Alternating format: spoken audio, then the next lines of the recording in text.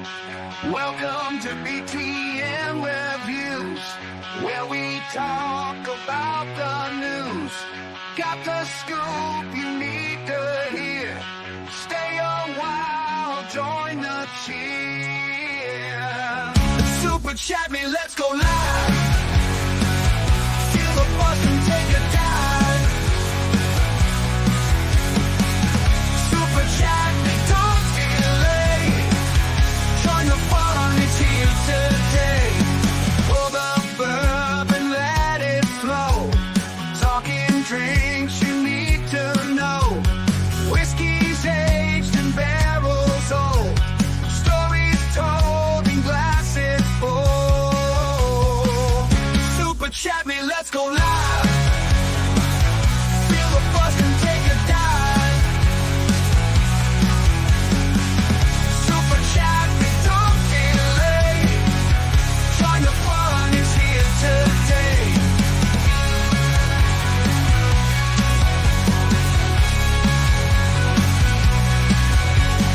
Toys and gadgets, playtime fun. From old school to brand new ones. Action figures, cars that zoom. Fill your heart and light the room. Super Chat Me, let's go live. Feel the buzz and take a dive. Super Chat Me, don't delay. Join the fun, it's here today. Movies, flicks on silver screens. Drama, action, fill your dreams. Real to real, the stories told. Lights and camera, new and old. Super Chat Me, let's go live. Feel the buzz and take a dive. Super Chat Me, don't delay. Join the fun, it's here today.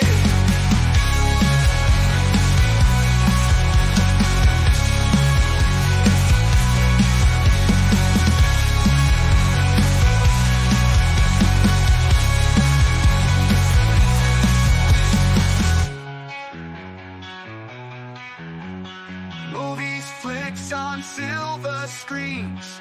Drama, action, fill your dreams. Real to real, the stories told.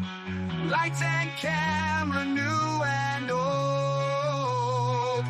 Super Chat Me, let's go live. Feel the buzz, come take a dive. Super Chat Me, don't delay. Join the fun, it's here today. Hello everybody, I'm starting a new channel and we're going to be talking about whiskey, bourbon, toys, media. Just want to give a quick short to let everybody know what to expect to talk about, plus much more. Hello everybody, I'm starting a new channel and we're going to be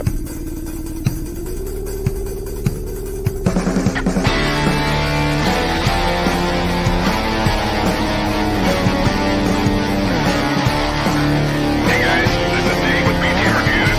Thanks for stopping by. Tonight we're going to talk about some things we don't like, but we're going to talk about more things we do like. So please come in, leave the bullshit behind, and let's have a good time.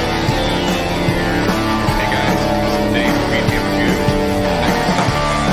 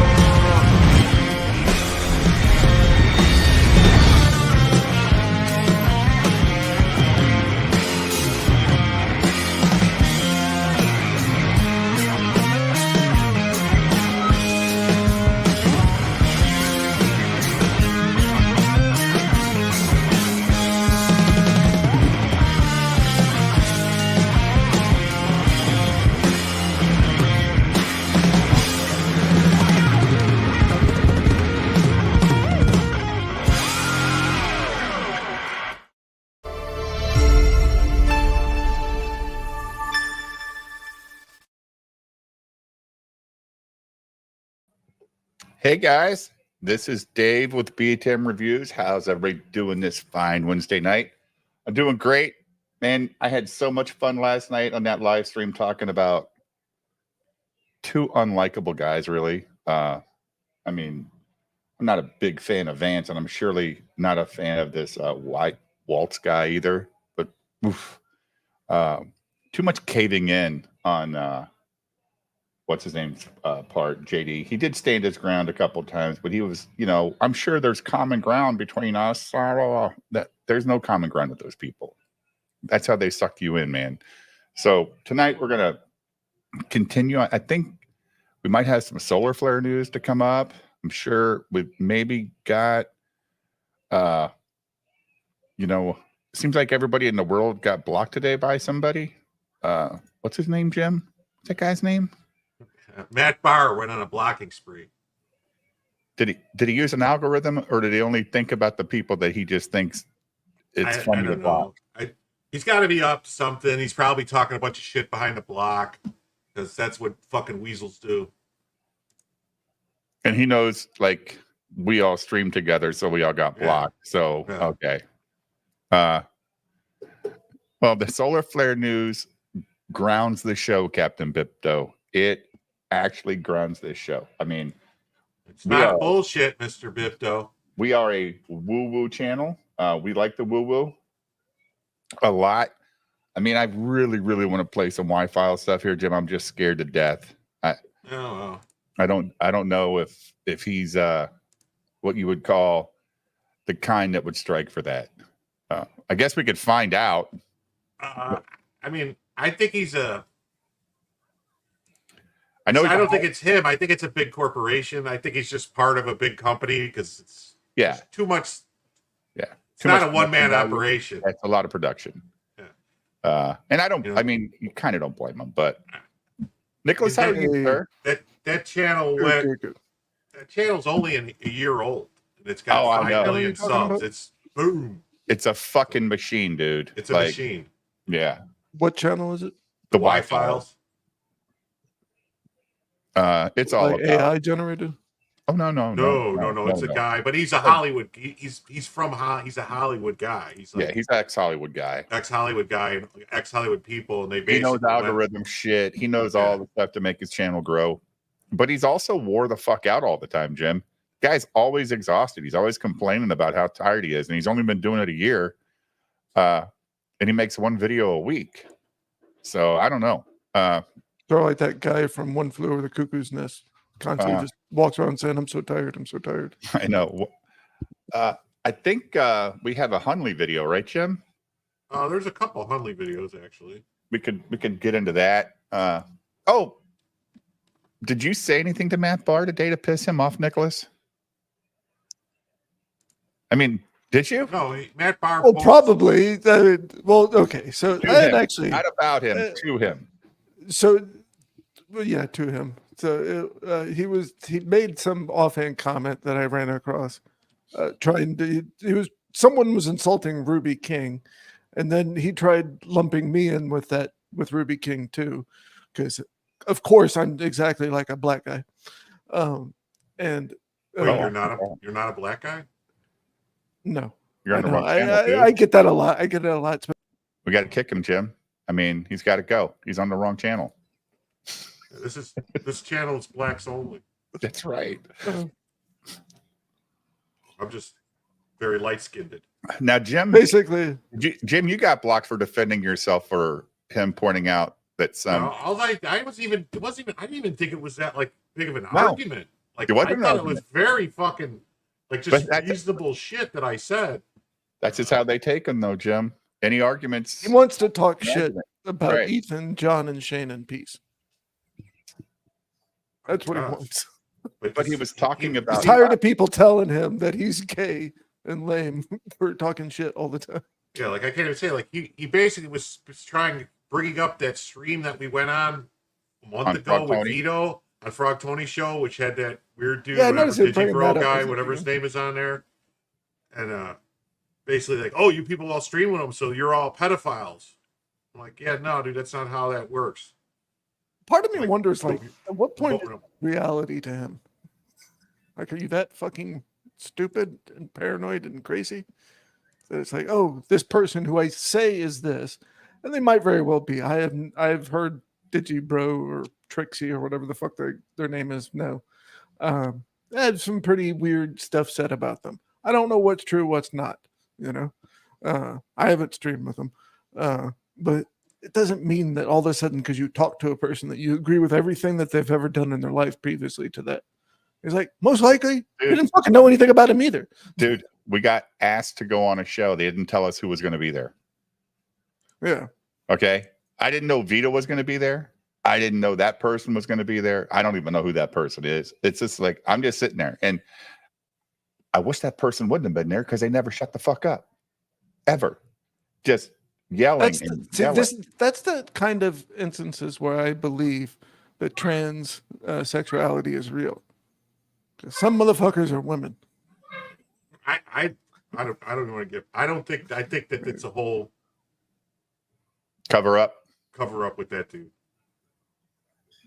Oh, like went trans to cover up for bad behavior. Oh, that wouldn't be the first time that happened. Oh no. I mean, that's always been a weird thing. The most famous one around is the one that killed a person driving their car and then became a woman. Well, I remember like when I was younger, I got into. You don't know who I'm talking about? Like disorderly conduct and Bruce shit Jenner. Yeah. Oh, you're talking about Bruce Jenner? Yeah. I didn't think about that. Yeah. I got locked up with this guy, this giant motherfucker, right? And he was pretty intimidating. They got him away from us after a little bit. And come to find out that the reason why he was in there was for child molestation. And also, like I saw a news thing about it a little bit later. And the dude was like, they're talking about like he was on videos, like in women's clothing and all that stuff.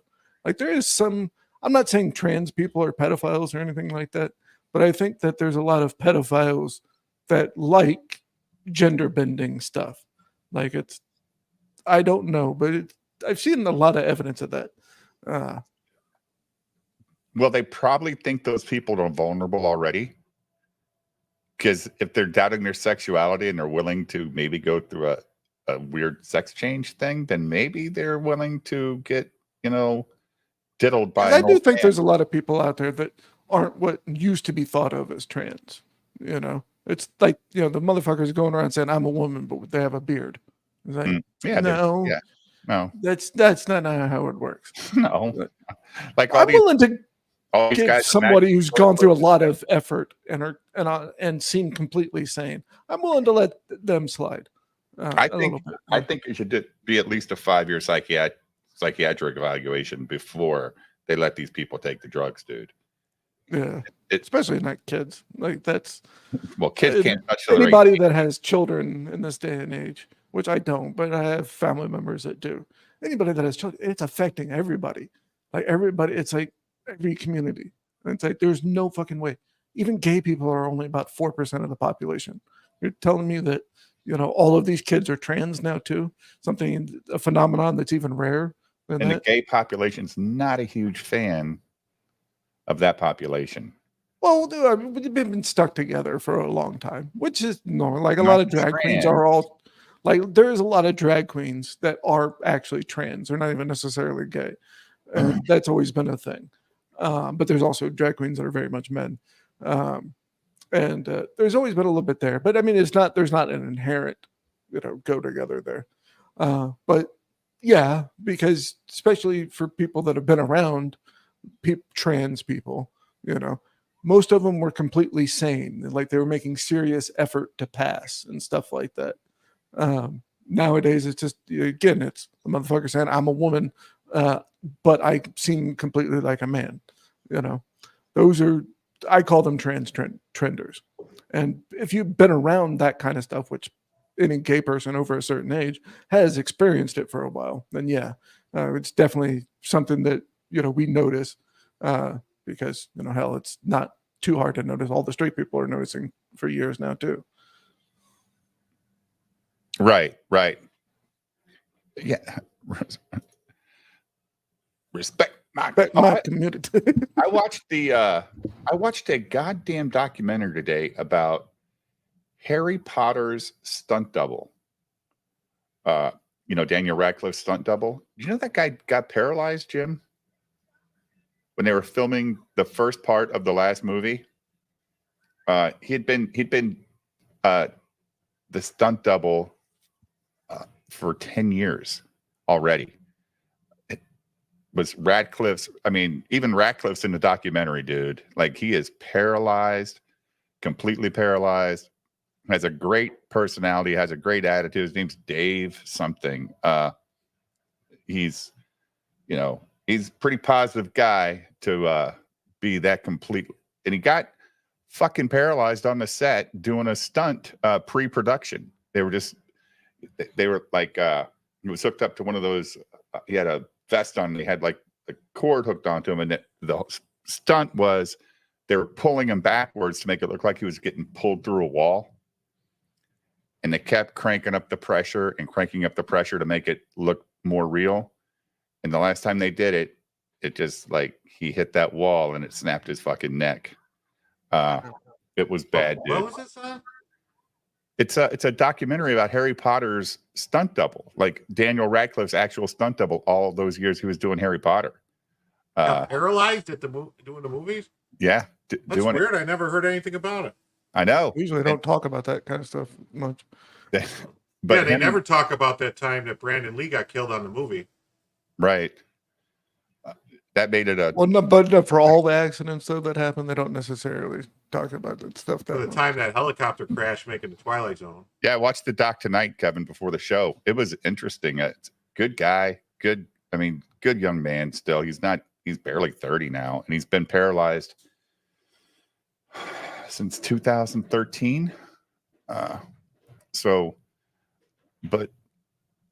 Radcliffe goes over to England to visit him. Now, the nice thing was, though, Jim, he did have insurance from the studio, so he's not living in squalor, right? Plus, he had made some real good money making all those Harry Potter movies. And we know healthcare in England's free anyway, so he didn't get drowned in hospital bills. But he's had a ton of surgeries and shit. And do you know they made a Matt Stone, Trey Parker fucking documentary about that Casa Mia, or what was it, Casa, the restaurant that's in South Park, the Mexican restaurant, the real place that's in Colorado. Casa Bonita. Yeah, because they bought it, they actually own it, and they restored it. $42 million fucking dollars they put into that place to rebuild it. And the $42 million into a restaurant, dude, it's a 50,000 square foot amusement park. I think it's like an amusement park restaurant. It's like it's what you see in the show. Yeah. There are actual divers. There are actual puppet shows. All this shit's holy divers. And after the first year, Jim, 400,000 people had already been to the restaurant in the first year. Wow. This was before they bought it, but it is the biggest attraction in Colorado. That restaurant. Weird, right? Anyway, there's a story I want you to pull up real quick. It's very important for everyone to see this. It's tragedy and okay. So it says here, I am a homeless ex-Playboy model. I lived with Hugh Hefner. Now I'm sleeping in a tent. So this is her when she was a Playboy, and now this is her sleeping in a tent. Now, she clearly isn't starving to death. Nope. She has no ass. There's like absent ass. But, Now, is this by choice? I don't know. This is the story. She was a Playboy model, and now she sleeps in a tent because she not in a year, buddy. Well, is she just camping?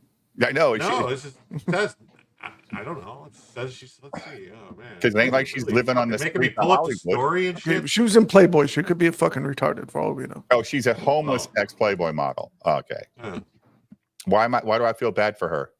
I don't. Oh, okay. She should have been smart enough to find a man and get married before she blew through her, I agree. Fucking younger years. I agree. She can't be doing OnlyFans. What the hell? Should I have a smartphone? Wait, what happened? Was that play? She lives in England. There's homeless people in England. No, this is when she was 23. So they're showing her when she was actually hot, and now she's fat and ugly. Now she's 41. Yeah. She's had a little surgery. But she lives in Reading, England. Oh well. The wall comes for all. She's not homeless, dude. This is bullshit. She's on a nice piece of land camping, man. So she suffers from homeless. She suffers from homelessness. She suffers from homelessness. Well, maybe, just maybe, I don't know. Should have got a home when you were making money. Maybe. No, she didn't work very long. Are camping videos big on YouTube, Captain Bipto? I didn't know that was a thing. See, when she looked like this, she Barely probably should have locked someone down.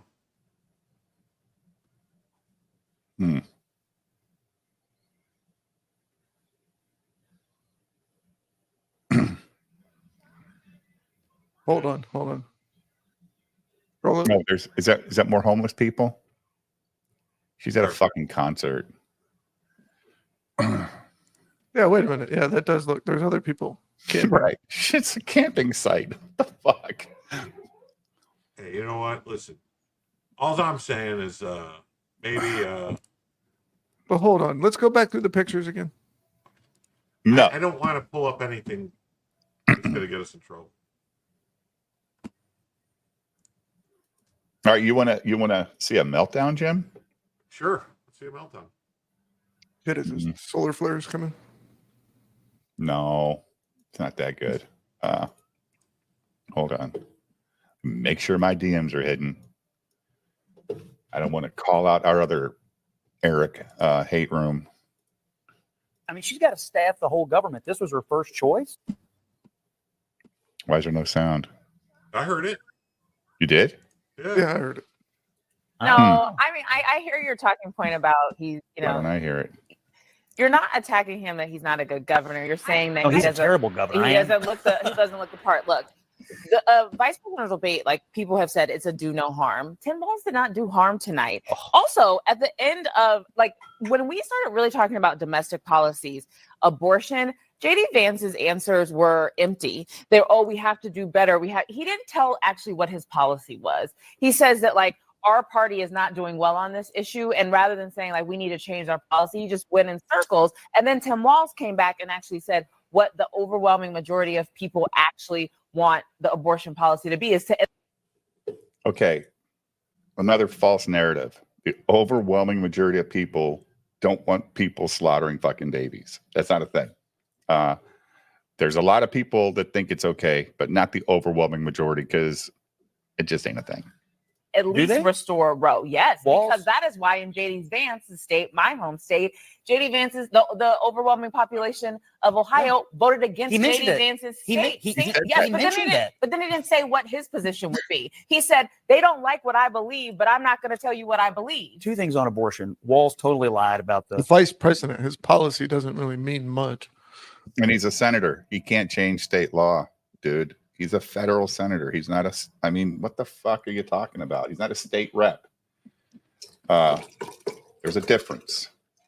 Post-abortion infant bill. I totally lied about that. And number two, he totally sidestepped it is true. He totally sidestepped the question about what restrictions do you prefer? Just like Harris. I mean, he essentially ratified the position, which is no restrictions. I thought Vance talked about the issue with some compassion, and he acknowledged the political reality in Ohio, which you just brought up.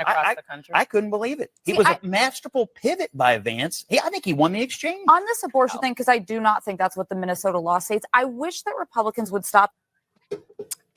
Libs a TikTok posted it today. That's exactly what it says, Jim. Yeah, there was 8 or 10 babies that they have. Oh, wait, we're not done. We're not done yet. We're not done. Saying, they're allowing babies to be killed once they're born. Why not talk about the fact, which is actually a valid point, babies are now being resuscitated at 23 weeks. They've lived in the NICU at that point. That's where you could start the conversation if you want some restrictions on abortion. I feel like JD Vance is actually right to say Republicans are completely in the wrong space around the issue of reproductive rights, but he didn't offer. I hate that statement too, Jim. Reproductive rights. Whose rights? And it's not reproducing. You're not trying to produce again. You're having a baby. It's producing the baby. What are they talking about? Reproductive rights. It's a redundant statement, isn't it, Jim? You're not reproducing. You're creating life. Well, yeah, but it's your reproductive system because you are creating it. You're creating another version of yourself. Therefore, you're reproducing it. I'm not reproducing the movie. I'm producing the movie. True. Okay. But fucking dumb. You didn't design the child, so therefore you are reproducing it. I'm not designing it. No, God did. Oh, don't tell God this. designed us. Therefore, we're doing reproduction. Don't tell this bitch God had anything to do with it. Are you crazy? For the right solution, or even identify what. Well, he basically showed solicitude for the victims of policies that he supports. So give him credit for solicitude. Look, the policies, maybe not. I just had this thing in Minnesota.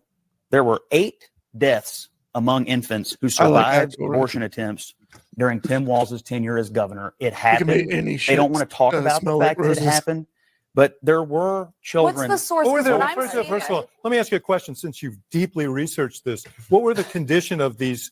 What of these babies when they were born? What was the participation of the family? They tried to abort the babies and they survived the abortion. Wait.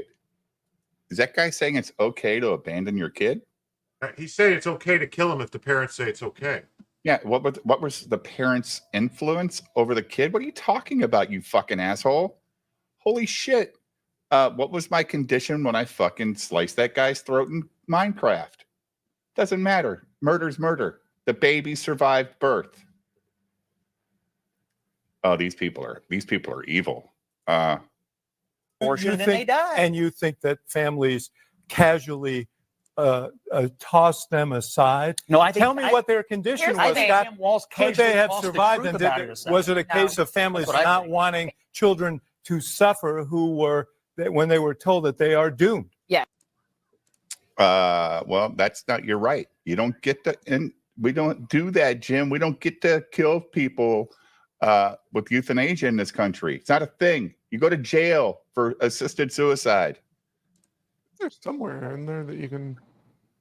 Oh no, you go to jail for only one state, I think, Jim. Right, but we don't do assisted suicide. I don't think assisted suicide is legal in any states. No, it's not. You can't. I don't know if it is. I don't think it is. Mm-mm. I know they did it in Canada, didn't they? Canada's not part of the waiting list. European countries have had it. Yeah, not us. So the baby survived. You got all this fucking machinery to keep babies alive, but what was fuck off? Yes. Yeah. That is the reality of it. What if they would have aborted Stephen Hawking, Jim? Stephen Hawking wasn't sick when he was born. They could have done a fucking test to see that was in his bloodline. See, they got all this DNA shit. Now people are going to kill kids based on what is going to happen to them when they're 40 fucking years old. That's the sick part of this shit. Okay. Oh, we did these tests when they're in the womb and they had the possibility of getting this disease when they're 30. Okay. That's fine. I'm not fucking aborting. On how long they are along in the whole being not in Minnesota. Process. Not in Minnesota. 9 months. What? There's 13 states that you can abort the baby up until the moment of birth. Minnesota's one of them. Pretty sick. That's a little late. Doesn't matter. It's fucking sick. The only thing that is federally outlawed is partial birth abortion, where they would induce labor and then the head pops out and smash the head with a hammer, because that's how they used to do it, Nicholas. Mm-hmm. What did they do back in the ancient world? They didn't do this. They would. A lot of mothers just died during birth. Would they throw it off a cliff? The baby. Something. Yeah, they would throw it off a cliff if the father didn't want it. That's traditionally how abortion's been handled. That's Doesn't make it right. Throughout human history, that's how it happened before. They would usually only do that if there was a defect, though. You know what I mean? Like that. Or the father didn't want it because they were the father's property. Dude, that would have been awful. if they would have did the EJ, imagine all the content we wouldn't have had. Yeah, it's disgusting. The thing that's been around for thousands of years, that is the practice, is they've had abortifactive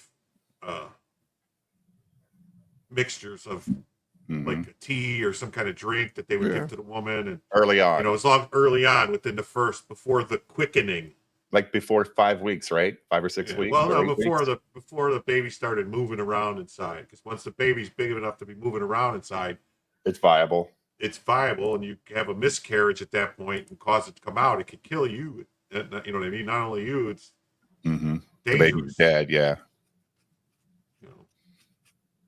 messed up.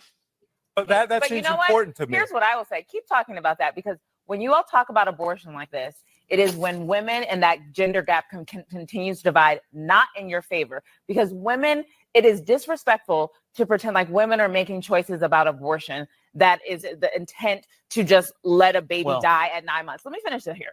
And it is dishonest for JD Vance to go up there and try and push that narrative. And that is what if it's not what they're doing, why are they against laws saying you can't do that?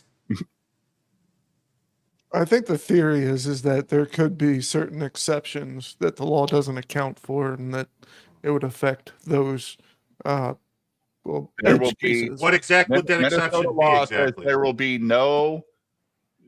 There is no reason a woman cannot get an abortion in Minnesota. The law states, for any reason, any purpose, the woman has a right to get an abortion up until 9 months. So that's fucking disgusting, dude. I don't care any way you look at it. It's disgusting. And this woman is going to tell me about women's rights. What about the dude that maybe wanted the kid? He has no fucking say. Ever, Jim. He has no say. At all. Fucking bullshit. Policies and what he was saying was not truthful. It just wasn't. And that is why the overwhelming American people, since Roe has been overturned, you guys are not winning. You are not winning. And if you run on this issue, you will not win in November. They're not running on this issue. You guys, they're running. They're lying on this issue. They're running on. It's up to the states. Yep. And they're running on Donald Trump's moderate position of some reasonable restrictions, rape, incest, and life of the mother, IVF support. Can I just say something about this? They're lying. You are one of your frequent go-to points is Kamala Harris said this in 2019. That's her position. Donald Trump said women should be punished. You talk about his moderate position. His moderate position has been adopted over the course of this campaign for purposes of this campaign after he put the justices on the Supreme Court who overturned Roe, who've created a crisis for women who live in 20 states in this country. His position. See, that's also not a good argument, Jim. Those same justices fucked us on Obamacare.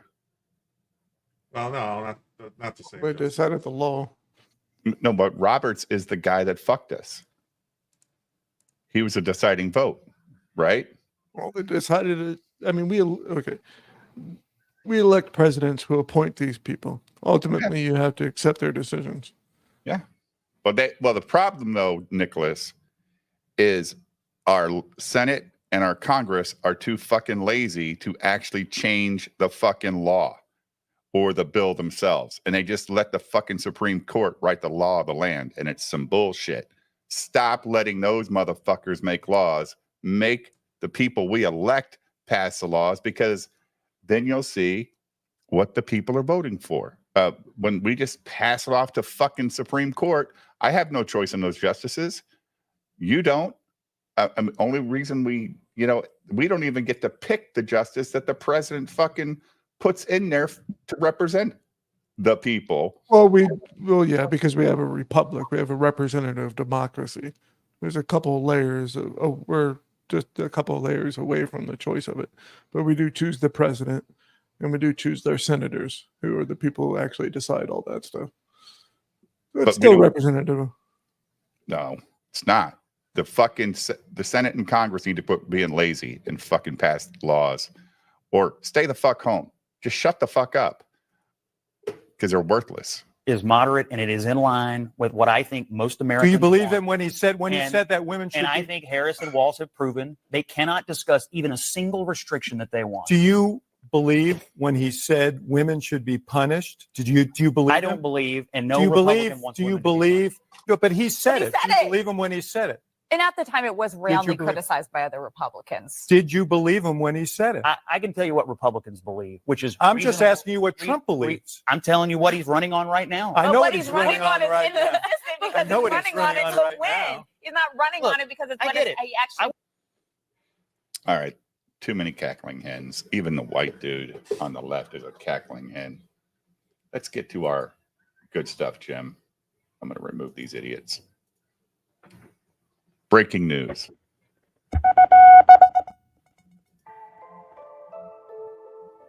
Exactly right, Strange Signal.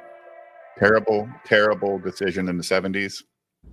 Good morning, folks. Today we'll hit an earthquake, Storm Krathon on Taiwan's doorstep, an interesting look at an ancient subduction zone, but of course, the top story is the X7 solar flare, the second largest of the solar cycle so far.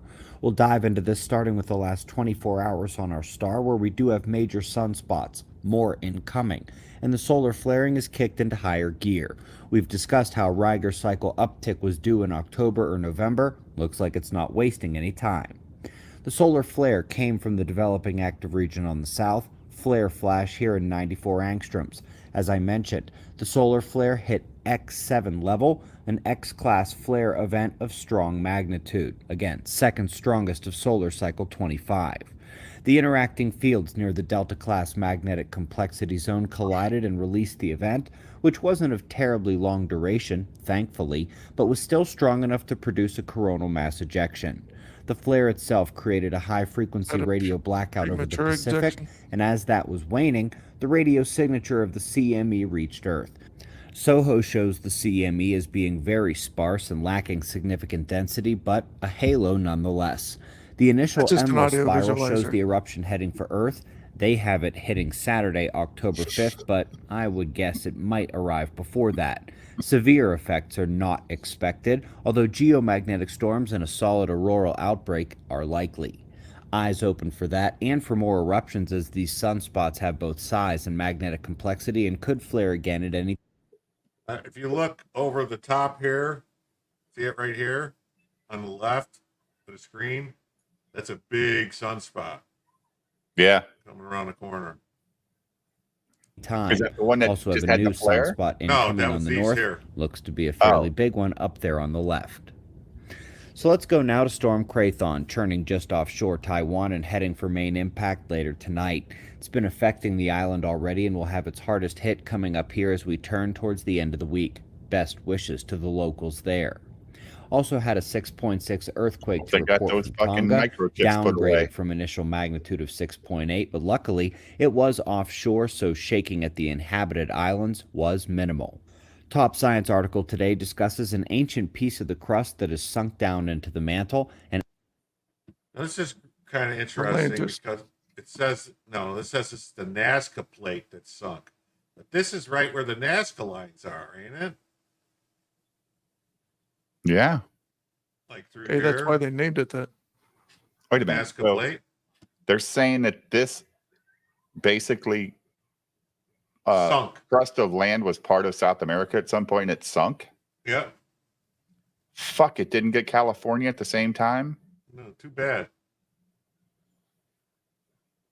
That was Atlantis. No, Atlantis was right here, buddy. No. Yeah, right here. Head through the pillars. Like. Yeah, the pillars of Hercules. No, the roads. Oh, and that looks exactly like it, like between like South America and Central America.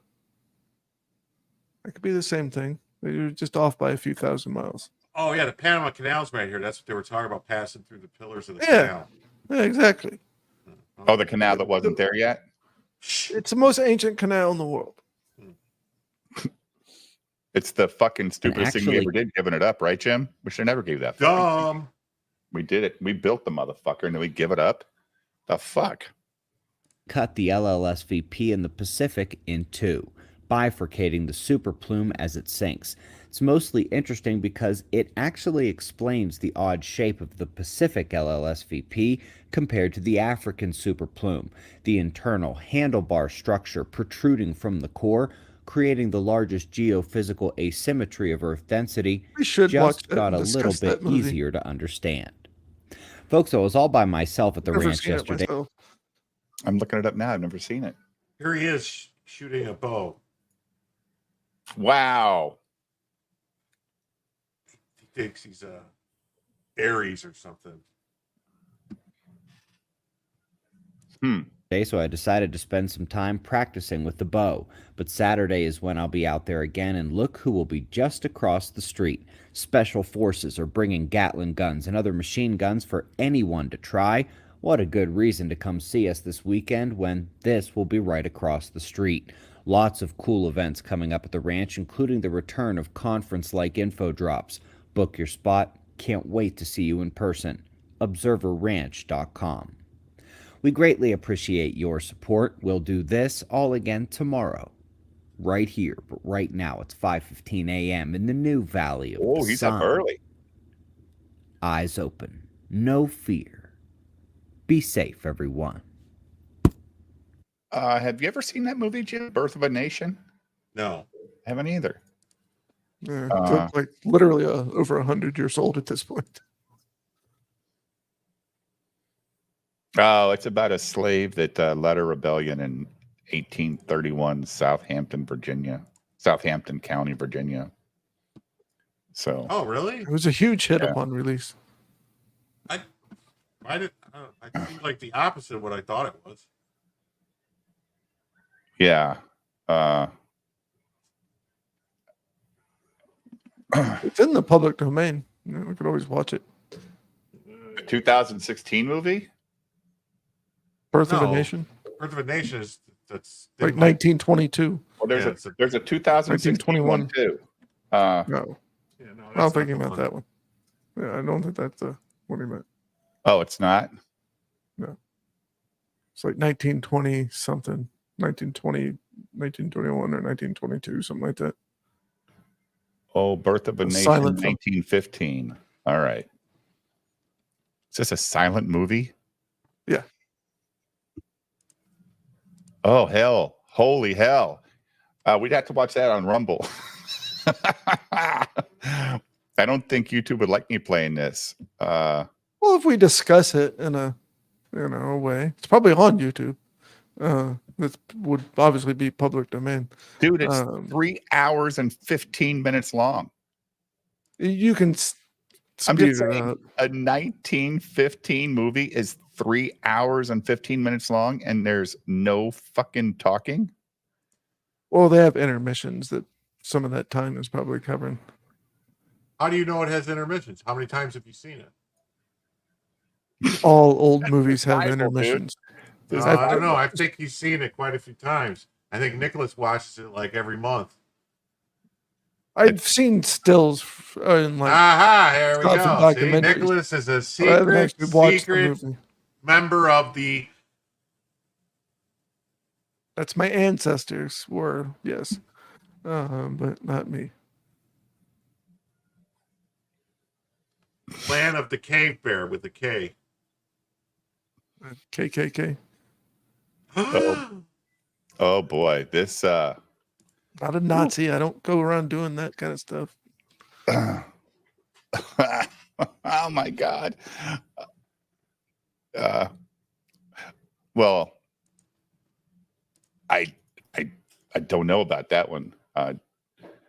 What's Shane joined Ethan? Yeah. What are they what are they talking about? I don't know. I could turn it. The way to contact Indiegogo, use whatever clout I have there to restore his account after he threatened to sue their company. I'm a really mean cancel pig, guys. And here's what it is. Joel from Indiegogo reached out to me, and he was just like, absolutely, you're a pro at these anyway. So just seeing what else we could do on our side. Joel from Indiegogo reaches out to me and goes, can we help you? Is there anything we can do to make your experience on Indiegogo better? You're making so much money with us and for us. How can we help you? And at that moment, what do? What is it that I do? Do I say, yeah, do I say, give me a crown? Do I say, put me on a throne? Do I say, give me more clout, more power, anything like that? No. What I do is I take this opportunity to think like a good comic skater, like the person I actually am, a dummy. I go and think of someone else. Awesome. Thanks. Please stay in touch. Also, I want to put in a word for John Delarose, who I think got unfairly booted from the platform because of being mass reported by an extremely eccentric Australian fellow. That's Liam Gray, who has pledged to destroy his life. It's not my business. Bancroft. It could be Michael Bancroft. Could be Bancroft. You wrote that. Yeah, I don't know. Did you? It's not my business, but I know both of these guys. One of them is a prankster, and the other one is actually trying to hurt people, and that was Liam. And it's also JDA. I'd feel guilty if I didn't say anything, considering how I feel about gatekeeping and cancel culture. Thank you, Ethan. This is my message. And Joel said to me in response, he said, thanks, I'll look into it with our lawyers. It didn't do anything, but what it did do is paint a target on my back. Like, this is a guy who's friendly with, the guy who's trying to sue us. And JD is like, I'm immediately going to sue you for kicking me off the platform because he doxed Liam Gray. Like, so I don't know. It was just craziness. Shane is your friend and peer. I don't think EVS has ever really got along with JDA. It's almost like you're trying to break up two dogs. You're just going to get bit. I'm confused here. Like, JDA I wanted to sue. Like, can I don't like any comic skater who JDA said that he was. Is that what he's getting saying? Their entire, like, I don't want Cecil getting, I don't have any. Yeah, I guess JDA was going to sue Indiegogo or threaten to sue Indiegogo because they kicked him off because he got mass reported or whatever. So for doxing Liam. Yeah. I don't know. I don't think you really need to get mass reported for doxing. But how do you prove somebody doxed you? I don't know. So I don't know how you prove anything. All I know is John Delarose is a fucking whiny bitch. He's a fucking on Twitter every day saying, this person's canceling me. This person's canceling me. This person's canceling me. Oh my God, everyone's canceling me. Yet he sells his books on Amazon, the largest fucking seller of books in the world. By far, not even close. Do you know all like his awards, or from like one of them that like the he probably paid for some bullshit awards. No, it's from a Facebook group, like literally, from like a few people on Facebook. All he's doing is making me say I will never buy a book of his again. Ever. That's all. Ever. Oh, have you ever bought him in the first place? I have a couple of his I didn't even know he did comic books, to tell you the truth. I knew about his sci-fi stuff and I had read some of it, but I won't. Was it any good? It was all right. I mean, it's just like cheesy, like it's cheesy sci-fi. Well, that's sci-fi. It's like a lot of the, in the like 80s and you may not know the 80s, but the 80s and 90s there was a ton of like sci-fi was just flying out, like all these different stories because of the popularity of the different genres, Star Wars and different stuff. So in Star Trek, and then it was just boom, boom, boom. All these, thousands of books were coming out all the time, and just like bad fantasy books, and when Lord of the Rings, I remember like, God damn, there were so many fantasy books you could not keep up. If you were into that stuff, there was just so much, and what gets lost in all that is there was probably some good that never got popular because it was just such a flooded market. And that's proof, like Jimmy the Lumberjack says, the leading Latino sci-fi writer. The fact that he calls himself that is proof that he is an SJW. Yes. What if? Well, I guess he couldn't say this though, but. Because he couldn't say he's a leading. No, you can say he's gay. You can say he's gay. You can say he's gay. I was going to say Christian because he's super Christian, right? He's super. He says he's super Christian, but he don't act Christian at all. No, he has a lot of rage inside him that for some reason some rich trust fund kid can't figure out why his fucking channel won't grow. It's just nobody watches his shit. It's a way to con people out of their money to him. He's such a hateful piece of shit, man. And I can't stand his voice. I just can't take his fucking voice, man. Guys, come on! I'm going to sell you some dude, books, and I ain't canceled, and I'm and going to tell you how I'm canceled because and I'm it canceled because also, everybody hates me. but Nicholas, I'm it super also, conservative, and I'm the Christian nationalist. his voice also sounds like he's using his soundboard to make his voice sound different. Do you know what I'm saying? Like, it I don't know who would ever do that. I don't. Not like I'm talking about his everyday talk, not your Mickey Mouse bullshit, Jim. Dude, Papyrus. No, you make your You had voice to be rich to have deeper, Papyrus. Jim. We were looking for We're fucking. on We were looking know for it. some stones to, chuck. What are you talking about? But remember, do you guys remember the book club, like in school when they Yeah, they would have book fairs in school. magazine? You would go to a book fair in school, and they would buy a bunch of books. Like, man, I remember going and getting Garfield books, Heathcliff books, all that stuff. So much good.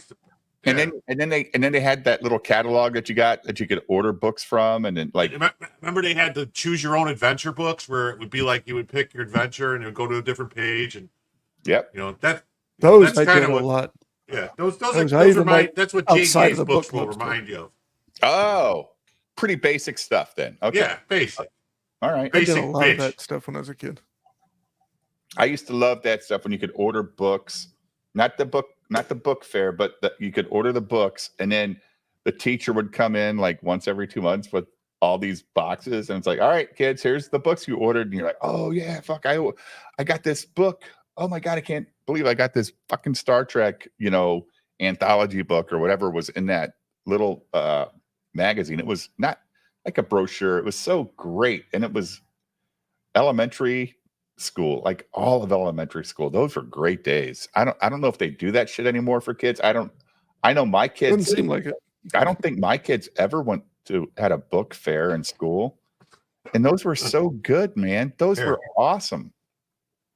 Here, I just found 3 books that I bought at book fairs in grammar school. Hold on, Jim. I'm gonna put you on solo. Oh shit! What's that? Interplanetary Spy. All right, yeah, you're tracking down the villain.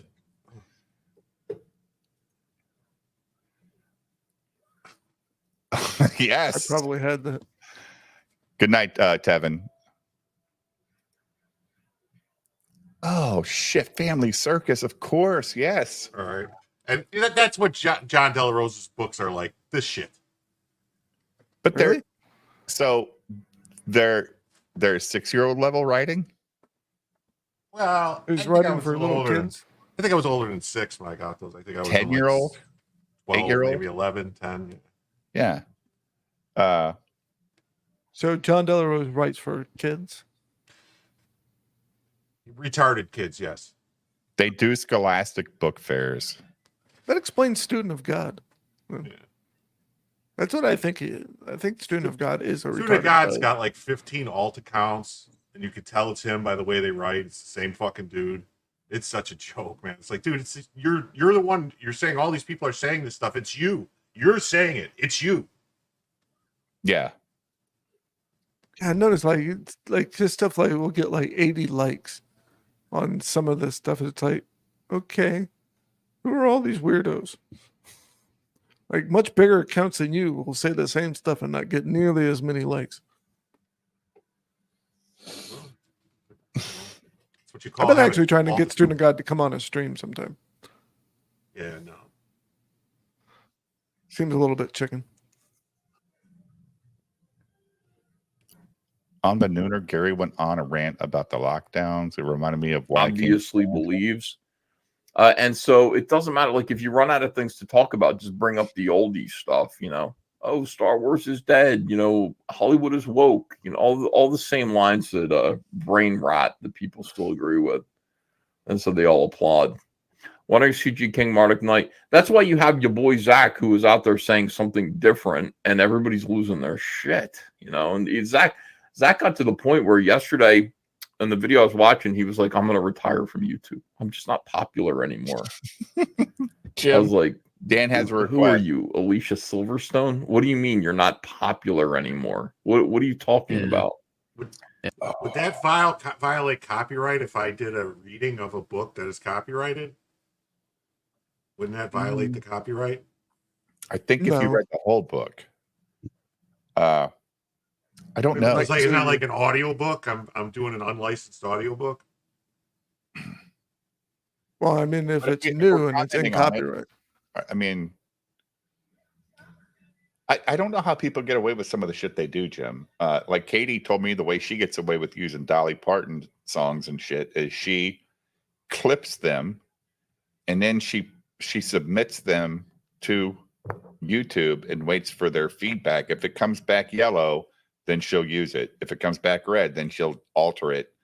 And then did you get a strike for, not a strike, but did you get the claim for that trailer we played yesterday? Yes. And it says, oh, this is a copyright, but don't worry, the user allows it to be played on YouTube. Oh, I don't know. Why the fuck did you claim it? I don't know. It's weird. It's like no effect whatsoever. You don't have to do anything, but we're just letting you know that they copyrighted that. But no problem. Well, what that basically means is they're pointing out that this person's not going after you now, but they technically could. But it's a trailer. Don't you want people to play the trailer and advertise it? It doesn't make a lot of sense. I don't. True. Does not. I didn't get a strike for that, Jim. It's not a strike, but it just got a claim. It says copyright claim, and I went and looked, but it says no effect. Were you red? Were you red or yellow? I don't get any of those things. Oh, yeah, you're not monetized. Yeah, okay. Yeah. I'm not How about this? Pull up my channel and play my music so I can strike your channel and claim it. Oh, okay. Dude, it's so great. Right people are doing that, man. Like we played some video the other night from a YouTuber, and I had to fucking turn it off, like because they were copyright claiming the fucking YouTube bullshit song, Jim. I think it was Saturday night we were playing it. Just fucking what? On that late night stream. It was ridiculous. So I had to delete all this shit. Fucking dumb. I mean, Ethan's probably going to strike us for playing his stuff. We make his stuff better. Yeah, because we don't play the sound. You don't listen. Who wants free ads? I mean, one would ask what's the point, but hey. We're just reading the super chats. Zach is an idiot.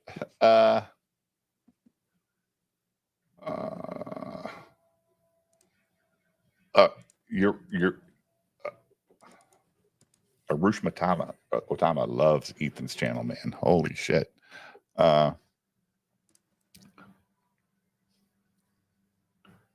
Okay.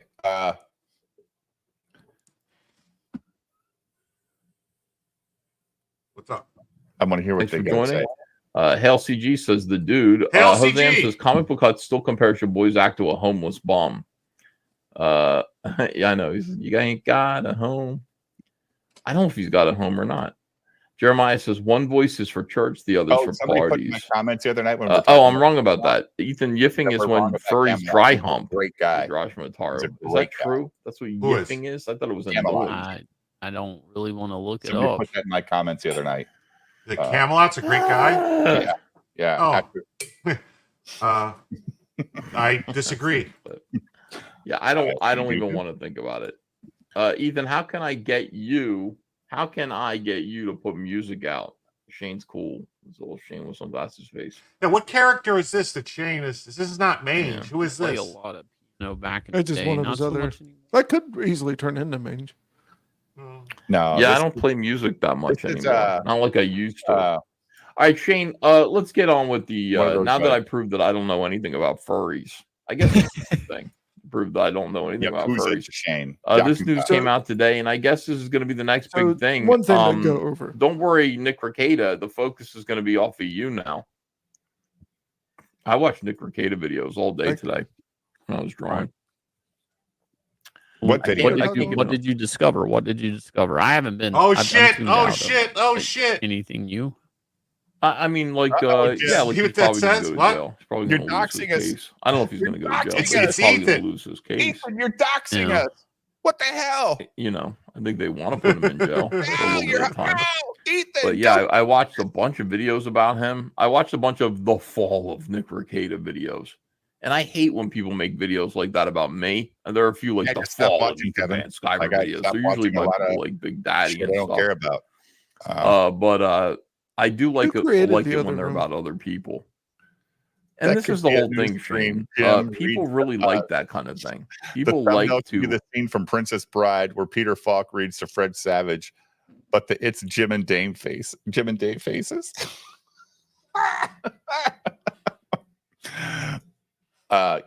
Yes, Ethan's a proud member of the Wait a minute. Why does his say RIPA?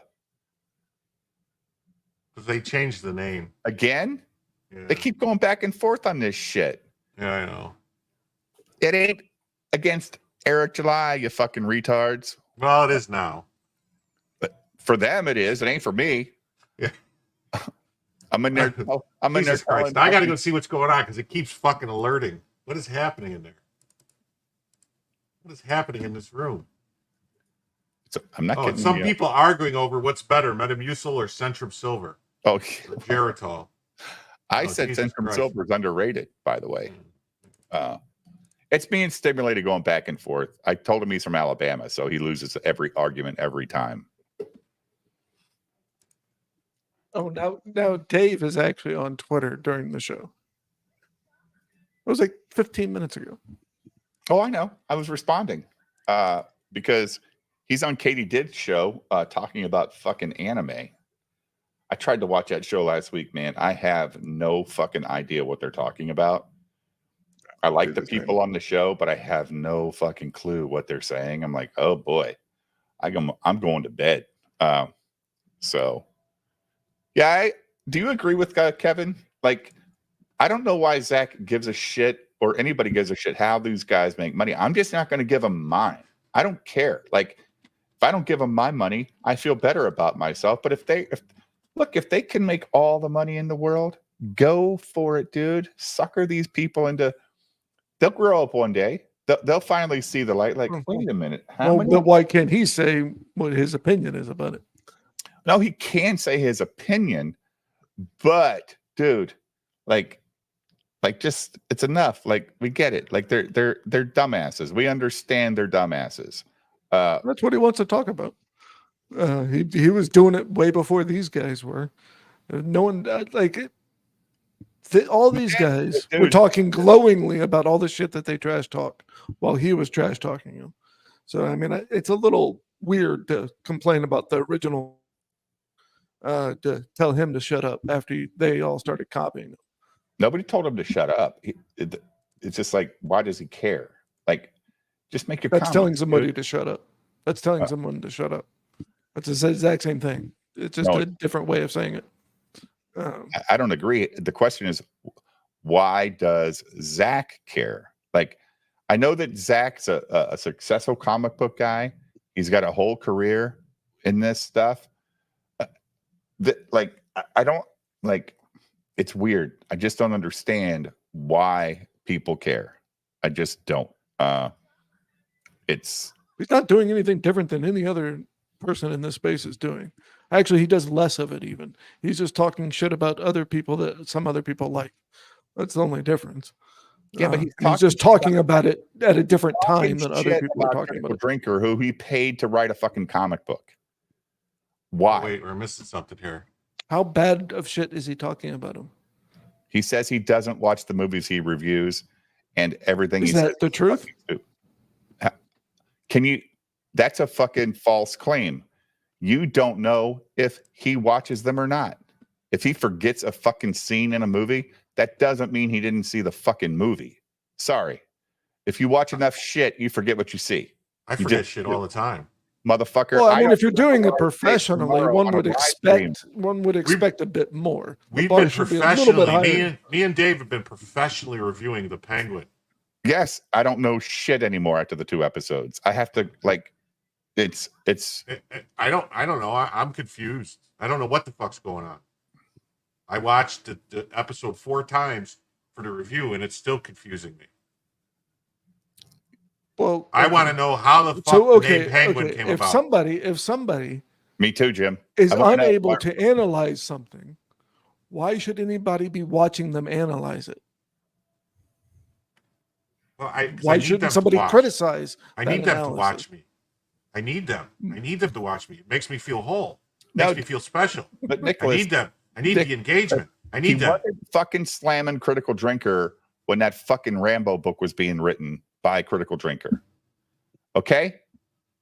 Let's fucking face facts. He was not going on fucking live streams talking shit about Critical Drinker when he was writing that. Has Zach ever been on a live stream? Yeah, he's been on live streams. Yeah. I mean, I haven't seen him on one in a while, but he used to live stream. I don't know. He used to live stream, and he did. I've only ever seen videos of his. Don't be fucking condescending for condescending. Richard C. Meyer. He never made a video about Critical Drinker being a fraud back then either, when he was writing that book. Why now? Why now is it important for him to He didn't talk shit about anybody like that for a long time. No. He only talked about mainstream for the most part until recently. But why the guy that did work for him, who's actually got a pretty good channel, Critical Drinker's channel, is just the message. Like, that's his thing. Like, that's his catchphrase, Jim. The message. See, I mean, my whole thing with, like, Chris is right. The Penguin is just DCU, DCU, DCU. No, it's not yet. But Chris, WB is dying. DCU. WB is dying. DCU. Yeah, the CW suck. CW suck. Oh my god! Like,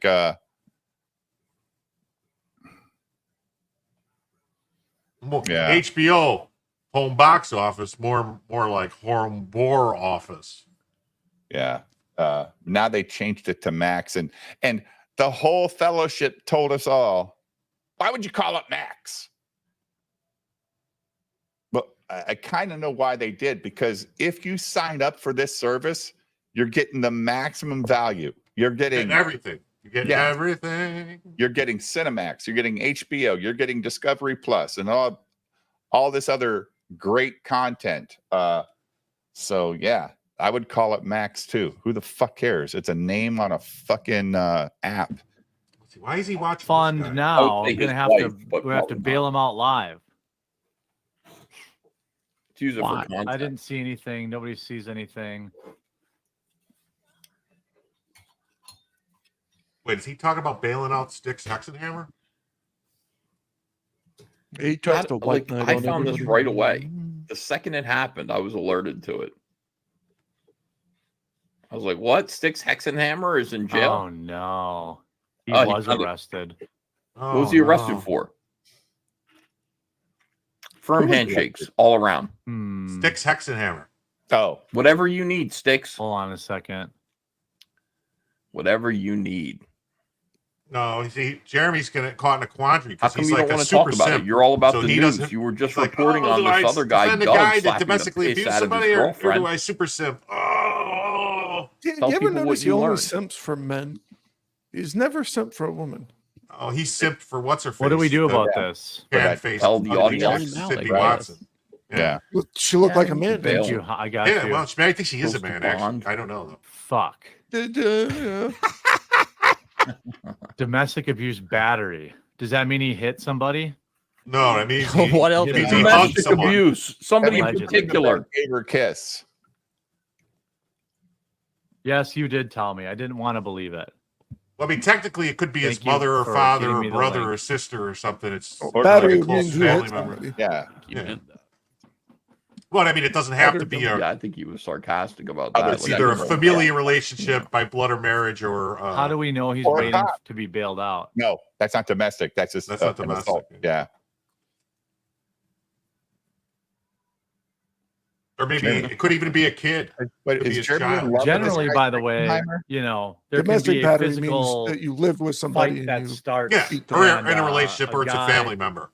No, domestic battery guy, means you beat somebody girl that you hits live a with. guy hits a Right? girl. No, but it could be a family member that you hit. I'm saying And, it could be a family member. $7,500. Two brothers Yeah, get but into if a they fight. don't live there, on it's them not out domestic. right now. Oh yeah. Well, that's what he if it's said. really Though. He's bad? living at home with his Yeah, mom what if and it's dad. really Yeah. bad? Then But I'm saying that either even if they are your mom and dad, if they don't live with you, that doesn't make it domestic. I think that's not entirely true. No, yes, it's the whole thing is they live with you. what the I word think it's an domestic or. means. No, Domicile. but I think there's an or in there. Like if it's somebody who you live with, or Okay, if you go to your father's house and beat the shit out of him, that's not domestic violence. That's just battery or a. No, anyway. So you're thinking, so if you're divorced or in a marriage that you're separated, not living together, and you punch your wife in the face, it's not domestic battery? Correct. It's not true. It's domestic battery. No. So domestic violence is violence committed by someone in the victim's domestic circle. This includes partners, ex-partners, immediate family members, other relatives, and family friends. The term domestic violence is used when there is a close relationship between the offender and the victim. Yeah, it's not to do with living living together. That's what domestic means. No, okay, well, that's not what the law says. No, that's not what the law says, though. The law just says all these people are in that circle. Ex-fucking girlfriends. They don't live with you no more, dude. So, if you were in jail because you disemboweled Yanzi and ate her flesh, I would bond you out of jail. But I would also say to you, and I wouldn't need to ask anybody in the chat what I should do. So I should probably disavow Shane because he's a fucking zombie flesh-eating cannibal now and a murderer. Like I should disavow him, right? I mean, I'll just say disavow, but you're out on bail. It's like he's letting his chat be his moral. It's like he's letting his chat be his moral compass. Like, tell me how to feel about this and what I should do. You can't just turn to the chat and let them tell you what to do. Yeah, I know. I want to point out that like $7,500 for that much money, you can either bail that idiot out of jail or you can get 2 covers from me. Think about that, Shane. What would you rather have? 2 comic book covers from me? If your Yellow Flash, like that's the Yellow Flash friend price. Real quick. That's my Yellow Flash like fake friend price. Apparently, play this. Because I want to know if you remember this. After he, go ahead. This is 1981. Channel 61, Jamaica's public broadcasting station, presents everyone's favorite island chef, that Rasta with the pasta, Nat E. Dread, the Rasta Gourmet.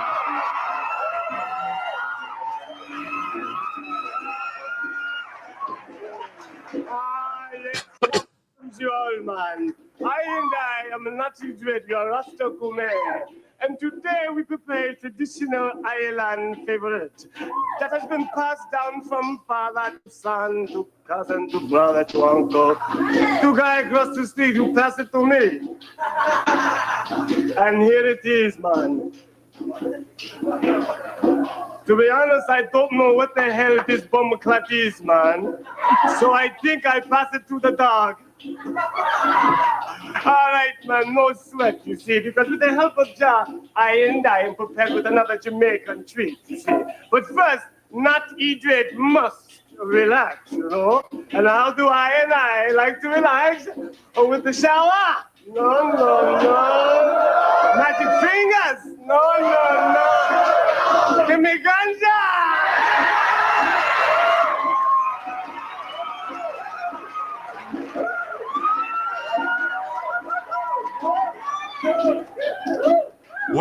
When did you have Jamaican public access television? On Friday's TV show. This was Fridays. It was a counter to Saturday Night Live. This was a show. No, never saw Fridays. Never saw it. Michael Richards used to be on this show. The guy from Seinfeld. Oh, and then he called this guy some name and they kicked him off? No. They just didn't scream at him and No, he didn't. I remember seeing something about him screaming at somebody. He didn't call him a banker or anything like that. No, it wasn't banker.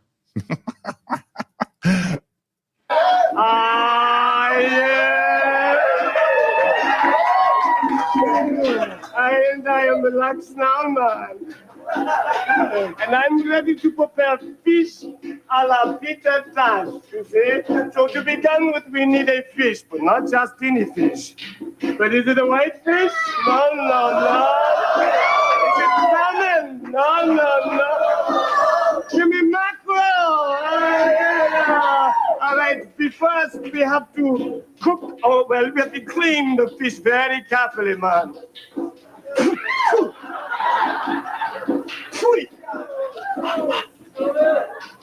Hey, man, he clean now, man. I can see myself in that fish, man, right? Now we must coat the fish in a tasty mixture of So you never saw this, huh? No. Here we go. Shout Factory TV, changing the. Shut the fuck up. Here we are at rolling down the river to the lake. Isn't it pretty? Yeah, Marty, baby, it sure is pretty. Now remember, don't be rough with me because I can't swim. Come on, baby, Marty, let's go for a little sail around the lake. Okay, Eddie, come. You can't play here. This is my ocean.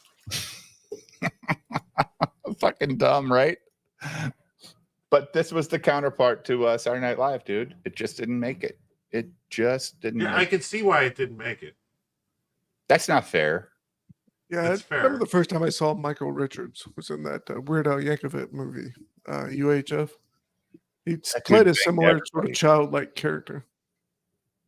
Yeah, I'm very off put by the adults acting like little kids like that. Yeah, but it's very stole creepy it, to me. and they stole it from fucking Fridays. Remember, Fridays was out for it's only 2 or 3 years it lasted. They made me laugh. So let's see the quartering stutter all over himself. I post that. This is while I'm still working at DC Comics. This is before I'm with Andrea. Don't worry, guys. Yeah. And I go, look at me partying with Casey Anthony. DC Comics, the people who hated me, who were in the process of canceling me, fucking went berserk. There's Ethan. See what a scumbag he is? He's partying with a baby killer. I was like, Jesus Christ. It's a girl that looks like her. That's all, Shane. I didn't correct anyone, though. I just thought it was funnier just to let it lay, Oh, God. Pull it up, says Fatty. I don't have it anymore. I wish I did. But you remember it, Shane. No, I do, because everybody did flip out about it. Because it was like I'm out having a good time selfie. It wasn't. I mean, you were both you could tell you were clubbing or something. And you I don't even know if you wrote anything. No, I did. I said it's me partying with Casey Anthony. Check it out. People went nuts. Why would you party with me? Do you think Casey Anthony is at clubs? Do you really think she's in public, you idiots? Do you think Casey Anthony's hanging out in nightclubs and photographing with people? She's in hiding. She's not anywhere. That makes me angry. It was funny, though. Yeah, it was funny. So he seems like a quarter flipping right now. I know he's called the quartering, but he's quartering mid-flip. You don't know if he's going to be heads or tails on this. Yeah. Well, he's going to be whatever his audience tells him to be. Because, like I said, these guys make decisions and, based on the rhetoric of the crowd that pays them. See, this is the problem. This is why I respect you boys, Zach, right now. And other people, I get messages. People are like, no, he's off the rails. He's really losing the plot. Listen, what is the plot? Is that the message? We don't have a plot. We have individuals, hopefully, with their own ideas about things. And then people offer ideas and we either accept them or reject them based on their merit. It's not like there's a consensus view. We are not the Vespas. We are not SJWs. We are unique thinkers. So your boy Zach, a unique thinker, Shane Davis, I think. The quartering, on the other hand, what do I say, guys? What do I do? How am I supposed to feel? What am I supposed to do about this situation that is clearly a black and white moral issue for most people? And I would say, although I would let Sticks rot in jail, if I believed these things were true, I would let him rot in jail. It wouldn't be so bad to just to bail him out if you want to, just out of friendship. But then it's like, hey, man, you got to work out your shit. If you're smacking your wife around, I can't have you around me. I'm not going to be loyal to you. I'm going to simp for your wife, and I'll probably fuck her. You know what I mean? I would say that I wouldn't say that to Sticks. I mean, I would say that if a friend of mine likes Sticks. I'd say since you're smacking your wife around, I probably fuck her like that. Yeah. That's I think that's the moral thing to say. No, it is, but I don't know why Guy him wears a bailing leather his jacket buddy and no out is shirt. even being talked about on a live stream. Like, I mean, why go down that road on a live? Is he another one of them that's into lolly and shit? I have no idea. I don't know who the guy There's is. a lot of people. Most of these guys, I know who they are, but I just look at do all the not give a clout. shit about them. Look at all the clout. It's content. I mean, it's content. By the way, my Preston Poulter trial was postponed for a week. Andrea goes, "What are you going to do?" It's like 4 or 5 days that it's a jury trial. Andrea goes, "Who's gonna make money for the family while you're at the?" I'm like, "This is going to be big. We'll make a ton of money. I will come back and I will report every single day on a live stream about what happened in court." It's going to be the Comicsgate trial of the century. The whole thing is about the origin of Comicsgate. It's going to be magnificent. Oh boy! I was like, we're going to make so much money off of this. I'm going to love it. I'll be happy to report about it every single day. Really? So there's this. There's Preston saying that I defamed him. Meanwhile, we're countersuing him. These two lawsuits are happening together, countersuing him for trademark counterfeit, for stealing my trademark and putting it on material, some of which I found objectionable, and others of which he's still doing. Doesn't really matter. It does not belong. It's my trademark. He should not be putting it on his books. He does not have my permission. So we'll be going over that next week. I don't know how it's going to go, Shane. I could lose this case. I'm not sitting here like I'm not a lawyer from Minnesota. I don't know. I don't know the outcome. I can't say anything like that. I don't talk about it because I don't want to be wrong. But I will talk about it, when the case is going on, tonight? When the trial is going on. We'll discuss it, Shane. What is that? All right. Well, I can't wait to tune in. That's his and hear head's all blown? about it. I can't believe it's going to be a jury thing, couldn't though. tell what was going I'll on be there. honest, that shook me a little bit. I didn't know it was getting that far. The jury of my peers. Yeah. I told everybody here, first of all, they did try to settle with us. Julio says play the stinger. I'm not settling. You I'm got not it, settling. Julio. We're not There you go, doing brother. it. Okay. So that's the case. We are going to trial. I am not going to walk away.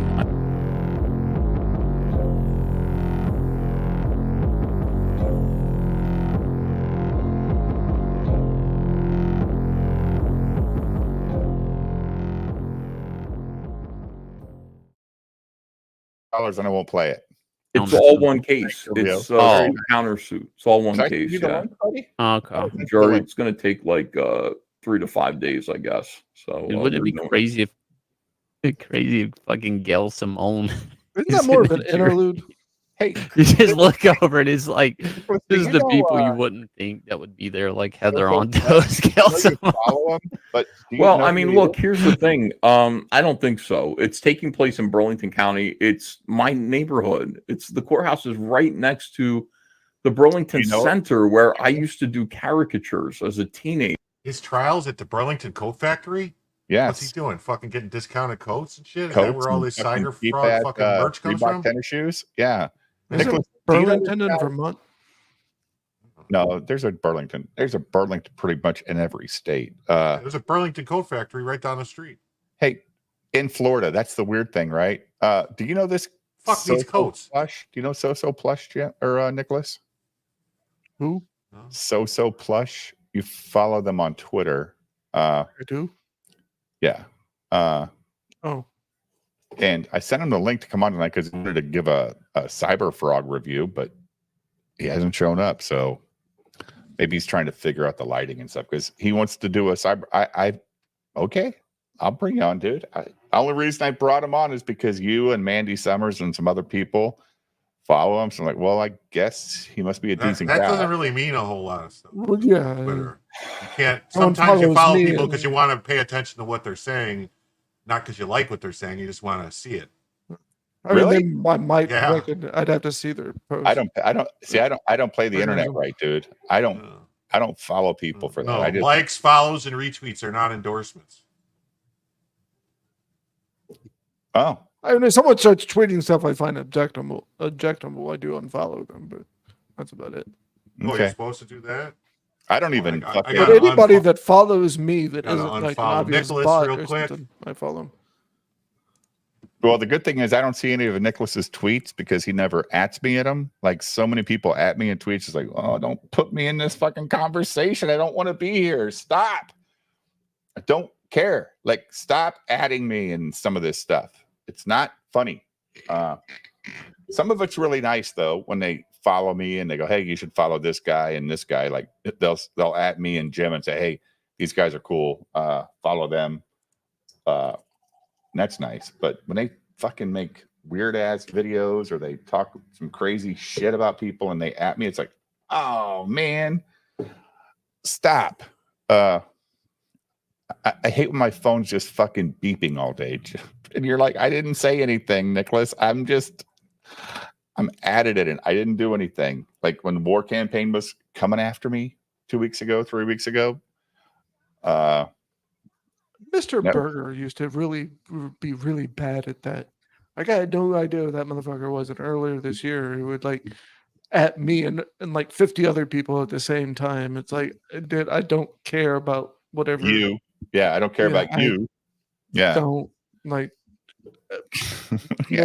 maybe once, but like every other day for a little bit. It was like, I'm just gonna block your ass. What's up, Elemental? Yeah. Red Scorpion, you're not even on X, are you, dude? I didn't think you were on X. Are you the one? Yes, he is an imbecile. I do not like that guy at all. He's the worst kind of interneter, man. Like he is just it's awful. Like fuck, who cares? Who's watching that shit? Like he's like he actually has good instincts for promotion as far as the first steps. It just he keeps repeating the same stuff over and over again. It's like, dude, once is more than enough. Because he's somewhat competent. He just goes batshit after a little bit. Boy, they're not letting Jeremy say a fucking word, are they, Jim? And I thought we fucking didn't EFAP good because I talk too much. Well, he just needs somebody to bail him out. Somebody who's a real true friend. Markiplier is another one. Ethan believes all women. No, I believe no women. I believe no women at all. But if she's got a black eye, she could have given it to herself. I'm just saying though, even still, I don't like guys hitting girls. What do you say to a woman with two black eyes? Nothing. She's already been told. Why didn't you stop talking? She's been told twice already. Right. Why didn't you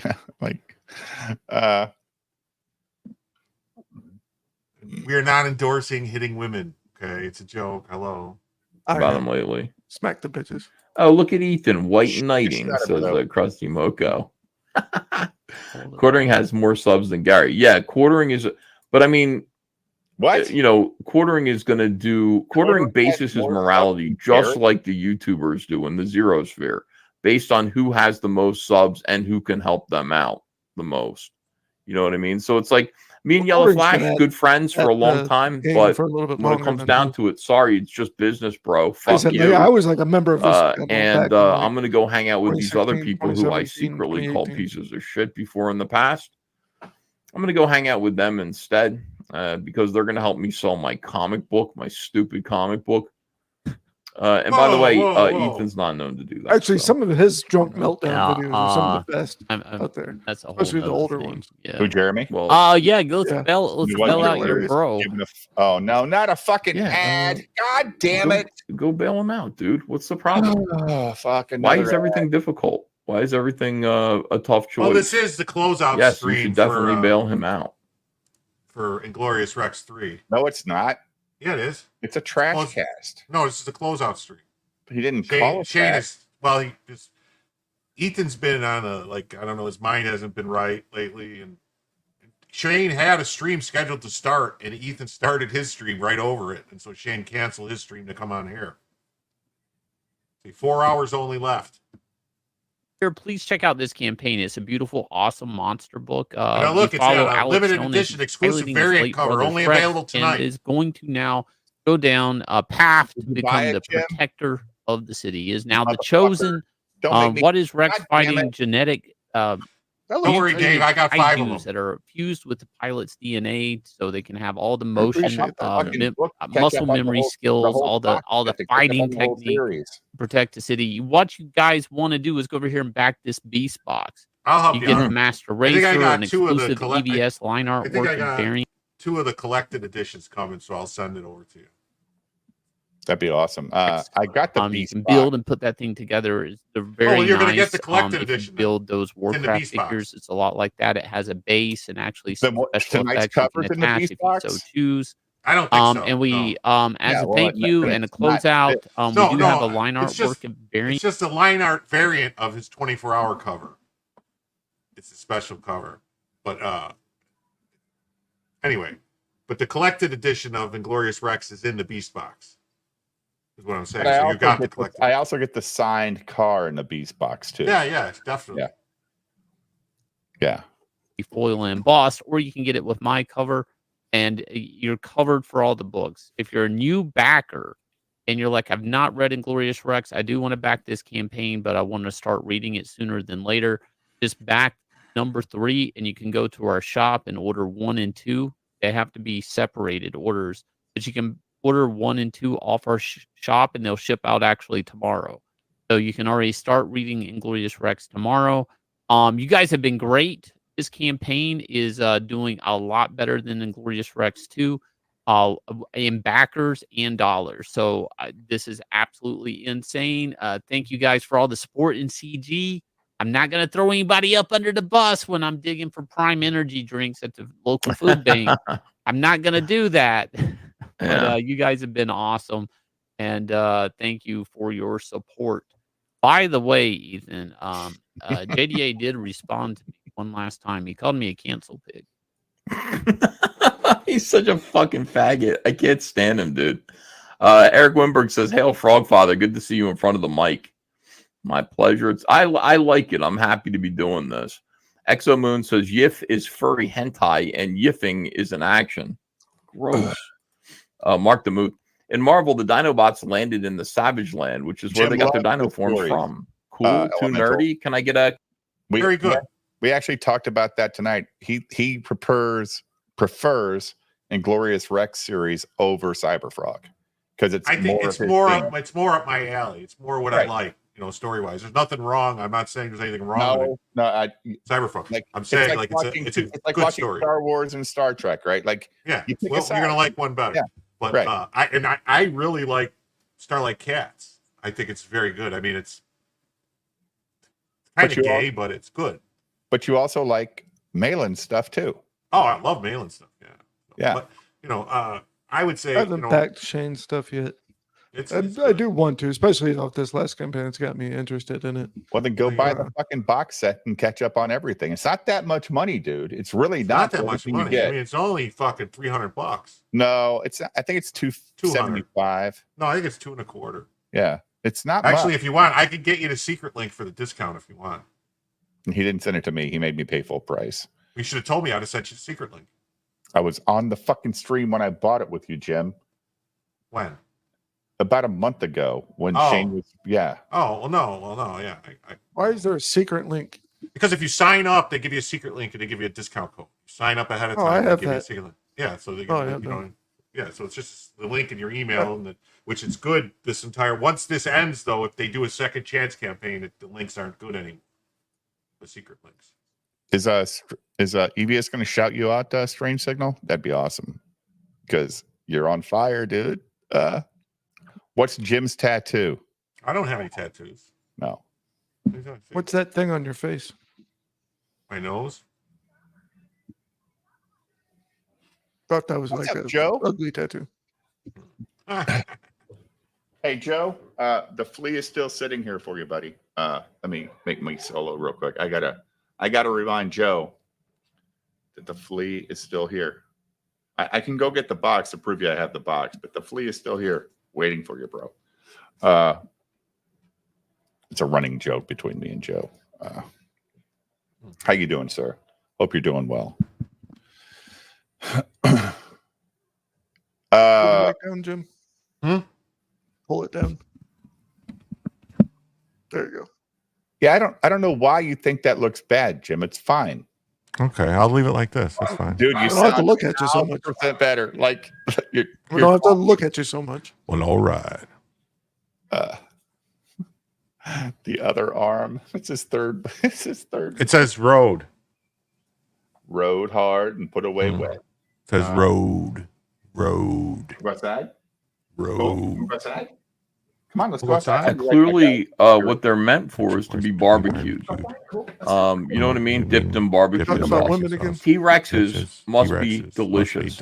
They're big chickens. They're big chickens. So their their flesh must be absolutely amazing to eat. I would cook a T-Rex. Cook a T-Rex. All of those Love dinosaurs, like dinosaurs. dinosaurs are birds. Dinosaurs So are birds. dinosaurs are delicious. Dinosaurs are That's delicious. the one thing that you can say One about thing them. that you can say about them. They are wonderful. Wonderful.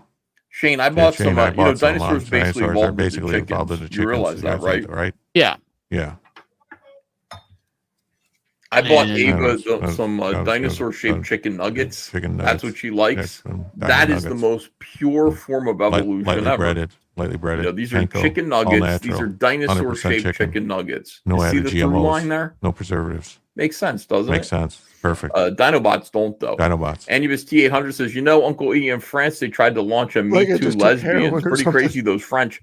And it's a French Canadian who says that back in Glow Rex. Man. Enrique Viscroll says, there can't be two queens under one roof. 3 kings, 2 I queens. like it when I see 2 queens under one roof, especially if they're Get it. both a matched pair, Yeah. Shane. And I bet on the side. You know what I mean? Yeah. You ever drop a $50 side bet and Drop get a 2 queens 50. of heart? Oh, Yeah, my get God, 2 queens dude. hard. Lovely Yeah. ladies. 50s. Get them. Oh, holy shit. Holy it's like shit. 300 It's fucking to like 1. 300 to 1. I had that happen to me. I was playing blackjack and I Jack got Black. 2 queens of heart. And He I was did playing not, with for some once, black I was guys, like, you know Jack. what? Fuck the side bet. And he fucked them And inside. I took my money Bet. off the side bet. And Yeah, that's took when I it got off. 2 queens of heart. 2 queens I of think heart. They're called the lovely ladies. They're called or the something lovely like that. What are they ladies. called when you get 2 queens of heart? Yeah. Poker. I'm not a card player, so Get them. yeah. Yeah, they Has to told me be like the- if you had the left cringiest form of content out $25 there. on the thing at that time, it was like Let's do 300 repeater. to 1. Let's play cat fucker. And I still think about that to this day. Sorry, Jet. 300 to 1. That was terrible. Fucking Nicholas went $25 crazy. on that, and I missed it. I missed it. I missed it. I would have given up missed it. gambling. Actually, I Would've given probably up would have gambling. been even more of a gambler. Probably even more of a Probably would've gambler. been like, listen, this Been is like great. super This is better gambler. than work. Like the I could gambler. fucking You gotta know came home with when like to fold 'em. $35,000. Like Know when to whatever it was. fold them. Know when Bro, to I told you walk always away. split when you Chicken get doubles. fucker and run. No, not against the 10, dude. You're gonna split. What are you gonna do? You're gonna split a fucking. Are you gonna split Hold on, you gotta sevens put that against the lyric in 10? context to that song. Are you Jim, gonna do you do that gamble? and then just get 2 17s and the guy flips do? over a 20? Yes. Yes. Like, you're a gambler? Like casino stuff or what? Yes. Yes. I think you're lying. No, I'm not lying. Oh, so you do like to gamble. Yeah, too much. That's the problem. So, like, but you're not at casinos. I try to avoid it at all costs. Well, I went to last time I went to Vegas, I went there for a long weekend and I was there for 4 weeks. dude, I've only been to Vegas one mom's the time in same my way. life. It was like 2 or 3 years ago. You know, everybody says only go to Vegas for a couple days. I was there for a week. I fucking loved it, dude. It's those fucking casinos are fucking like they know what the fuck they're doing, Jim. They know exactly what. God damn it, World Warrior. I was worried about you, dude, man. You're not responding to any of my fucking DMs and shit. I'm like, where the hell is Wode? Oh, he responds to my DMs. I've been talking to him like crazy. Me and him have been going over paint schemes for the tournament. Well, I He haven't. just must not like you. Maybe. But I've been like, what the Well, fuck? you At least You at got to least stop over- talking shit about 40K. I'm the guy that does 40Ks. Oh, World Warrior this Saturday, 40K stream. Wife's gone all day Saturday. And then tonight, and then Saturday night, we'll do a shit show. Saturday night's going to be an hour on YouTube minimum. And then we're going straight And to only Rumble. a And we're lot going of to shit fucking involved. watch movies and videos and have a good goddamn time. And we're going to Have a start at good 7, time. Jim, instead of We 11. can dance and party. Because all night 11, and drink some cherry wine. Na na na na na na na na na na na na na. Real talk from Jim. I love it. No, so okay, so you don't watch NFL football, but do you bet on it? Oh, he said he's going to hit you, Dave. He's mad at you. He's going to strike you down. That's okay. I've been hit by harder. Did you guys hear the spoiler for Joker 2? Yes, it sucks. That's the spoiler. I heard the spoiler from the fun Gary. Everyone said the original Joker sucked, but it was fucking amazing. I thought it was amazing. It sucked. No, certain group of people said it was like signaling to this fucking incel fucking. Who, the Fellowship? That chick? No. Oh. No. The mainstream. The the lamestream media. Some SJWs said that. So everyone was saying that it sucked. What's a spoiler? That there's no Batman in the fucking movie? I don't know of any spoilers, Amoral. You can tell me because I'll forget it. It doesn't fucking matter. Joker 2. It looks like it's going to be somewhat of a musical, or at least have musical. It is a musical. They said it when it was coming out. Yeah, say it, Amoral. Nobody cares. Yeah, tell us. If they do care, they'll fucking check out and check back in when the chat goes away. You didn't like Joker, huh, Kevin? I like Joker a lot. I mean, it's not like a Batman movie. It's a different kind of movie. Places. Why is Shane drinking fucking Prime? What Prime? Isn't that those two weirdo brothers drink? What's their names? One's a wrestler or whatever. Jim Paul. Wrestler. Yeah. Logan and Jake Paul. Oh, the gay brothers, the gay twins. Yes. He's not the Joker. He is a Joker. He gets killed by the real Joker at the end, is what I heard.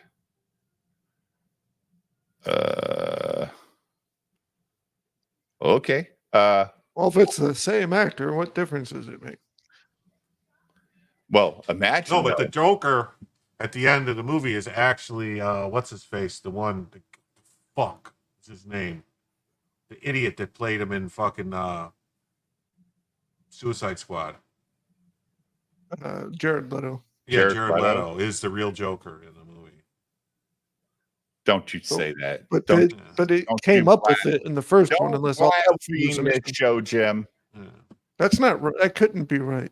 Yeah, that's right, man. That wouldn't make any sense, like in the universe of the film, unless everything was delusional in the first. Prime is being recalled and sued for being toxic as fuck. Is it really? Yeah, it kills people. I've never had it, because I don't care about the Paul bros. I don't want to make them any more money because they're already super rich, right? Wasn't there claim to fame that they went to that fucking weird suicide forest in Japan or something and filmed and got in trouble? I think they were already pretty famous before that. There was only one That of them. suicide forest is a wacky place, dude. People fly from all over the world to fucking die in that forest. That is weird. Fucking, I just watched a movie, Jim, about that. Who the fuck was in that movie? Dead now. God damn it. Who was the American? Oh, fuck. Was not it a Dindu? God damn it. Obviously it made an impression because I remember it so well. But the movie was fair. It was a fair movie. All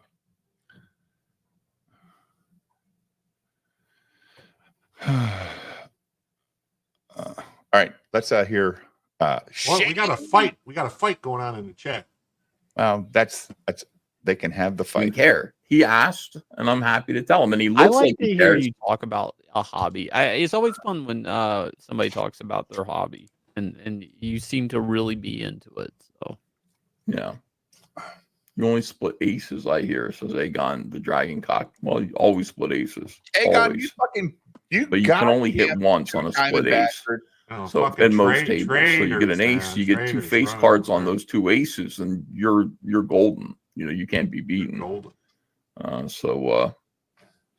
At 21, 22, whatever it takes, Shane. All right, who cares? Enough of this. Let's get back to our friend, the quartering, and his crisis. Finally, we could cover this Doug story, and then I can let me call after the stream. Call. What if he gets raped between now and then? Once he has representation, it's on the docket. Pay Great them. question. He's got visitation hours. Go visit him. Shane, I went. I played blackjack all night long with Scott Snyder and what's his name? This other dude. What's that? Yeah, Charles Sewell. Charles Sewell. Yeah.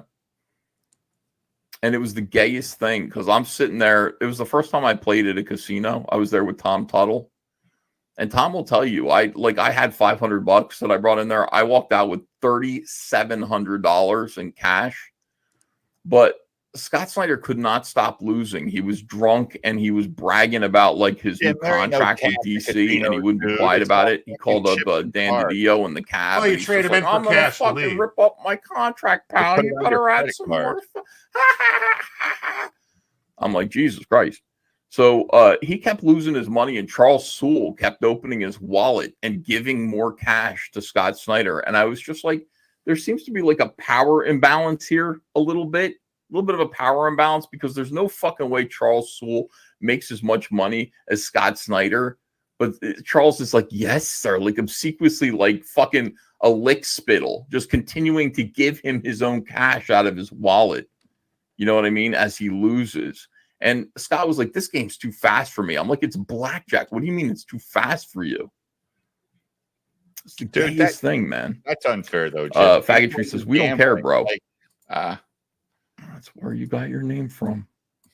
All right, hold on. Let's get back to Bail first, then questions. Yeah. That's what I want to do. I want to give him a chance to explain. Innocent until proven guilty. Build him, bail him out. Do it live. All right, fine. I'll do it live. Let's go. I'll do it live. Can I make my pitch for the quartering members area? Oh God! This is the entertainment. All right. I hate this. This is the entertainment I provide. While I'm doing this, and let me be very clear, okay? If he beat some woman, I'm not okay with that. We all can agree, right? We can all agree that if he did hit a woman, you know, and it's like the bad version of this. He doesn't really I'll believe deal with this that later, but he's in jail in a state where he doesn't live. While I'm doing this, I'm going to call right now. Wait a minute, Jim. How can he be in jail in Louisiana if he doesn't live there? Well, hey, do you want to join my channel? Memberships. Parish ain't no joke. Get him out. Okay, I will. I'm going to leave this screen up. Maybe he was at a hotel or something. Okay. Well, he's real virtuous. The most important way you can support the show. Give him money so he can bail his friend out. Yeah. To join as Why don't we all bail him out together? Let's when you become a member, crowdfund his bail. We will win if you give me money to when bail you out become a member, sticks. Then you what? get exclusive content. Jeremy, you've been a member for a long time. I just want to point out that Dick Masterson just bonded somebody out of jail in Texas for $250. Some cat girl that had some kind of information about Maddox or something, and Dick didn't ask for anybody to pay. He just sent the money to somebody, and they went and bailed the girl out. No, he wasn't asking for memberships. No, he wasn't. He just sent the money to get her out. And he said that's the second person he's had to bail out in Texas this year. Simp. What? Simp. No, it was all because the person's got these stories about Maddox, which there's a whole, I saw those today. I should pull them off. Maddox had some game show that was on, it's on Tubi. It was like a whole host of a game show. It's so cringe. It's funny. Cool. Yeah, could you imagine Red Scorpion? Please give me money to bail out a domestic abuser. Lol. You get exclusive content from some guy that lives in Wisconsin that is so, dude, like, I can't stand these algorithm chasers, Nicholas. That's what I can't stand. They don't just come on a show and just start talking about shit for fun because they're having fun. It's all about making sure their fans agree with what the fuck they're saying. God damn it. It's muted, Jim, by the way. Oh, I thought it was playing. Grounded. Tommy Probably Robinson better that way. rallies. They have not riots, been doing filming amazing in work. dangerous areas of Portland and filming Antifa and breaking stories left and right. And the team has been absolutely amazing. The writers, like, what are they doing on the ground? Many insanely viral How many headlines. hours a day smashing did you it like spend in international cases of news women. and worldwide attention multiple times in just the past few months. My alone. team's been smashing it. Really We've been punching killing above it. its weight, Like women. for its size and level of funding. Almost everybody, on a personal note, They've been who worked for kicking that ass. site did it for Like their you know, wives. Everybody that worked for that site, Yeah, where is Cecil? either did it I for don't know. well below market rate, or would provide above and beyond. So he's bragging about ripping people where it off? is. Exactly. His employees weren't getting the paid? team, I don't want to, some people use pseudonyms, so I don't want to dox anybody. Look at But this autistic self-soothing you've seen them online, behavior. you've seen the like work this. they do, and it was I'd have slaves. incredible I don't know work. The team A lot of probably stimming. 10 A people. lot of fucking stimming here. And I'm so incredibly proud. A lot of literally neurodivergence. every single person at that outlet. And a special shout out to Anna Slatz, who always went above and beyond. You may That know sounds her like from a her work at Redux. She worked for almost nothing. Nobody that's cares. This is worse than a no wonder his Ripple reporting video. sucked. And tried Eric basically July everything, talking about business. to keep everything up. But sadly, my time with the public has come to an end. Good. My career has been evolving, and I've just been spread too thin. And fuck, he's I fat need as more fuck. time He's and not space thin. for personal projects. You and could more spread him over specifically, fucking half the delivering, country. Better with, the quartering.com. A lot of people you may have seen. I've been pushing the membership having area of the different websites. quartering.com. And you also have that Publica. I've tried a lot of things over the years, whether it was Jeremy, why exclusively you look games so or the unhappy, Publica. dude? Why? And what the fuck?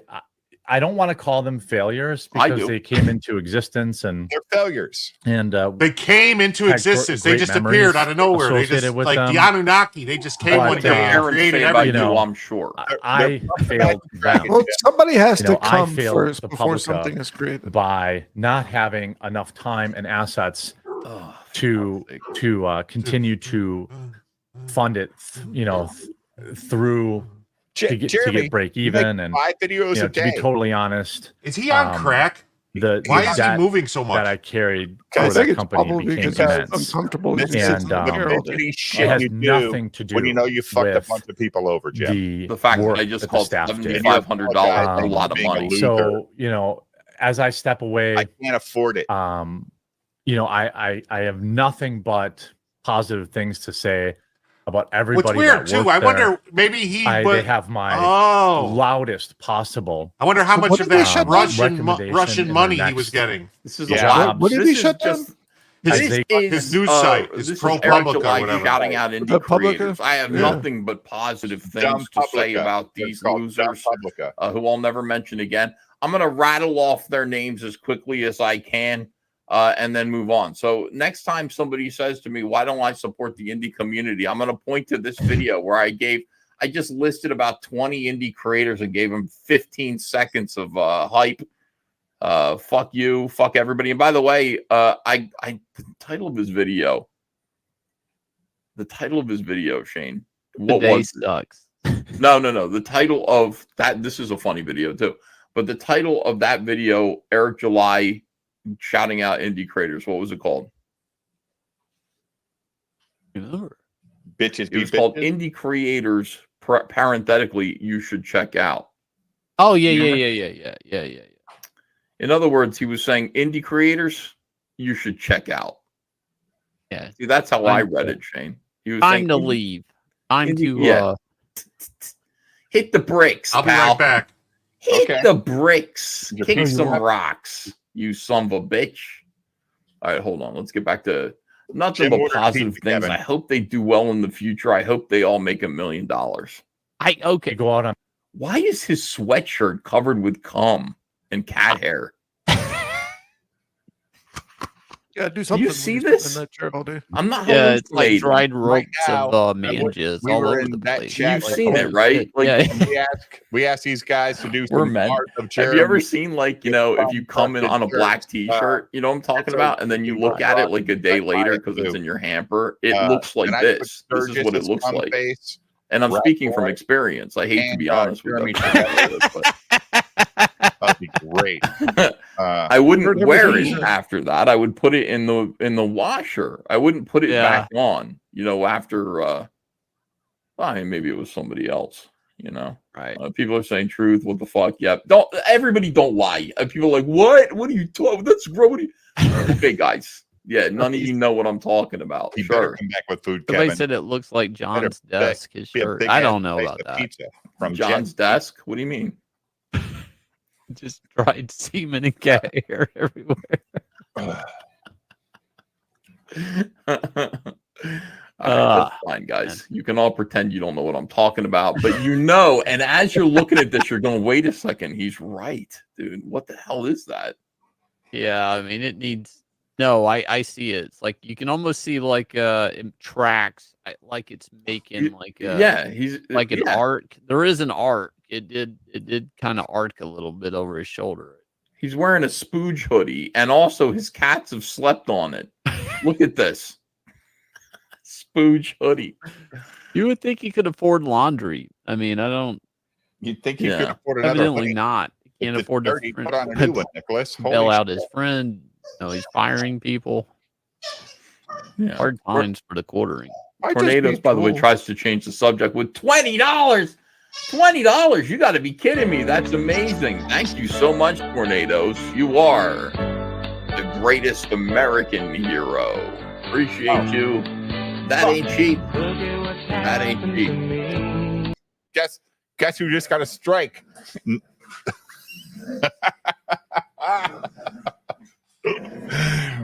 Ethan don't give two fucks about it because he makes so much money in super chats. He never cares about ad revenue. Believe it or not, my sweater's covered in hair and jizz. So Jim definitely has a tattoo on his left arm.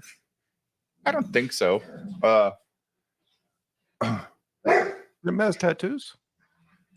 Well, Kevin seems to think he does. I don't think Jim does. He's one of the few Navy guys. Like my dad, and I'm like, even I told my dad it was gay. My dad had a tattoo on his right bicep of a bald eagle, which is cool. That's cool. And it's carrying a banner of a name. And it was my dad's name. In case you forgot. I'm like, dude, do you not know who the fuck you are, Dad? Go, shut up. I was 18 years old in the Navy. I was in fucking Japan. I got a tattoo with my bros. And that's what I did. I go, yeah. The eagle would have been fine. But your name? What, were you afraid you didn't have your fucking license when you died somewhere? Jesus Christ. Or most people put the name of their lovers on their arm. Dad, this could be weird.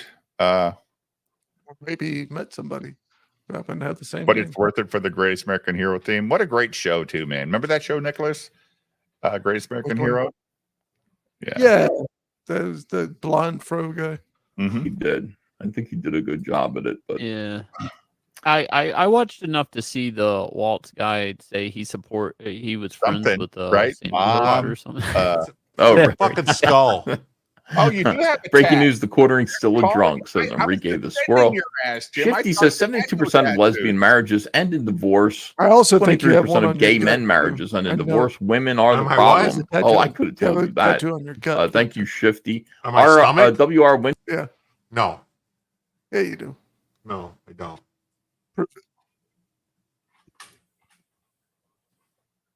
Jeremy shilling health food is crazy. Tattoo is there. DCB TXK says, would it be racist if Shane because you're smart used chopsticks? I Shane, got you the can answer pass. that. I got the chopstick pass, and holy shit, trying to use chopsticks. I Fuck hate that. using chopsticks. By the way, 72% of all lesbians end in divorce because one comes home pregnant. Oh man, is that? Oh shit, you're probably right about. Mm-hmm. Probably right about that, dude. No explaining that. Fuck, dude. Yeah. Don't turn that camera on when you're that close to it. Okay. I just lost 25 people. Ah, what's that fucking monster? Hold on a second here. All right, let me get back to super chats. Okay, so we got that. Hunter would be the shoulder to cry on, says DCB TXK for $10. Thank you. And then a nice Cyberfrog drawing that you did there in your avatar. Appreciate you. Brainspace Awful says make bail because beaches be lying. Yeah, they do. But Jay Bama says I'd bail Shane out for giving Yanzi a roundhouse. Strange Signal says say hi to BTM Reviews. He's watching you. Hey, what's up, BTM Reviews? Hey, what's up, you're Ethan? actually- Even though you wouldn't acknowledge us last night in your chat when we said send us the we are fucking link. unique thinkers. Zach is a unique person. I love Fuck smacked how him. everybody says my name, Dave. Like, it's Dave. Like, everybody, oh, it's Dave. Like, nobody just says BTM. Oh, it's Dave. Like, he just did it. Like, hey, what's up, Dave? Like, what the hell? Like, thank you, Strange. That's awesome. That's the shout out. I was waiting for it. Yeah. Oh my God. Yeah. What's up, Dave? That's awesome. Shout out, says Omni. Kevin for 5 says, thanks for helping me to the bottom of that, Dave. I know. What is the tattoo, Jim? What is the actual tattoo? It's a skull. Just a skull? Just a skull. Doesn't say Megadeth or fucking just a skull. Sepultura or anything like that. Just a skull. It's just a skull. It's a long story. Can I With a see dick the skull? sticking out of it? I'm going to put you solo. No, Let's no. see the skull. Come on, Jim. You're here. Come on. Let's see the skull. Debase yourself. Debase yourself. It's right there. See? Oh man, I want to see. Come on, don't do this. Like, I got an earring because a girlfriend told me to when I was dating her. Like, that's gay. Yeah, so's your skull. Some girl probably got the same skull on her arm somewhere in the country, doesn't she? No. Were you Navy when you got this, or before the Navy? So you did like my dad did. He was a bunch of bros. And he just got a tattoo, and my dad got a bald eagle carrying a name banner with his own fucking name. Like, that's gay. Like, Dad, what the fuck? All right. So let's give Kevin his props because he is supporting.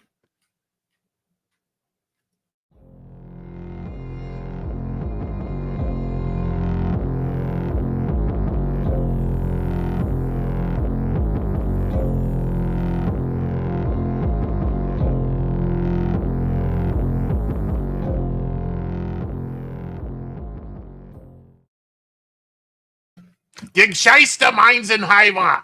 Going down Wontals Gonlatschnandex. Or last. No, he's like, we've all done things in our life, Jim, that we're embarrassed about, right? And we never really. I'm not embarrassed about the tattoo. But you won't show it. No, I don't. Highlight it. Because it's. He definitely won't show us the one on his chest. No, I won't show you the one on my chest. Can I ask you a question? Or the one on my back, or the one on my legs, or the one on my dick. Can I ask you a question, Jim?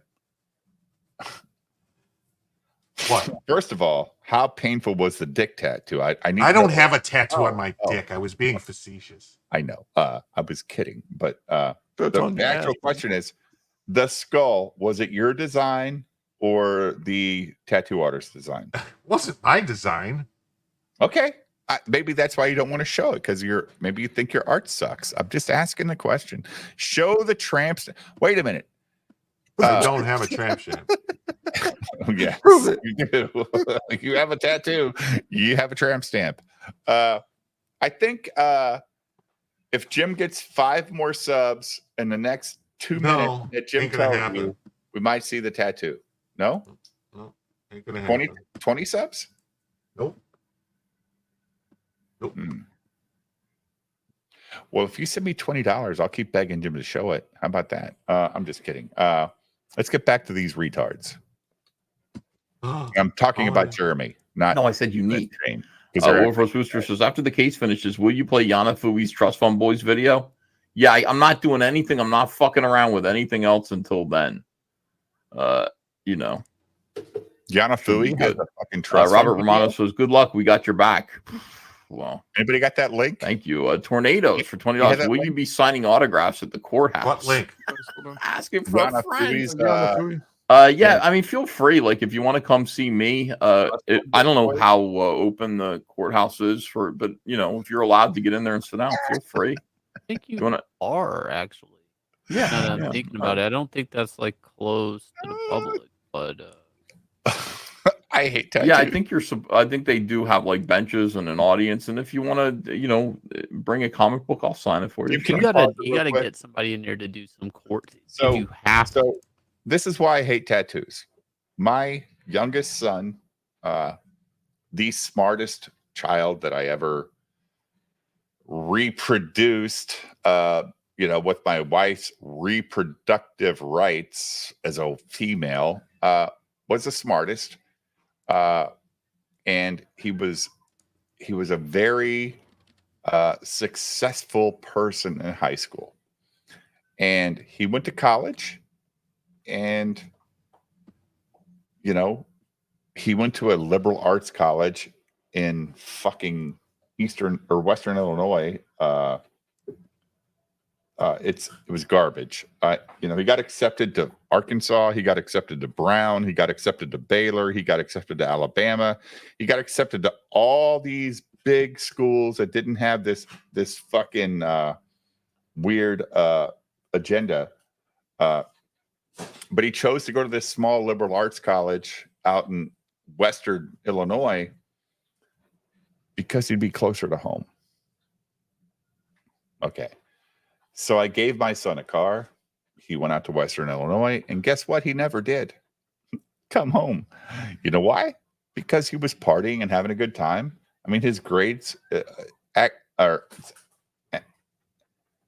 what the fuck? Anastasia, whatever, or the name of the college, Jim. It's out in like Peoria area. So anyway, he hated tattoos. He thought they were terrible. He hated them. But he joins a not a sorority, but what's the male version, Jim, of a fucking cult in college? What do they call that? When you're part of a house, fraternity. Right? Yeah, a fraternity. So he joins a fraternity and he gets the fucking tattoo of the fraternity on his thigh so that nobody can see it but him. I never knew he had the tattoo. But guess what? He quit college after the first year. So he's got this fucking piece of ink in his body for his entire life, but he never got his degree. It's like, dude, this shit's forever. And I tell my daughter this shit, the same shit. Like, quit getting gay tattoos of bands that you like. These bands are here today, gone tomorrow. Stop doing this. You're going to be a grandma one day. And the reason I know that is because you have a grandson already. So what the fuck? Gross fraternity. Yeah. Look, man, like he was loving life, dude. He was loving his life at Augustana, Jim. That's the name of the school. Remember, you know that school, right? Sure. Yeah. $50,000 a year to go to Augustana. And I think there were 2,200 kids at the school when my son went there. That's how ridiculous it is. It's stupid. Fucking dumb. Hey, we got a man called Plush. Hello. What happened? I think his camera died. All right. So when he comes back, good for this world. Let's hear Ethan read super chats and watch Jeremy. Fuck Augie. Augie sucks too. But my son had a good year there. but that fucking fraternity, he got that tattoo, and like I know he regrets it. I know he does. Jim, what the fuck is this picture on your fucking screen? What do you mean? The little picture. I don't know. Looks like a picture. I think You a can man. see the tattoo in the picture if you look closely. Okay, hold on. Is that a gay photo? You suck balls, dude. Oh, there's a man called Plush. How are you, sir? Hey, how you doing? Good. So, are you streaming on your phone? Yeah. Yeah, because we can hear a little bit of an echo. Do you have headphones? All right. I got an earbuds in right now. I got to mute one of these or something to stop that echo, right? Yeah. Yeah. If you still have the stream playing on YouTube or something, you're going to have to mute that. Okay, I got you. Give me 1 second.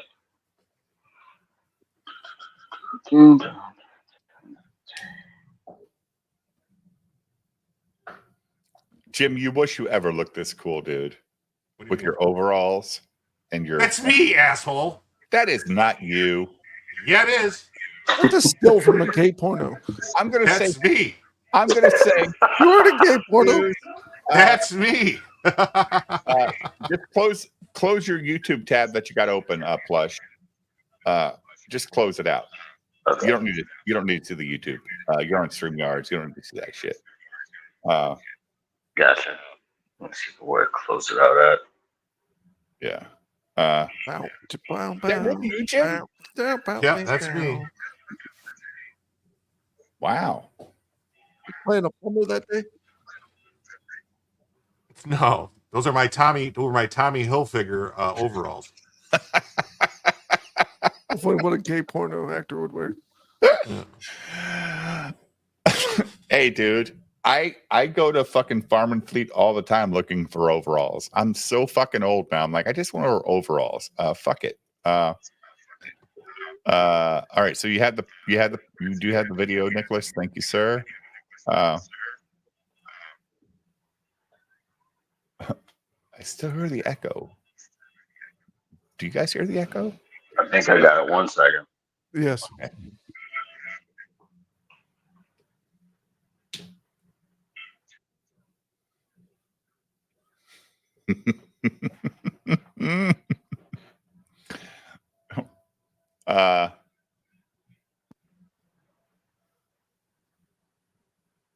Oh shit, Elemental, you actually know what Augie is? Oh, you're from that part of the state, aren't you, dude? Like, I'm gonna hit you up next time I head west, and we're gonna go to lunch, dude. Yeah. Next week, I'm gonna be in where am I going? Let me look at my calendar real quick. Google Calendar. You still got that echo there? Nope, it's gone. Perfect. So you did a review of Cyberfrog, huh? Well, more so like the friggin' signal over here was kind of wonky. So what my like 4 or 5 minute video I ended up doing into just another short. I'll probably end up having more videos of it coming soon, but it's just basically getting as many shorts out as I can just so I have something running on my channel. Okay. So are you a comics book guy, or are you just into this world that's been created around us on YouTube? Always loved the comic book medium. Didn't start really collecting until maybe somewhere in the early 2000s, getting some back issues here and there and whatnot. So I've always kind of had my toes in it a little bit, but I was never that guy that had a pull list every Wednesday, though. No, me neither. I like when people talk about their pull list, I'm like, I don't know what that is until people explained it, because like it just wasn't a thing for me growing up. So right. Your initial thoughts on Cyberfrog itself, did you like the book? My initial thought was I was just blown away by the art. It's so detailed, for one thing. Okay. And the story, did you like it? It was my first time reading anything Cyberfrog because I had no idea there was even a series that he had did in the 90s. But like just diving into it for the first time. Right. The characters felt fully fleshed out. You felt the connection between the characters. And you just felt that feeling of, oh shit, when everything hit the fan. Yeah, like I'm gonna say. Go ahead. Oh, you're good. I was just gonna say, like, I don't know, too soon to say, but I would say 8 out of 10. Jim, what would you give Cyberfrog, the first book? You read it? I'd say a 7 or 8 out of 10. Yeah. I haven't read it. I do own it, but I haven't read it yet. So I'm not going to give a score. But I do like just the cover. Like when you see that cover and you're in the store, Jim, your brain says, I need to see what's inside this book. Like Ethan knows what the fuck he's doing just with the cover. Oh yeah. And man, I have so many books to read. I've got books that I've paid for, like from Rebel Comics. He's like, hey dude, what's up? And I'm like, yeah, well, I paid for the book. I haven't read it yet, so I can't talk about it. And Rebel Comics likes nudity in his books, which is fine. Do what you do. Right. I just don't have the time. I haven't had the time to read it yet. I haven't taken a vacation, Jim, all year. And like, we don't have vacation time where I work, but I've been here 15 years. So I've probably got like 3 weeks of vacation I could take. But I just haven't. So I need to just take at least 3 or 4 days off, turn my fucking phone off, and just goddamn read these books that I have. I have so many books I need to read and talk about. So same. Yeah, it's it's weird, Nicholas. You buy this stuff, you collect it, and you just don't have the time to read it. But you feel good about just supporting the creator because you like the person. It's one of the reasons why I don't buy or back so much. I do have those Amoral. I have all those books. I have all of them, and I'm going to go read those first before I get into Cyberfrog. I have them all. I just don't like the idea of blindless consumerism. Like, yeah, I get like it, and I support people that do it. Like, if I go to Walmart, that's what it feels like to me. But if I go to Walmart and I buy a DVD player, I'm buying it blind. I don't know how long it's going to last. I don't know shit about it. I wouldn't do that. I wouldn't do something like that. I would have researched DVD players for 3 months prior to that. Oh, see, and gotten the absolute best one that I could possibly buy. See, like Jim is being very, very controlled right now because his gigantic TV fried on him last week, and he still hasn't. It would be driving me crazy, Jim. I'd be like, I gotta fucking replace this TV. And Jim knows what he wants. Is this a fucking SJW picture or Jim? What the hell is this? Oh God, he's got another tattoo on his shoulder. What is that? That's from one of his stripping conventions. Wow, look how is Jim taking some hormones here? Like, what is this, Jim? It's on steroids. Jim, are you on the? Oh, okay. Scheiße, David, don't get you. I'm gonna get you, Dave. I'm gonna get you. Undan kommt der Forskan, da wird das Donches Scheiße. Well, oh my God. Why is my face on your picture of Hitler? God damn it. Oh, this Dave Hitler. This. Und dann Dave Bietian Hitler. Be Kyle. I want one. I have all these books sprawled out all over. because I'm currently trying to figure out what the mystery is. Going into Dark Harvest and Red, like, oh, this Dark Harvest shit's pissing me off, dude. I'm waiting on a bunch of shit because Dark Harvest was going to be ready in fucking December of last year, right, Jim? Like, ugh. Yeah. Ugh. Well, he's not a banker.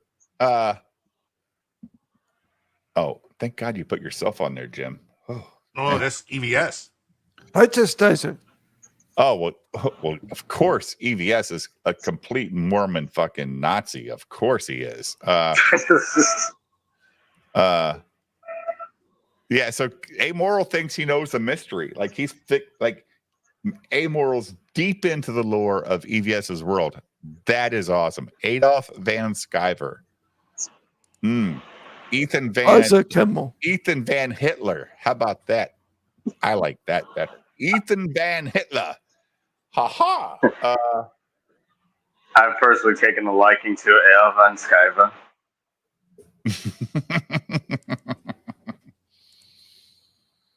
It just rolls off the tongue.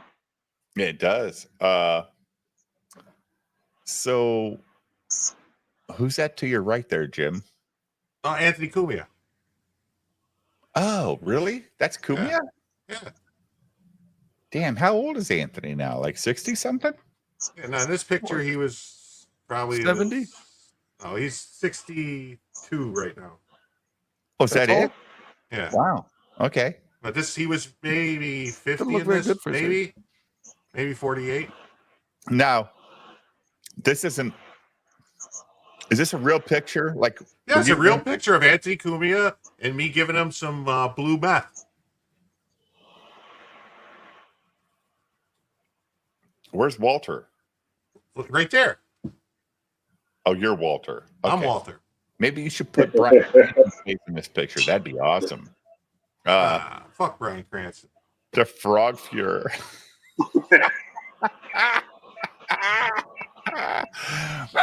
I mean, hell, if nothing else for Bryan Cranston, I probably would have picked him for Gordon over Jeffrey Wright in Batman.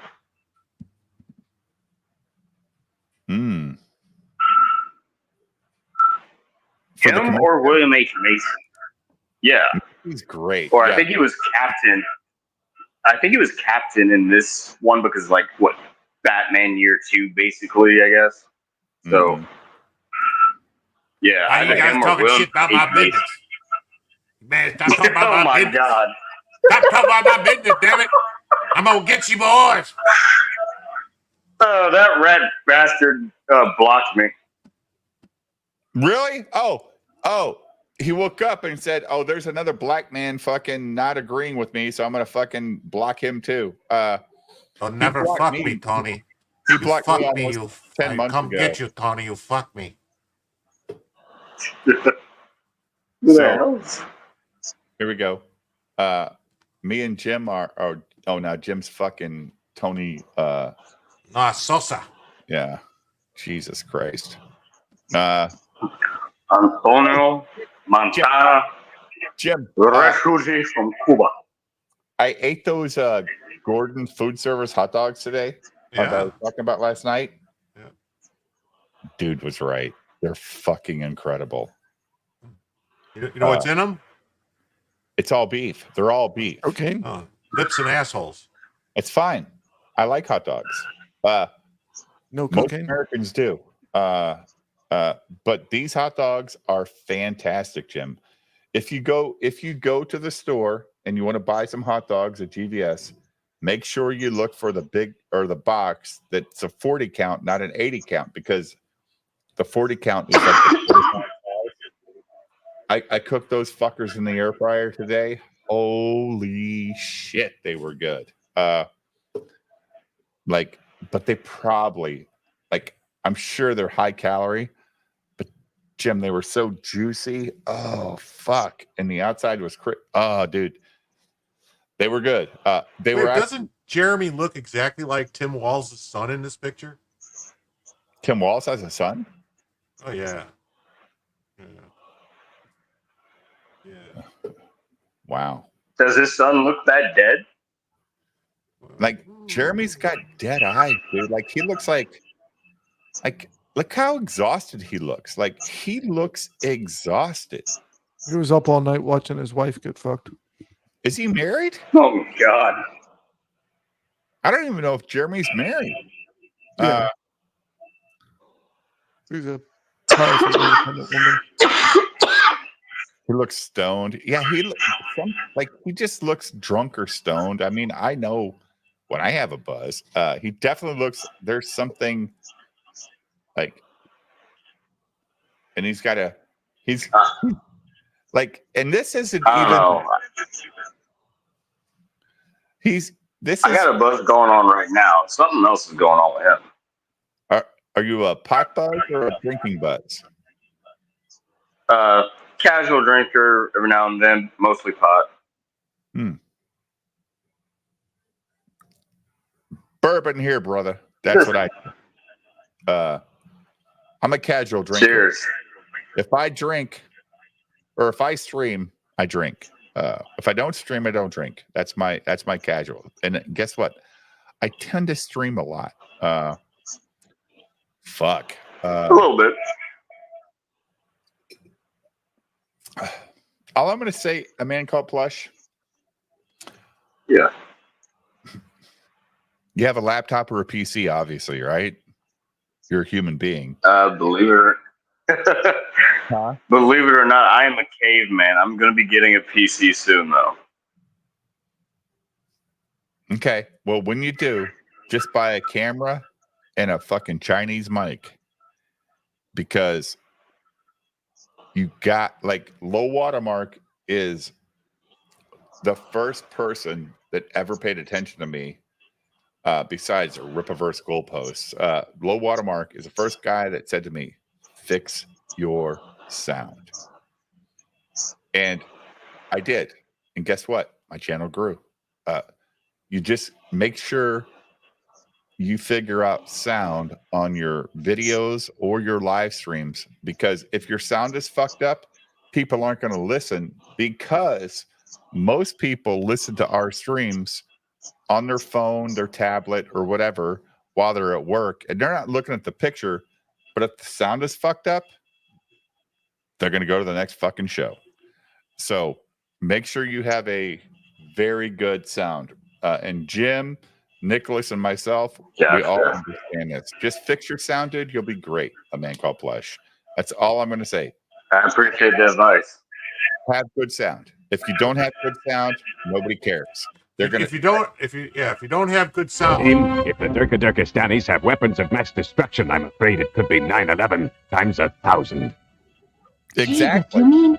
Yes, 911,000. I agree, and you know, when that happens, these guys from this crazy western from the 70s go, "I'm."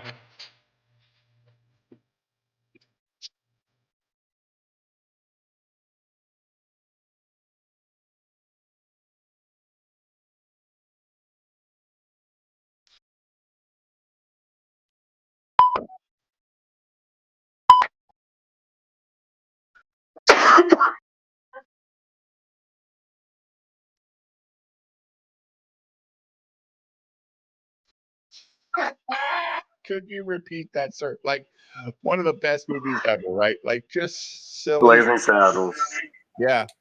And like my kids would rather watch Spaceballs than Star Wars. This is some fucked up, repugnant shit. Here's Johnny. That's literally me every day I wake up. Every day I wake up. This is some fucked up, repugnant shit. Yeah, of course. What the hell is this? Here's to 5 miserable months on the wagon and all the irreparable harm that it's caused me. Exactly. The wagon's for losers. Get your ass off the wagon. That was Jack. Yeah, that's the That Shining. was Jack, wasn't it? Yeah, the Shining. Okay. Yeah. One of my top 3 movies of all time. The Shining is just first of all, It's brilliant. It's a great movie. Second of all, it's a great memory with me and my dad. Like, you know how that goes, right? Like, you associate certain things with people you love. And that movie, Yeah. me and my dad, and the movie itself, fuck, you can't do better than The Shining. So, yeah, and a Razer Keo is a good, cheap webcam, says Elemental. We're giving you some actual streaming advice, just so that I appreciate that, Elemental. people watch. We just want people to watch. That's all we care about. Thank you. Hey, Elemental, the weird thing is, the more you spend on the camera doesn't make it better. Like, my fucking Osco camera glitches a lot, but my little cheap ass Logic camera never fucking glitches. It's fucking like, what the hell, Jim? Like, I spent real money on this camera, and I spent very minimal money on this camera, and this little minimal camera is awesome. Like, I think it's because for whatever reason, your camera keeps trying to connect via Wi-Fi or Bluetooth or one of the two instead of by the cable. But yeah, but I've never had that problem because I never connected mine to the Wi-Fi or Bluetooth. I just connected it with the cable, and I've never had that where like yours does. Is it doing it tonight? Am I freezing? Every minute. Oh, well, fuck this.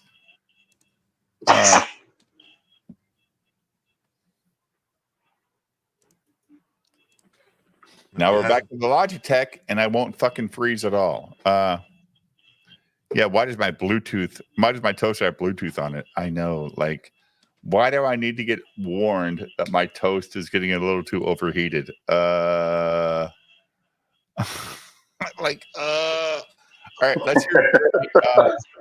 let's hear Jeremy Simp for himself, praising all these wonderful people. You have to get somebody in there to do some of those courtroom drawings. Oh, fuck. How can you have to do that? You have to find somebody to do that. Who could do that? Somebody who can draw real fast, who could do some convincing looking courtroom sketches. And make sure they get your nose just right. It's too bad. I mean, that would be cool. Ethan couldn't just do you it need himself. those He to used to pull do up when you're drawings doing the live stream, so it seems he like should be able to draw sketches real quick. So I can talk about it. I can show the illustrations today. Yeah. Oh man. Ethan Van Sciver testified. Yeah, it should be interesting. Or just make up some crayon drawings on your own and pull up. Yeah. I don't know if I guess they don't allow recording or anything like that. No. How do they not allow recording? Like, you should be allowed to record a trial. I mean, why can't you do that? I don't know, because they'll put those guys out of a job. Yeah. Bring David Williams to do it. Cars in Depth says equal rights, equal lefts. Matt Grendel says that miniature have the groove. What miniature? What miniature have the groove? Shrebbles 08. Red Rockins. The groove. Does your miniature have a camel toe? No, I think he means like the grooves to put them together. Oh yes, like there's like little male and female ports. I really don't think that's what they meant. You know. Red Rockets in the fucking chat, says Shrebbles. Internet guy says, was Styx beating the mother of his child or big goth chick from his drugged up debate stream? Jeez, I have no idea. I don't think anybody knows yet. Why not? Lord Timmons Comics says degenerate gamblers are worse than drug addicts. Yeah, okay. Ethan Van Addict. Oh yeah, Lord Timmons Comics. JC says this guy and JDA both give me creepy vibes. Okay, yeah. Styx got arrested, says Green Skull. Evidently. Green Skull says Shane made a funny. David L says I'm wearing a shirt that says fuck Preston. You're gonna go to the courtroom, you're gonna wear a shirt that says fuck Preston. Well, I mean, I don't recommend that. I don't think that'd be good for my case. But who knows? Might not help you out there. Yeah. Joe Castle says, watched up DC artists who crowdfund are just as bad. Joe Casno, why don't you go away? Why are you in here bothering me? Yeah, go away. Why don't you just admit that you are a big fan of mine? Shut the fuck up. That's what I want from you. I'm gonna put you in read the damn comics. 500 seconds. I want you to use that time to think about how you abused me and how you should know better. Use that time to think, rethink things. So remind everybody the quartering turned against you, for you, and then turned against you. Was there something in between there that we all missed? The quartering believed Doug TenNapel when Doug TenNapel said I canceled him for being a Christian. Inevitably, this is why JDA is doing what JDA is doing, because it's worked in the past to sway a few of my friends away. Doug TenNapel leaving Comicsgate. Here's what happened with Doug TenNapel. Doug TenNapel reached out to me and begged me to help him. Doug TenNapel gave me a whole big song and dance about how he'd just been fired from Scholastic Books. He'd lost $35,000 in income that he really needed, and he needed to have that replaced, and he didn't have anywhere to go because people were calling him transphobic and so on and so forth, because he made some transphobic, quote-unquote, comments.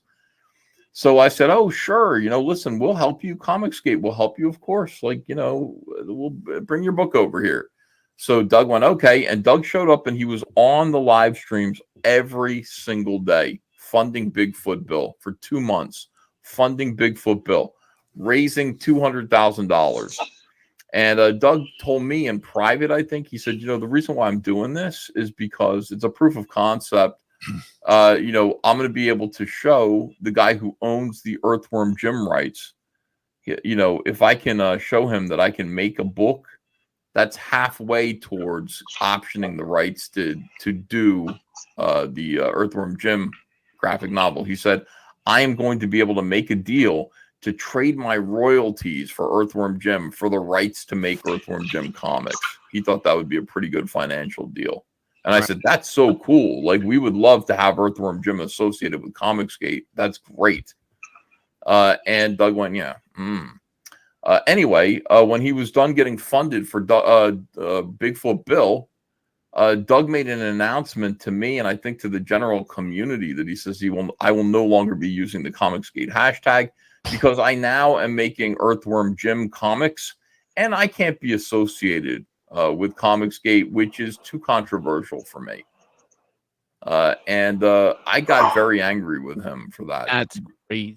Very angry with him because it seemed to me like we had earned the right to crowdfund Earthworm Jim as Comicsgate. Yeah, the whole Bigfoot Bill thing was the portfolio for it. Yeah, absolutely. Seems like that was the payoff for us. Like, we were going to get the legitimacy of Earthworm Jim, and really he just snatched it out from under us and insulted us by calling us controversial as a movement when he was radioactive as a canceled person. I mean, just utterly radioactive.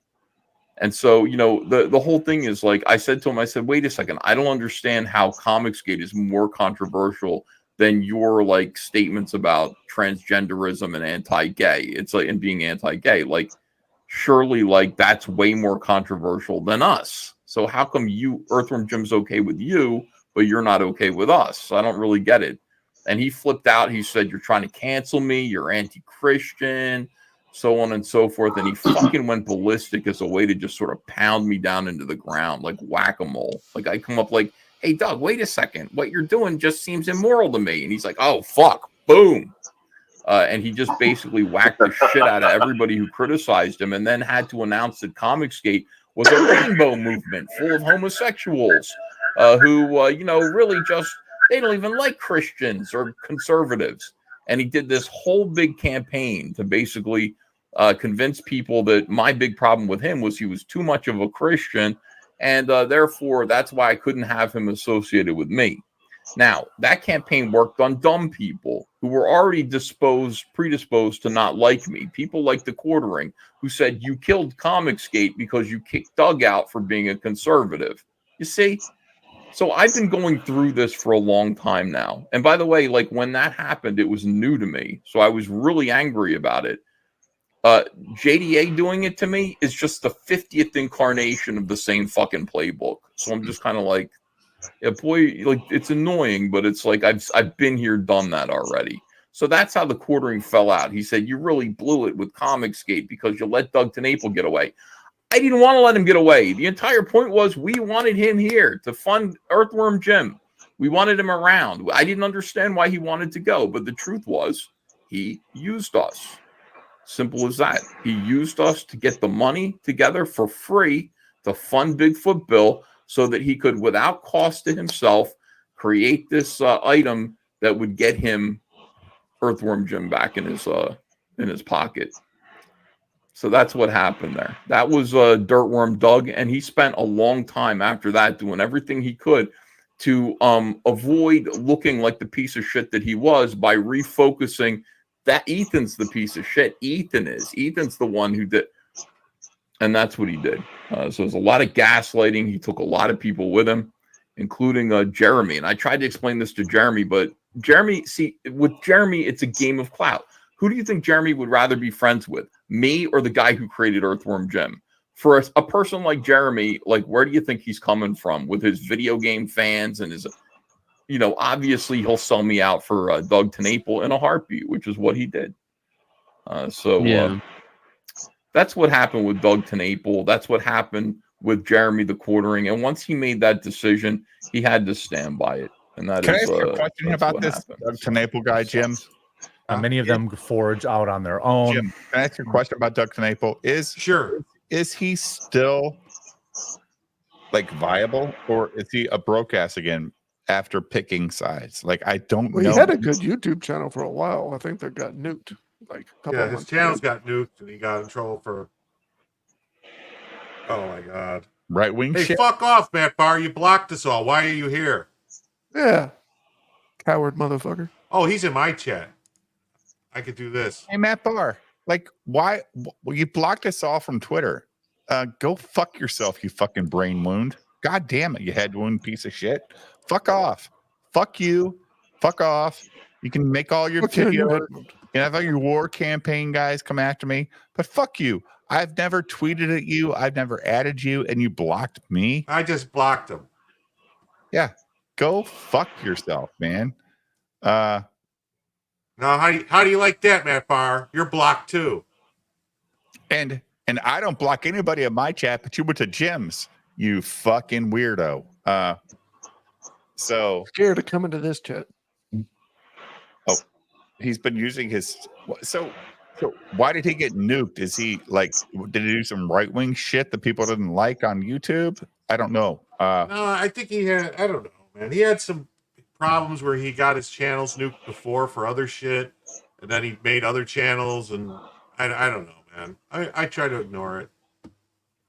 Hey, dude, all I know is my wife loves fucking Earthworm Jim.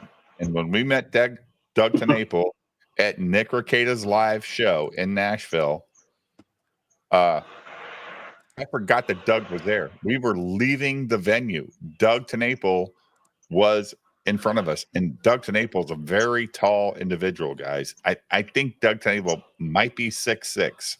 He's that tall. So this guy's walking in front of us, and I go, hey,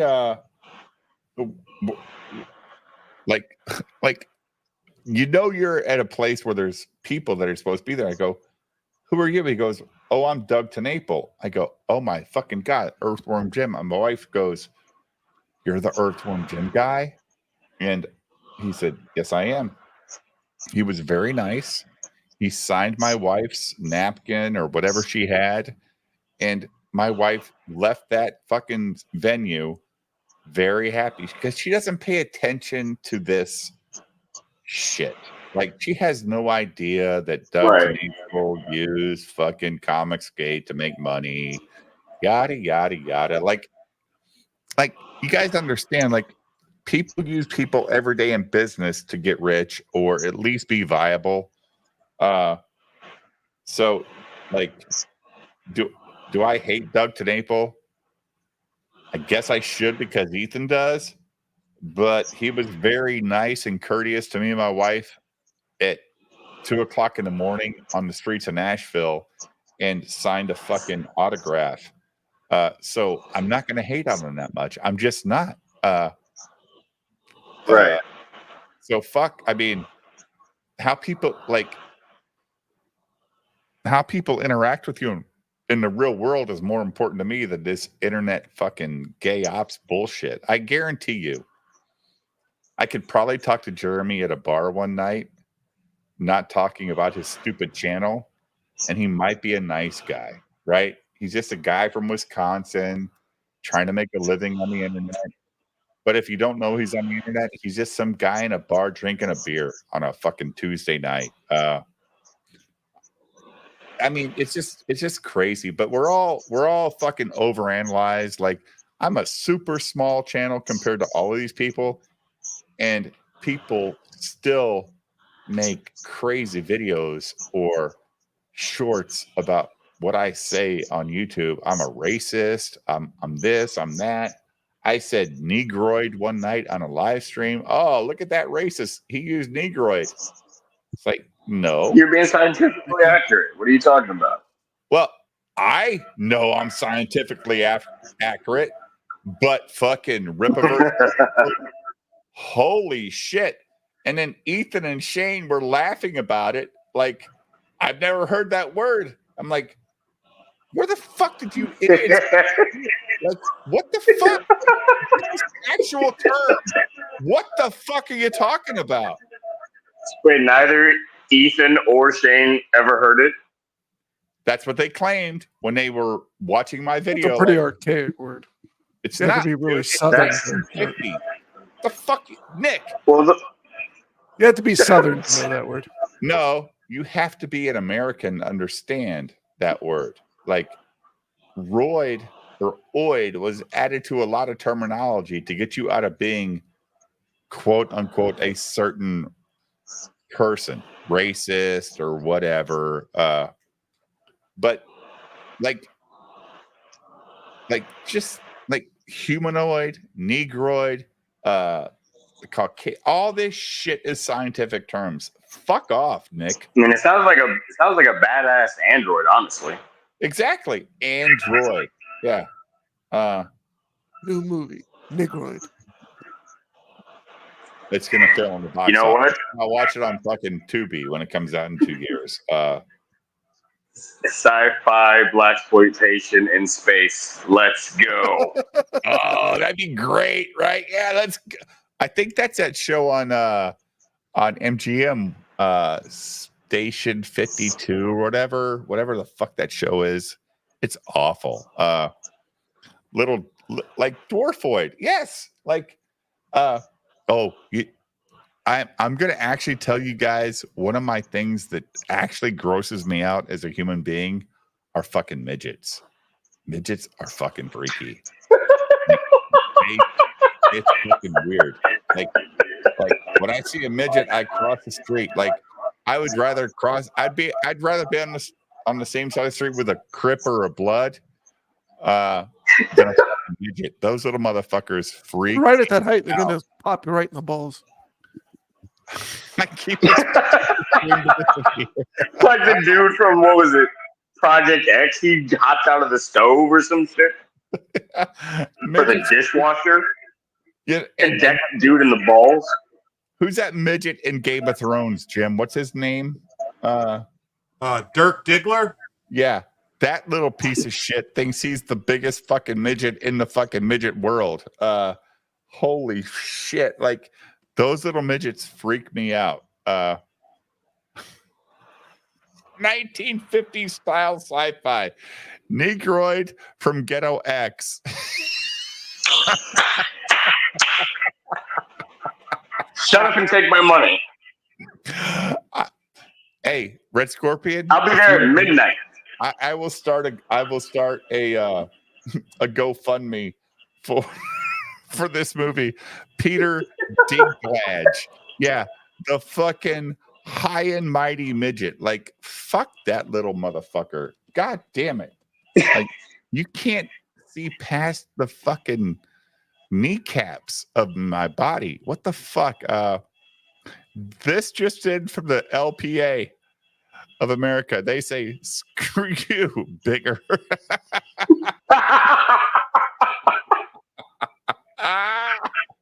they even used that is incredible. Yeah.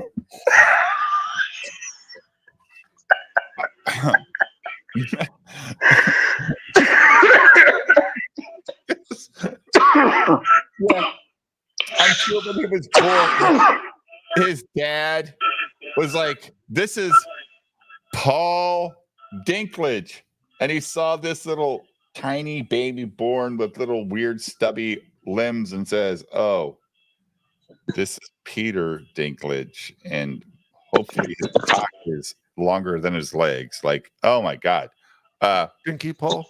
And I hate Peter Dinklage. Like, I hate that motherfucker, Jim. I cannot stand him. You're dwarfophobic. I hate that we lost Vernon Trevor and we saw Peter Dinklage. What I hate about him is that he honestly believes that he's as good as a normal person. Well, that is one thing. Like, he's not. Like, he's a mess. Like I can kick him with my right foot and like take him out. But his whole name suggests he has a small penis, of course. But what I don't like about him is his smugness in acting. Like, he actually thinks that people give a fuck about his acting ability. Nobody does. You're just a midget on a fucking show that people liked, and you were the midget. So nobody. He's an uppity midget. He's an uppity. He's an uppity jibbity midget. That's what he is. He's uppity. He thinks he's 4 foot. That fucking guy thinks he's 4 foot tall, and he hasn't earned it, Jim. Fuck that guy. Oh god. Billy Barty was a professional actor. Exactly. Like that. Billy Barty put the work in. Peter Dinklage shows up with his "I drink tea with the Queen" attitude and acts like he's better than everybody in the set. Fuck you, dude. Fuck off. Let's get back to look at his eyes. Look at Jeremy's eyes. Holy shit, dude. Jeremy. Did somebody stick Shang Tsung on him? Nobody is home. I mean, what the fuck? Look at his eyes. Like, dude. My God. What the fuck? What is this picture? My Jim? Twitter is their Twitter. They're happy to come on my show. I'm happy to have them on my show to promote their stuff. But it became too much to bear for me, and was leading to a lot of anxiety every day. And things just aren't the same as they were 2 years ago in the ad space. YouTube is paying about half of what it was when we started. So you're it became a time thing. I do still believe in my heart that if I had had the time with the Publica, I could have grown its membership at least till it was breaking even. And that's all I ever wanted. I didn't care if that site ever made money. I cared that they put out a great product, and they always did that. And I'm incredibly proud of the maybe you team should for the have work that cared they did because now you've got to fire everybody because you didn't run it. I didn't care if it made money. I just cared that we were making a great product. Well, now you have to fire everybody. Now you don't get to make the great product because apparently you weren't responsible enough to make sure that the company was profitable. So congratulations. Loser. Oh, I just really cared about the great product that we were making. That's all. Anyway, everybody's fired. I don't look back at the many tens of thousands of dollars invested in that as wasted because they truly made a difference. The beat that they were on was a unique and interesting. Chat. And I never heard of it. While I'm taking it back, he canceled it. And the public will soon kind of close down.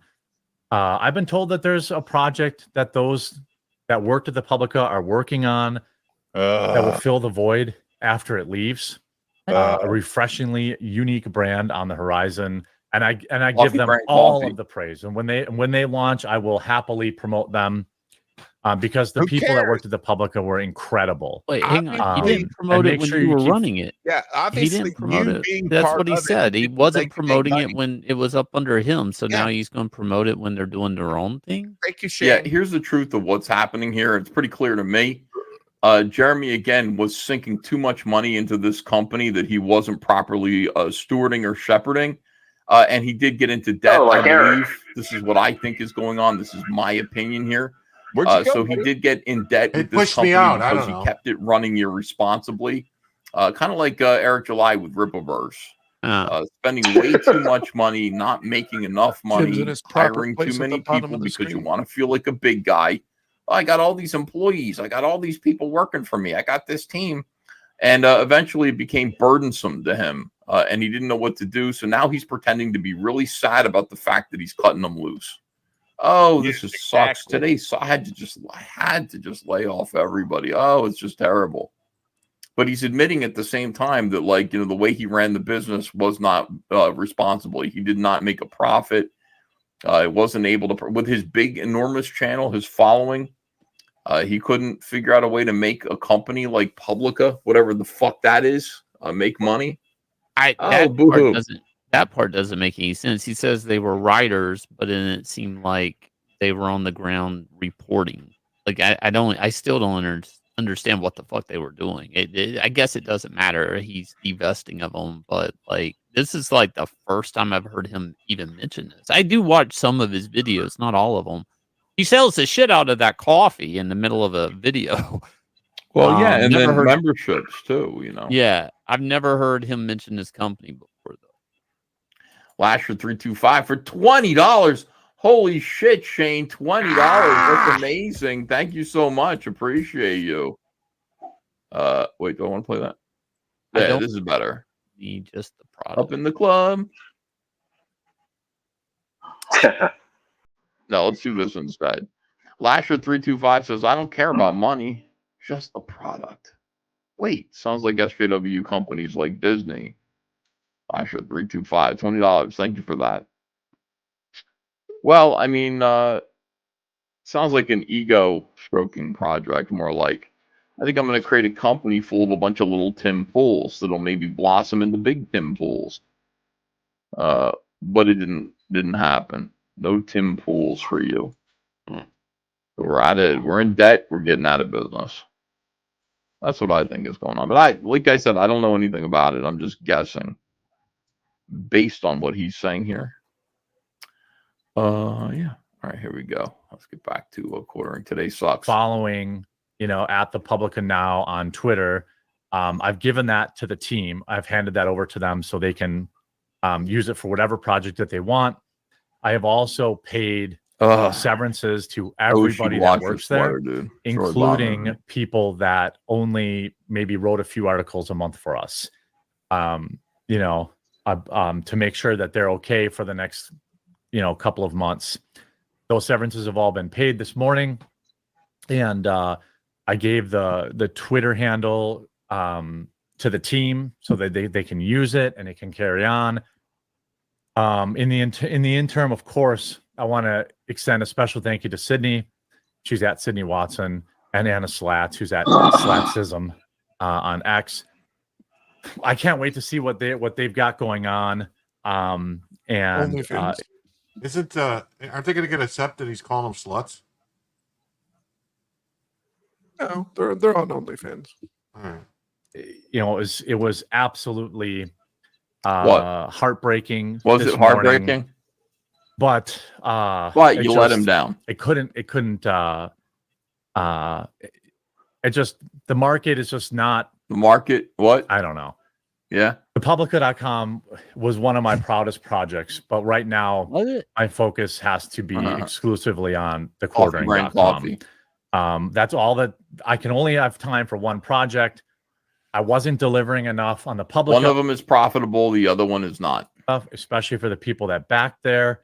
Let me ask you. I would say this. What if you had 8 projects that were all super profitable? Would you have to cancel 7 of them, or would you keep all 8 of them going? That's my question. Seems like if you had 8 projects that were all super profitable, you would keep them all going, Shane. Yeah, I mean, I don't know how many projects or what type of money.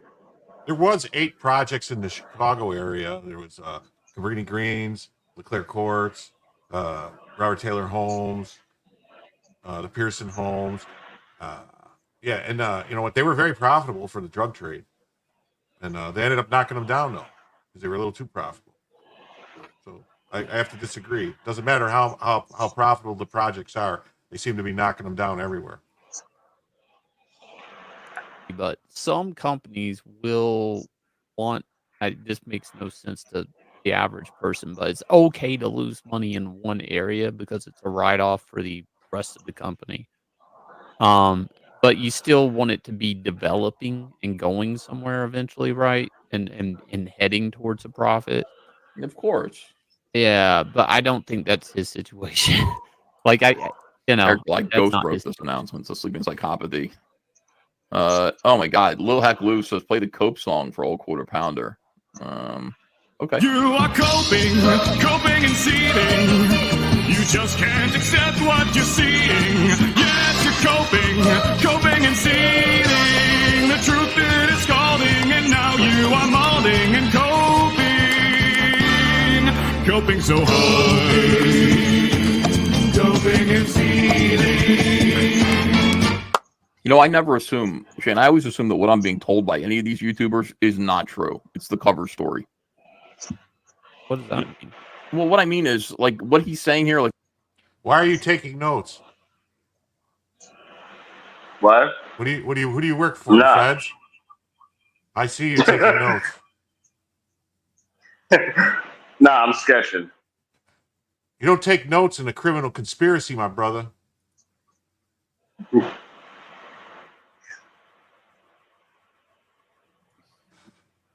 It's from a TV show. Yeah, no, it just got me a sketching. Not Dragon, is it? Okay. Like, oh, I tried real hard, but it failed. I really feel terrible. It's probably not true. It's probably that somebody convinced him that he could make a bunch of mini Tim Pools. By the way, where is the other string coming out of his sweatshirt? Is it there or not? You see the one string coming out? Where's the other one? Don't you hate that? I don't know. I don't know. So somebody told him, you can, like, Tim Pool's awesome. Like, he's making like $3 million a year. You can make $3 million a year too. You can make $3 million times 10. You hire 10 people and you put beanies on them and you send them out to street wars in Portland, Oregon against Antifa with video cameras and microphones. There you go. It's basically like planting a bunch of Tim Pool seeds that'll grow into Tim Pool trees eventually. You can invest in that. And he went, oh, that's a great idea because it worked for Tim Pool. Why wouldn't I do what Tim Pool did, but times 10? That's just good business. So he did that. He realized there's no money in it because he didn't really shepherd it. He didn't really follow it. He didn't really do what he did. He was more interested in the quartering.com and Coffee Brand Coffee, which are immediately profitable, I guess. So now he's just sitting there doing this song and dance because he has to fire a bunch of people. He doesn't want them to talk shit. So he's just trying to do it as gently as he possibly can. And then making a live video about it. Can you imagine, your boss fire you on YouTube? Yeah, but yeah, of course. Your boss is just like, hey, I just want to say I'm really proud of like the work that Shane Davis did. But I mean, this is just how it goes, man. Yeah. I have the memories and I synced in tens of thousands of dollars, but fuck those people. I do love the memories and I will support what they do next, even though I can't wait to see what they do next when it's not in my pocket. I can't wait. I can't wait to see what it is that these people are going to do that doesn't cost me thousands and thousands of dollars that I don't have. I can't wait. It's going to be awesome. So that's what this video is. And it's also like, oh, poor Jeremy. Oh, no. Enough for people on the quartering. And I had to make an extremely difficult decision. And that's why, many of you saw I was, doing the quartering now. And I actually have time for that. I've been putting out members only videos there. I have them. I'm in the members Discord chat there. And so that's what my focus has to be. Sometimes in business, that's just, I only have so much time. And I know I've been talking to you guys a lot about, people notice I was breathing weird on videos and stuff. I've been having insane anxiety over the past like 3 months over this because it was. Why the fuck is it was very expensive? And I didn't have the time to. You just read between the lines. You don't have to listen to anything he's actually saying. I was having anxiety attacks because it was, you can think of any other reason. You could say because I was thinking about my responsibility to all the people that work there. And I was, I did everything I could to make it profitable, but it just, right now, it just doesn't seem like a media company of this type is taking off. I can't get the wind under its wings. I can't, no matter what I do. But instead he goes, because it's very expensive, and he lets that slip out. So his primary concern here was money the entire time, despite what he said. I don't care about money. I just care about making a great product and having a great media team. No, 100%, it's about money. He's having anxiety over it. That's not a good sign. Yeah. None of this is a good sign. Nobody likes to lose money. I mean, I can see that causing him anxiety, but like, what? I don't understand why he did this to begin with. It doesn't even seem like he's that interested. Like, was it just an investment? Yeah, I think it was just an investment. And he's decided, fuck it, you know. And again, more paid memberships there that would have helped. Paid memberships. You know, sponsors really aren't out there for a news site that, you know, dunks on you know, trans weirdos and Indian people and stuff like that. You know, there just wasn't anything out there. So yeah, I guess I didn't get any mysterious billionaire donors either, but I'm proud of the work they did. Awesome. And you know, moving forward, everything will be on thequartering.com. You know, if you were supporting me there, please move your support over here. I would be eternally grateful. You can already see, you can go into the members area. There's already 5 member videos. The Discord's already up and running. I'm in there every single day. And by focusing on just thequartering.com, I will be like the ones that are free are bad enough. Can you imagine paying $100 a year to watch 4 extra quartering videos? And you can call in, evidently. How does that work?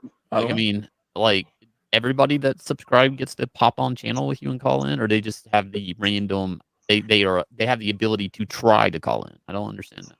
I don't either. I just I'd rather die than watch any more of the quartering. I really would.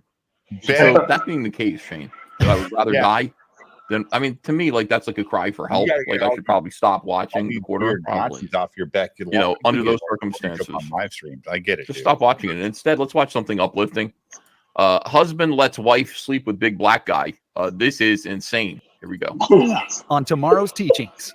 I'm sorry to say this, but that's actually quite uplifting. You are a man. Oh shit! What the fuck? Jim, what the hell is Babe, this? did you poop again during service? Is that why we're leaving? It's one of those new. I know why you don't have an idea, because you're in another chat where I'm at. No, I'm right here. All right.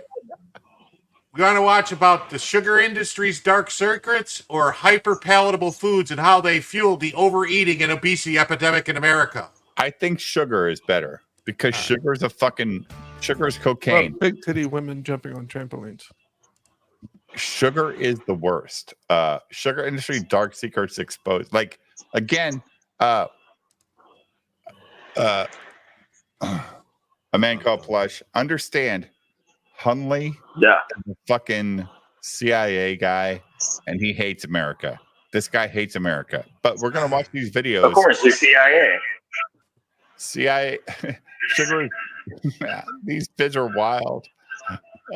Yeah, like the other video is kind of crazy. Oh, well, play the other one. If the other one's crazy, play the crazy. We like crazy here. This is a BTM review. Man. You want to get nuts? Let's get nuts. Is this Camel Joe? That looks like Camel Joe. Yeah, big tobacco. Holy shit. Get ready. Ready? Here we I go. mean this quite literally. We would be much healthier if the cigarette companies went back to making cigarettes. The most dangerous thing that's happened as the cigarette companies starting to make food. Imagine walking into your kitchen and grabbing a snack, maybe some cookies, a bag of chips, or even a sugary soda. Ever wonder why it's so hard to eat just one? It's because they were able to put their chemicals into things that are marketed to babies and marketed to children and get people addicted earlier. What if I told you that the very companies responsible for getting we've already known for what, like 40, are the same 50 ones years behind these foods?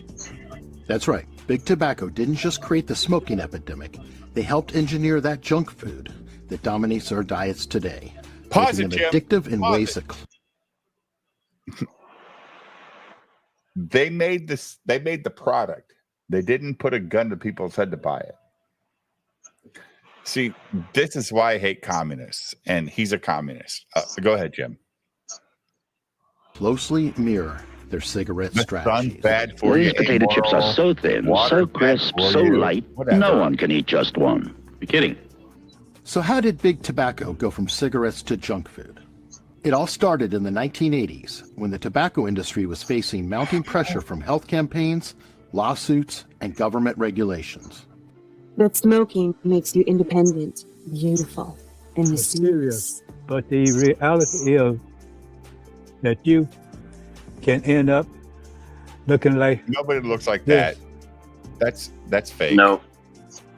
Smoking rates were falling, and companies like Philip Morris and R.J. Reynolds were desperate to diversify their businesses. Where did they see an opportunity? In food. The blacks. By purchasing some of America's most iconic food brands, these tobacco companies didn't just diversify, they set the stage for a new kind of addiction. Philip Morris, the maker of Marlboro cigarettes, was one of the first to make this move. In 1985, they bought General Foods, bringing beloved brands like Kool-Aid and Jell-O into their portfolio. Oh, yeah! Kool-Aid! Oh, wow!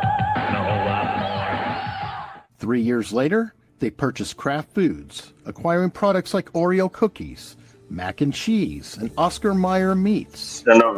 R.J. Reynolds follows suit by purchasing Nabisco, known for its snacks like Oreos and Chips Ahoy.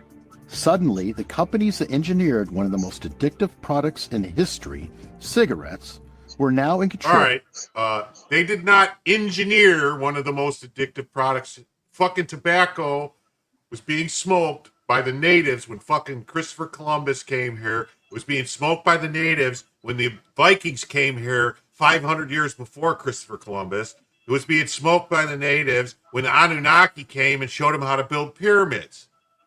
Have you smoked a hand-rolled cigarette versus a mass-produced one? Yes. There's a big difference in them. There's a huge difference.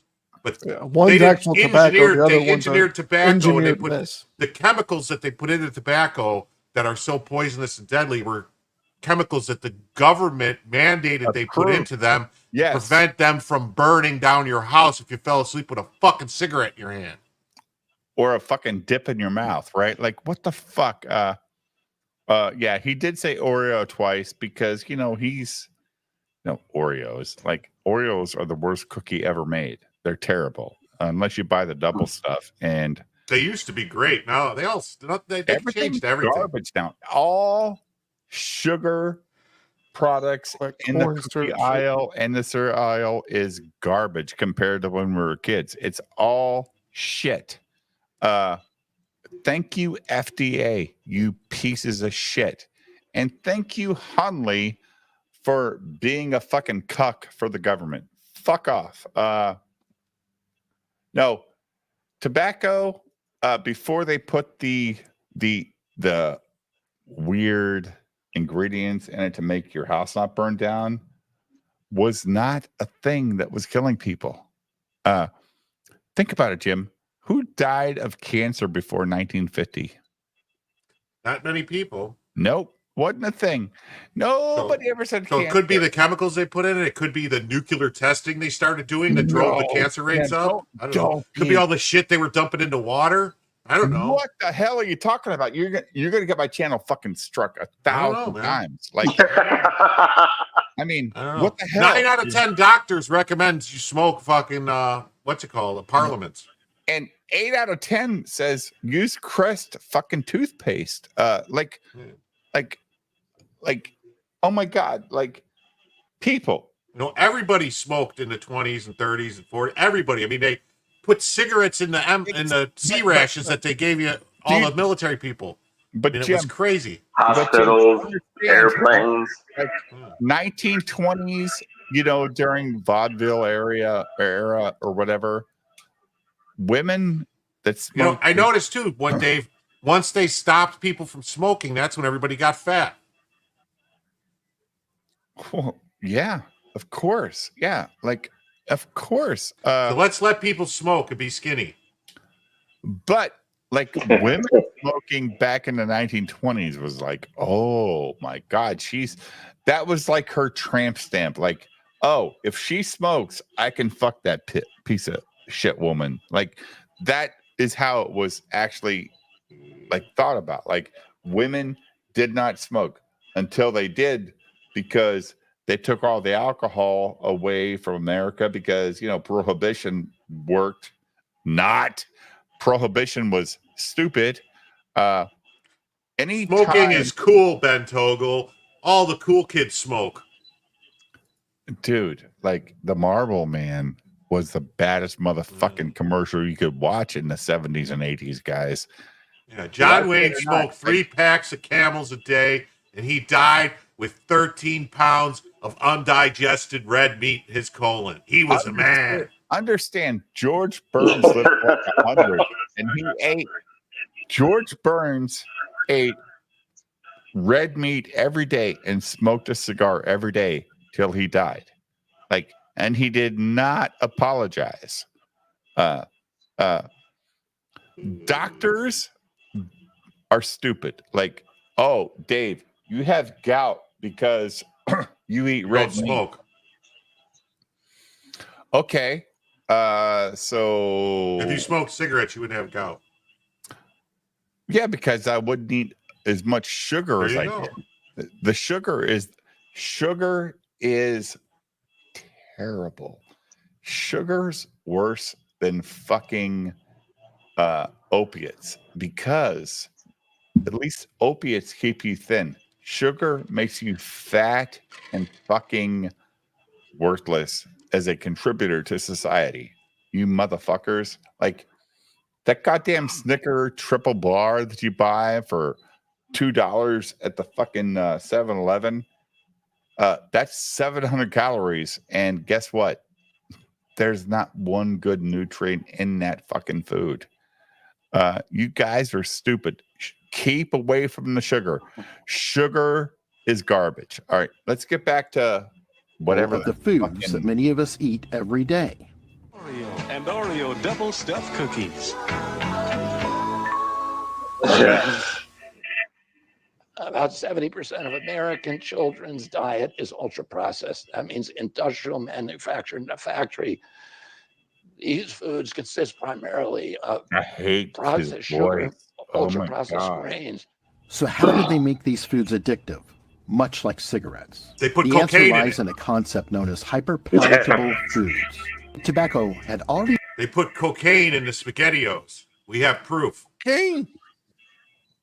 Mastered the science of addiction to cigarettes, and they applied this knowledge to their new food creation. Like the pasta that is so goddamn good, and you want the second serving because that's not science. It's just fucking. It's not manipulated science. It's just natural. Like, oh shit, I need that second bowl of pasta. What the fuck? Go ahead, Jim. Food ventures. It's in a crinkly package in the grocery store, you're most likely holding an ultra processed food. Whether it's chips or chocolate, experts know some foods can be hard to resist. Hyperpalatable foods are designed to be almost irresistible by combining fat, sugar, and salt in just the right proportions to trigger the brain's reward system. These combinations light up the same pleasure centers in the brain that are activated by addictive drugs like nicotine. Here's an example. Think about potato chips. Ever notice how difficult it is to stop after eating just a few? No. A recent review of available data pooled. I can eat one potato chip and leave.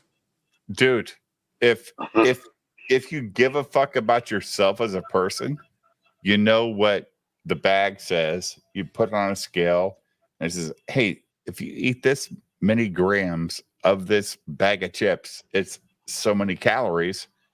And you eat that fucking portion and you walk the fuck away.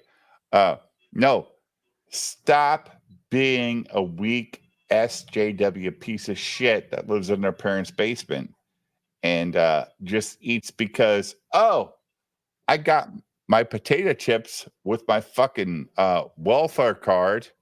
And remember when you had your fucking ABT card? It was worth cheese, milk, and some meats. Now it's for everything. They can actually go to the ATM in some states and take out the cash value. nobody gives a like. Fuck off, man. Eric Conley, I love you, dude, but you're a fucking communist. Sorry, dude. Dave Less communist confirmed. Dude, quit apologizing for communists. Quit apologizing. By the British for Medical Journal from around the NASCAR world being a points communist. to alarming food intake trends. That's because they're carefully engineered to hit the perfect balance of salty, fatty, and crunchy, all of which activate dopamine, the feel-good chemical in your brain. This bliss point, as food scientists call it, keeps you reaching for more, just like the nicotine of cigarettes keeps smokers lighting up. It's around 14% of adults showing signs of food addiction. What's really troubling is that there's a very similar number, around 12% of children. Jim, pause it. Pause, please. Please pause. This is like not being able to stop begging the chick that's crazy because her pussy's so good. I mean, as a person, you have to understand, I can't go back. That bitch is crazy. Like, she's fucking nuts. Like, if you go to the potato chip bag and you eat the whole bag watching fucking, Alien, not Aliens, because if you watch Alien, you're going to turn that shit off because it sucks. But if you watch Alien, obviously a great movie. I'm going to eat this whole bag of Lay's. I mean, there is a thing called self-control. Like, oh my God, stop being a fucking weirdo and eat everything in the fucking bag. Like, it's fucking crazy. Like, oh my God. The lack of self-control is so promoted nowadays is insane. Oh no, because corporate America or whatever is they're making you the victim, right? You're a victim. Right. Obviously, you're a victim. You're just a victim. Everybody's a victim, Jim. What the hell, Jim? Why are you at the bottom? Where he belongs. Damn it. What? Well, at least a man called Plush is on screen, Nicholas. If you're on screen, I'd put you above him. But there's a thing called self-control. And I guess these bad corporate companies make you a victim of their weird marketing. Fuck off. Yeah, the food pyramid should not exist. It's garbage. The food pyramid is garbage. Anyone not on stream gets moved to the bottom. Exactly, Captain. And Nicholas, if like I know Jim's here, because I got an Adolf. Where was I gonna go? No, I'm just saying I got an Adolf picture, Adolf Hitler picture of Jim's I just have to take myself off screen when people use certain words because I can't be associated with it because the people on Twitter told me that if I'm on stream and someone else says something that I'm responsible for because they're a bunch of SJW leftists who think that guilt by association is a fucking thing. Oh, yes, like I'm damn black talking to you, Matt Barr. Oh yeah. Oh, what's that guy's name? Twigs? Twigger? Twigget? Twigzoid? Or Twigoid? Just the pure. Yeah. What the fuck is a Katie stimulated to get your ass in here? I'll send you the link, you piece of shit. Is Katie Did's channel done? Did she stop streaming already? Oh, there's not enough anime to talk about. Yeah, of course, because anime is anime. I knew a girl named Anime Fletcher. Wait a minute. Katie Southern girl? Wait. Oh, stimulated. You're in my chat because your fucking anime talk is so bad. I'm gonna send you the link. You better show up, you piece of shit. Now understand that stimulated is cocaine head from wherever he's from, Montgomery, Alabama. So, like, foods like chips, cookies, and sodas don't just satisfy hunger. They create cravings that are. Look at this bitch is eating chips in the bed, gonna get it all fucked up, and then you're gonna lay there and have crumbs. And she ain't that hot that I wouldn't throw her the fuck out. Hard to control. Yeah, I would say change the sheet. Another key tactic, like flavor engineering. Tobacco I'm companies drunk, were Shadow. experts in manipulating flavors of cigarettes to make them more appealing. I'm drunk related. And they used this knowledge in the food. Wait a minute. How many flavors of cigarettes were there? There was menthol and regular, wasn't there? 2 fucking flavors? There's other flavors. Strawberries, popular. No, not of cigarettes. No, not of mainstream cigarettes. Yeah. No. There was like Yeah, cigars. Camel. Some cigars had some weird shit. Camel's always. You know, they had Camel's like had those different Swisher flavors Sweets for or a while. whatever that have different flavors. But no, I'm talking about like cigarettes. You had menthol or non-menthol. Those were the No, 2 Camel. main cigarettes. Camel's had flavored cigarettes for a while. I don't remember that. I think maybe only where you live and some, whatever. Industry as well. If you're in the dopamine addiction business, you want to get Love you, your Shadow. users on early, lifetime, and not dying right away. So processed food is a perfect invention for that. They hired food scientists to carefully craft flavors that would appeal to our most primal cravings. Obesity rates have dramatically increased in the United States, affecting 1 out of every 3 children and 2 out of every 3 adults. For example, sugary cereals are loaded with artificial flavors that make them taste sweeter and more appealing than natural foods ever could. Like this flavor manipulation is especially targeted at children, just like the flavored tobacco products that were Jim, once marketed pause to it. teenagers. Jim, pause it. There was no fucking flavor. Even if there was, I'm 56, and if my wife buys a good cereal and I go upstairs, I will put one or two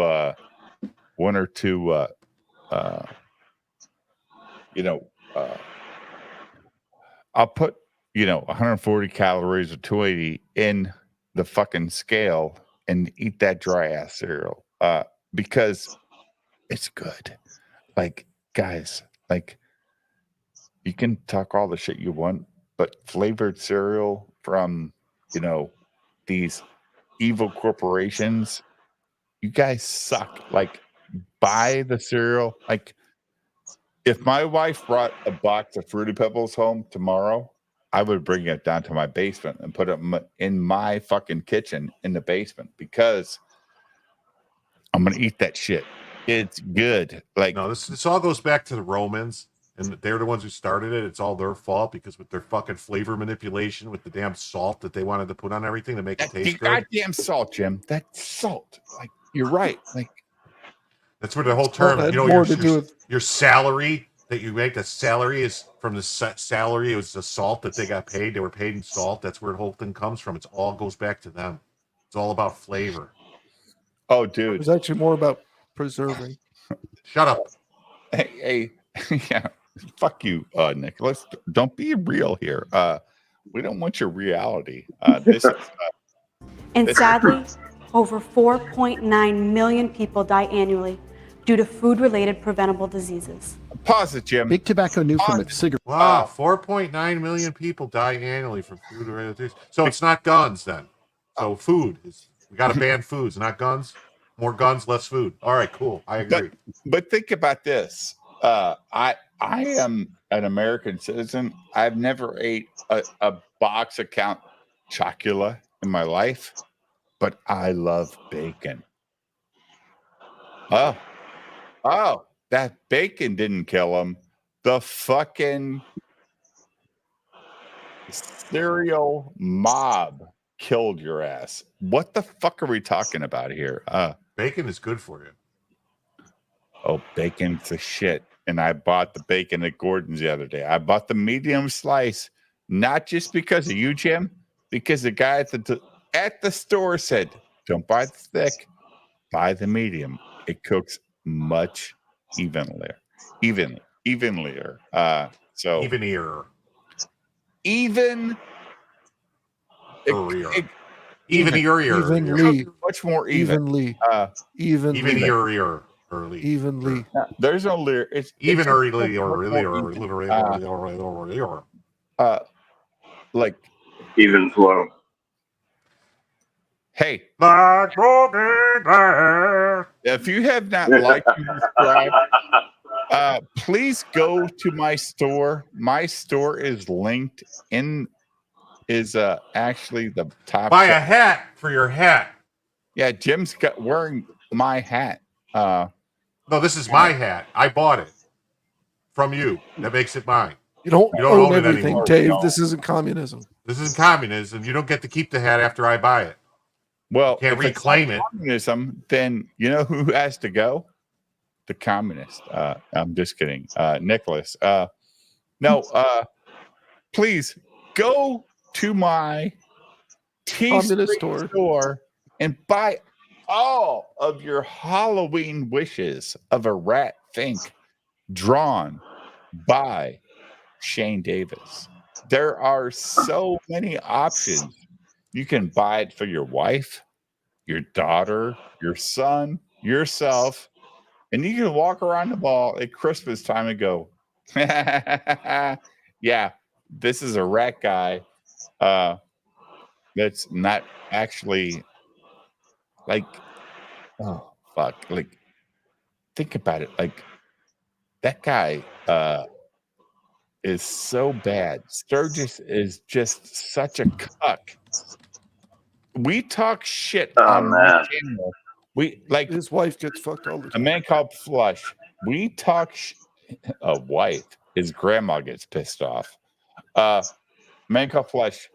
We talk shit about one of our favorite people on the internet, who is Ethan, on this channel, because a lot of people that go on our show have supported his products, and we're still waiting. And it's fair game. Like, you should. Dude, anytime you want to, you cannot stream or talk about shit. Like, I'm waiting for the Dark Harvest book. I've had the boys, apparently his wife, respond months ago saying, oh, it's coming out like real soon. And then 2 weeks ago, I watched a live stream with Ethan, and somebody says, where the fuck is Dark Harvest? He says, it's still coming soon. Why? What the fuck, Jim? I spent a lot of money on this fucking package because it's going to catch me up on this whole Cyberfrog world. And believe me, I got enough Cyberfrog stuff in my house. But I supported Ethan, but I'm still waiting. And Jim, my man, right? Dark Harvest, that was in the crowdfunding, right? Yeah, my man below me spent a buku bunch of money on a bunch of signed comics. Because Jim supports people that he thinks are actual people that care about just being honest people. I like, is that the best way to phrase it, Jim? Like, I just, if people are doing work and it's good work and they're not assholes, I'll support them. If they're assholes, I don't support them. I don't know. Jim, and Jim, I expect people to do what they say they're going to do, and if they don't, then I lose respect for them. Right, and Jim supported this universe, and he got half of his books not in the format that he paid for. And it's been 8 or 9 days, and Jim has sent emails and says, hey, this is not what I paid for. And in this universe, nobody has responded. That's not good, guys. Like we That's odd because I've had a couple, like, maybe late deliveries, and what, a couple of days afterwards, after I sent the email, was taken care of. That's odd. Yeah, well, I bought a couple. Dave can't take a hit. Different bundles from that world, and I got more than I paid for, and I laughed like, yeah. But another person paid a lot more money than I did, and they're like, "This is not what I paid for," and they're still waiting. And 10 days later, he's not got a response from anybody in that universe. That's not good. You can't do that to people. I'll be right back, guys. All right.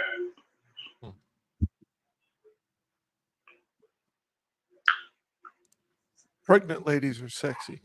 Cigarette research that a hit of sugar could enhance the addictive properties of nicotine. So it's no surprise that when they moved into food, they made sure sugar was front and center. And the number one culprit to all this unnecessary sickness and death is sugar. Sugar is the driving force behind many of these hyper-palatable foods. It doesn't just taste sweet. It triggers the release of dopamine, giving you a rush that leaves you wanting more. In the 1980s and 1990s, when these tobacco giants took over food companies, sugary snacks and beverages became an even bigger part of the American diet. Many people don't always. Yeah, I gotta disagree. I think it was when they changed from sugar to high fructose corn syrup that the major problems arose.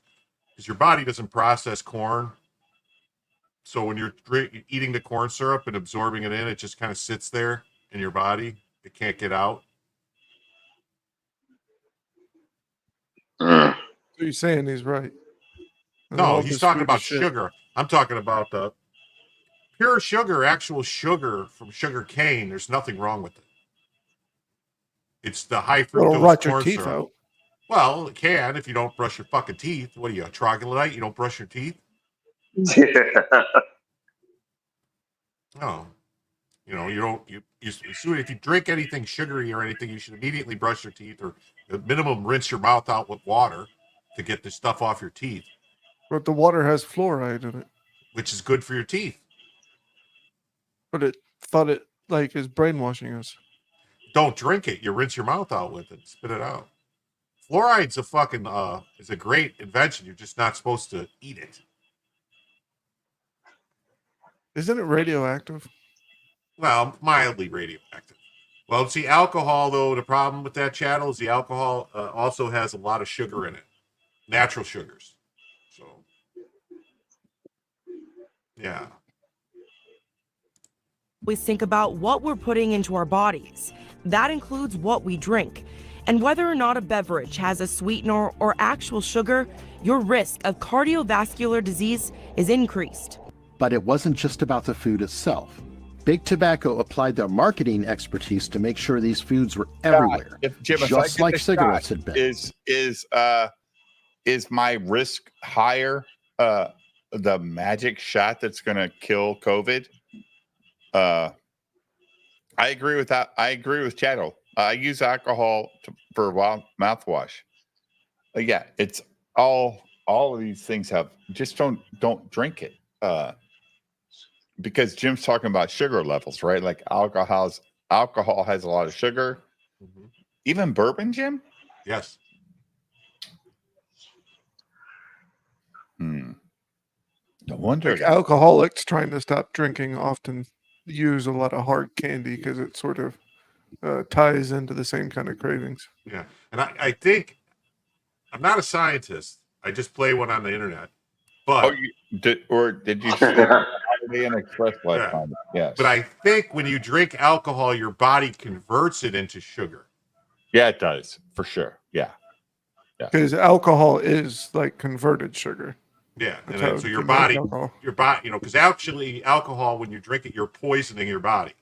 That's why alcohol poisoning is a thing. Like it's an actual thing. Pardon me for the burp, chat. It can poison. Yeah. But it tastes so goddamn good, Jim. But you're supposed to do it in moderation. Like you're supposed to have 1 drink a day. If you have one shot of whiskey a day, it'll keep your blood pressure low. It'll keep your blood thin. One glass of fucking wine. Or one glass of wine, yeah, or one, yeah. beer is not, it's not as really as good for you, but like a shot of whiskey a day, just one. What about half a bottle? No, not good. But it's so good. Yeah, just one shot. Okay. You see, it's the same companies. He's about to tell us the same companies that did this to the food. Then they bought all the booze. And they made the booze taste so good. You got to keep drinking it. Oh, you've seen this video already? You know. Oh yeah, they put this crazy secret ingredient in the booze called alcohol that makes you want to drink more of it. Okay. You don't say. Let's hear this fucking communist shit. For example, they used cartoon characters and colorful packaging to attract kids, just as they had done with brands like Camel cigarettes. You mean like McDonald's with the clown, Ronald McDonald, that kind of guy, or the Burger King with the fucking thing on his head, the crown and stuff, and so they used to be. Oh man, wow, the Happy Meal and the toys. Marketing is marketing. Oh my god. Oh no, not that. I mean, Coca-Cola did use the bear and the whole Santa Claus thing that they took over in the 50s. Cypher's basement. Marketing to the kids, like Disney. Cypher basement says beer is actually good for your bones. Okay.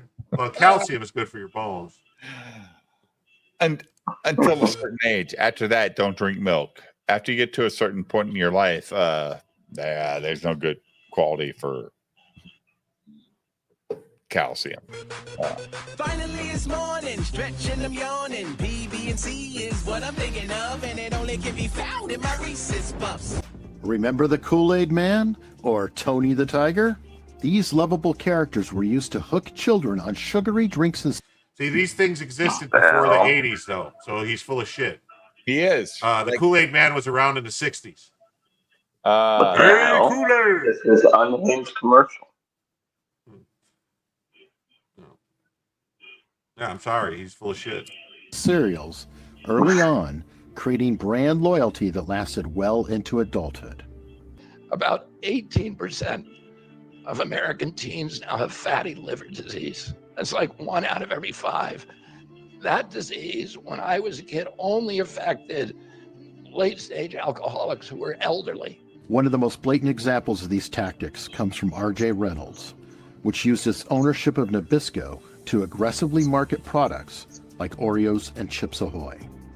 Not only were these snacks loaded with sugar, but they were also heavily marketed as convenient, fun foods that could be eaten any time of day. If you were going to bring a drug to market, you would need to run a randomized controlled trial.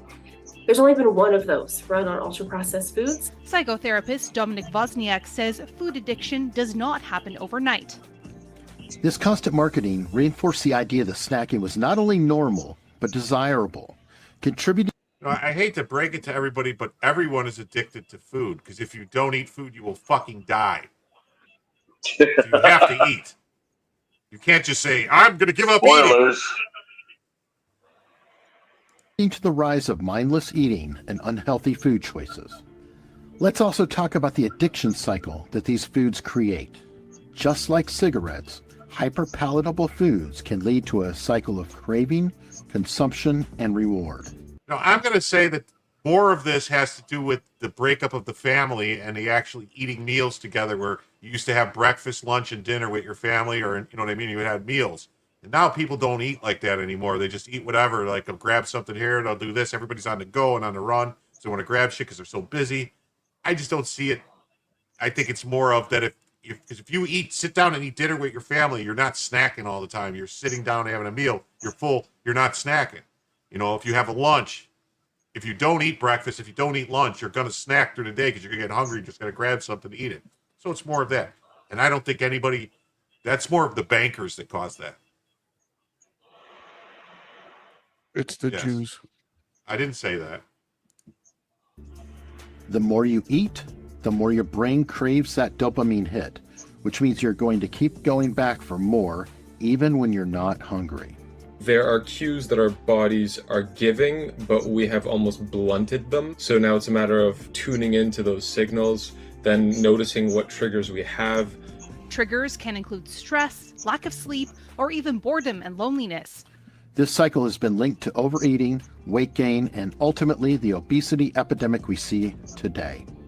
In fact, studies have shown that people often lose control over how much they eat when faced with hyperpalatable foods, just as smokers struggle to quit even when they know the risks. The long-term health effects of these addictive foods are undeniable. Experts say they hope the effects of ultra-processed foods are taken seriously. They're making up a large percent of the calories consumed in the US, and we know that they're unhealthy for us. Why this issue? Why childhood obesity? Of all the things you could have picked. Well, first of all, I think it's... Did it get better or worse from her fucking with it? Anyone? Anyone? Anyone? Worse. Worse. Absolutely. She is aged like fucking milk. The statistics are clear. We're seeing rates of childhood obesity go up like never before. As junk food consumption increased, so did rates of obesity, diabetes, Now, why did it show a fat naked guy eating a fucking Big Mac? That is, come on. and heart disease. Do you feel judged? Today, No. nearly 42% of adults in the United States are obese. And experts now believe that big tobacco's entry into the food industry played a significant role in this crisis. Congress, That's not bad. cigarettes That's a and powerless nicotine bill. clearly do not meet the classic definitions of addiction. Just like cigarettes were once marketed as harmless and even healthy, these hyperpalatable foods were promoted as fun, convenient, and perfectly normal, even though they were anything but. I just want to point out they were eating a bowl of popcorn. Popcorn is actually very healthy. Yeah. Especially if you're eating it naked. Yes.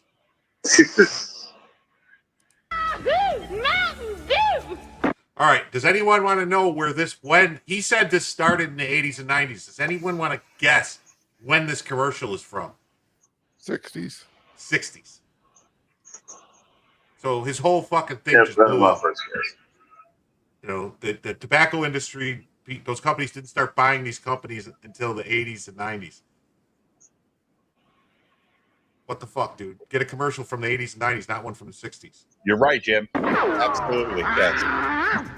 Mountain Dew will tickle your innards cause there's a bang in every bottle. Just as big tobacco once funded studies to downplay the health risks of smoking, they funded research that minimized the dangers of junk food. These studies created confusion about the links between diet and health, delaying regulations that could have helped protect consumers. It's a familiar playbook. Control the message by sowing doubt and keep the profits rolling in. This guy's he's a big government status bootlicking cocksucker, ain't he?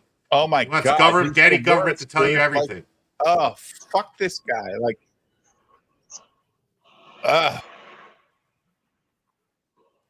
You know, it's probably because he's a big fat slob and he doesn't want fucking, blame it on himself. He wants to blame someone else because he can't control his fat ass. Now that we know how deep big tobacco's influence runs in our food system. Laboratory scientists who many of them formerly worked for the cigarette industry, which purchased all the big food companies in the 1970s and 80s, deployed thousands of scientists to figure out new chemicals to make the food more addictive. For starters, we need to be more aware of the tactics these companies use to keep us hooked. Understanding that these foods are engineered to be addictive can help us make more conscious choices. We can also push for stronger regulations, just as we did with cigarettes. Yeah, more government. Get the boot out of your mouth, fucker. This means supporting efforts to limit marketing to children and demanding clearer labeling so that consumers know exactly what they're eating. In the end. So how many of these children go to the store and buy this stuff where they get the money? This doesn't make any sense. Nobody. And they pester their parents for it. Oh, well, that's the same thing that happens with the toy commercials around Christmas. So maybe we should have regulations that you can't advertise toys. Okay, then we should probably have regulations that you can't advertise comic books because they pester their parents because they want comic books too. And books and video games. No video game advertisers because they pester their kid. I mean, where does it end? How about freedom and free choice and do what you want and fuck off? Yeah. The story of how big tobacco took over the food industry is a sobering reminder of how corporations can shape our lives. Either that, or maybe we should ban salt spoons, so that way people can't use spoons to salt their bodies with And Haagen-Dazs. chopsticks. I mean, ban the chopsticks at the Chinese restaurants. What the fuck? Yeah. See, there's a reason why Chinese people are skinny. realize. They use chopsticks. But it's also a story that gives us power. The more we know about the forces behind the foods we eat, the more we can resist the pull of hyperpalatable junk food and make healthier choices for ourselves. You know that apple has probably about the same amount of sugar in it as that fucking donut. So this is a bad example. Apples have a lot of sugar in them. They're natural sugars, but they have a lot of sugar in them.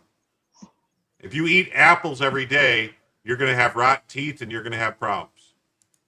Ourselves and our families. If you found this information helpful, No, I don't find it helpful. make sure to give this I video. find you to be a book-licking cocksucker, and I'm starting to not like you. Keep playing his videos. Well, because I'm trying to educate people to how not to listen to him. Doing a very good job. Imagine being told for decades that the key to avoiding heart disease was simply to cut fat Making from me your think of diet. cocaine. Meanwhile, sugar was considered a harmless indulgence. The scientists said that the health of the nation was being gravely affected by insufficient food and wrong feeding. But what if I told you that this message was carefully designed to protect the sugar industry itself? Let's take a journey back to the 1960s, when the Sugar Research Foundation, now known as the Sugar Association, paid prominent scientists at Harvard to craft a different narrative, a narrative where fat, not sugar, was the villain. Low-fat instant Horlicks, the natural way to relax. This influential study, published in the New England Journal of Medicine in 1967, downplayed the risks of sugar while emphasizing the dangers of dietary fat. What wasn't disclosed to the public? This research was secretly funded by the sugar industry. An alarming new report shows that the sugar industry sweetened the truth, suppressing the health risks of sugar. But how exactly did the sugar industry pull this off? The SRF targeted a key point of public concern: heart disease. Heart disease was becoming a major health crisis in the United States, and early research was starting to connect sugar with an increased risk. This didn't sit well with the sugar industry. So in 1965, they commissioned 3 Harvard scientists to conduct a review that would reshape the discussion. The Journal of the American Medical Association reveals that scientists were paid in the 1960s to play down the link between sugar and heart disease and instead make saturated fat the culprit. These scientists, after being paid off, concluded that fat and cholesterol were the real. Wait, so you're trying to tell me that all this trans fat bullshit that we've been dealing with, we should be able to get our good McDonald's fries back? Of course. Who wants to be a trans fat? I mean, are you skinny if you're a trans fat?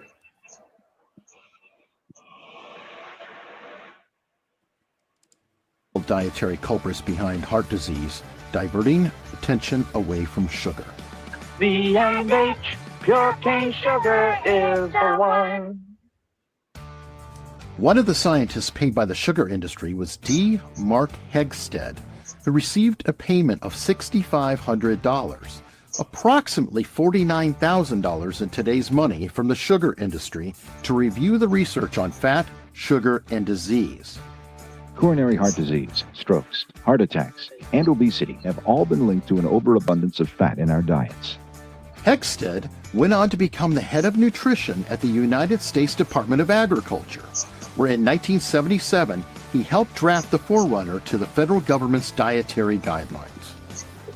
Another was Dr. Frederick J. Stair, the chairman of Harvard's nutrition department. This was a strategic move by the sugar industry because at that time, there was a growing debate about which dietary component was worse, sugar or fat. They paid these guys like 50 grand. It wasn't even a lot of money. And they f***ed up our entire food pyramid. Fat became the public enemy, while sugar was largely ignored. What made this so effective was the credibility that Harvard researchers and prestigious publications like the New England Journal of Medicine provided. Most people didn't know that this information was funded by industry insiders. In 1967, medical journals didn't require researchers to disclose their funding. The New England Journal of Medicine only introduced financial disclosure rules in 1984. He wrote the grants and lined up colleagues around the world to work with him. The project to study 12,000 healthy middle-aged men in 7 countries began in 1958. One key figure at this time was Ansel Keys. Keys, a prominent physiologist, is best known for his influential 7 countries study, which linked saturated fats to heart disease and cemented fat as the primary villain in the fight against obesity. It strikes without warning. Of 10 men, we can expect 5 to get it. While there is no direct evidence that Keys was influenced by the sugar industry, his work inadvertently aligned with their agenda. By placing the blame on fat, he helped shift the public's focus away from the role of sugar in obesity. So he has no proof that these people actually were swayed at all or were like paid off. They just had research that actually showed that it was fat. So, but he's saying now they say, oh, well, we think sugar's worse than fat. So they should have said sugar. But maybe at the time they didn't have that research. I don't understand exactly, this. Jim. Exactly right. Like, what the fuck? I don't understand this. I mean, maybe You're they right, should Jim. just put the good fucking fat. Let's start using lard again and tallow to cook our fries. Yeah. You ever had fries and beef tallow? Man, good stuff. And other health issues, contributing to a narrative that ignored sugar's growing contribution to the obesity epidemic. They screwed up people's ideas of what's healthy and what's not healthy. And they did it for just being bribed. This manipulation of scientific focus left a lasting impact on dietary recommendations and public health.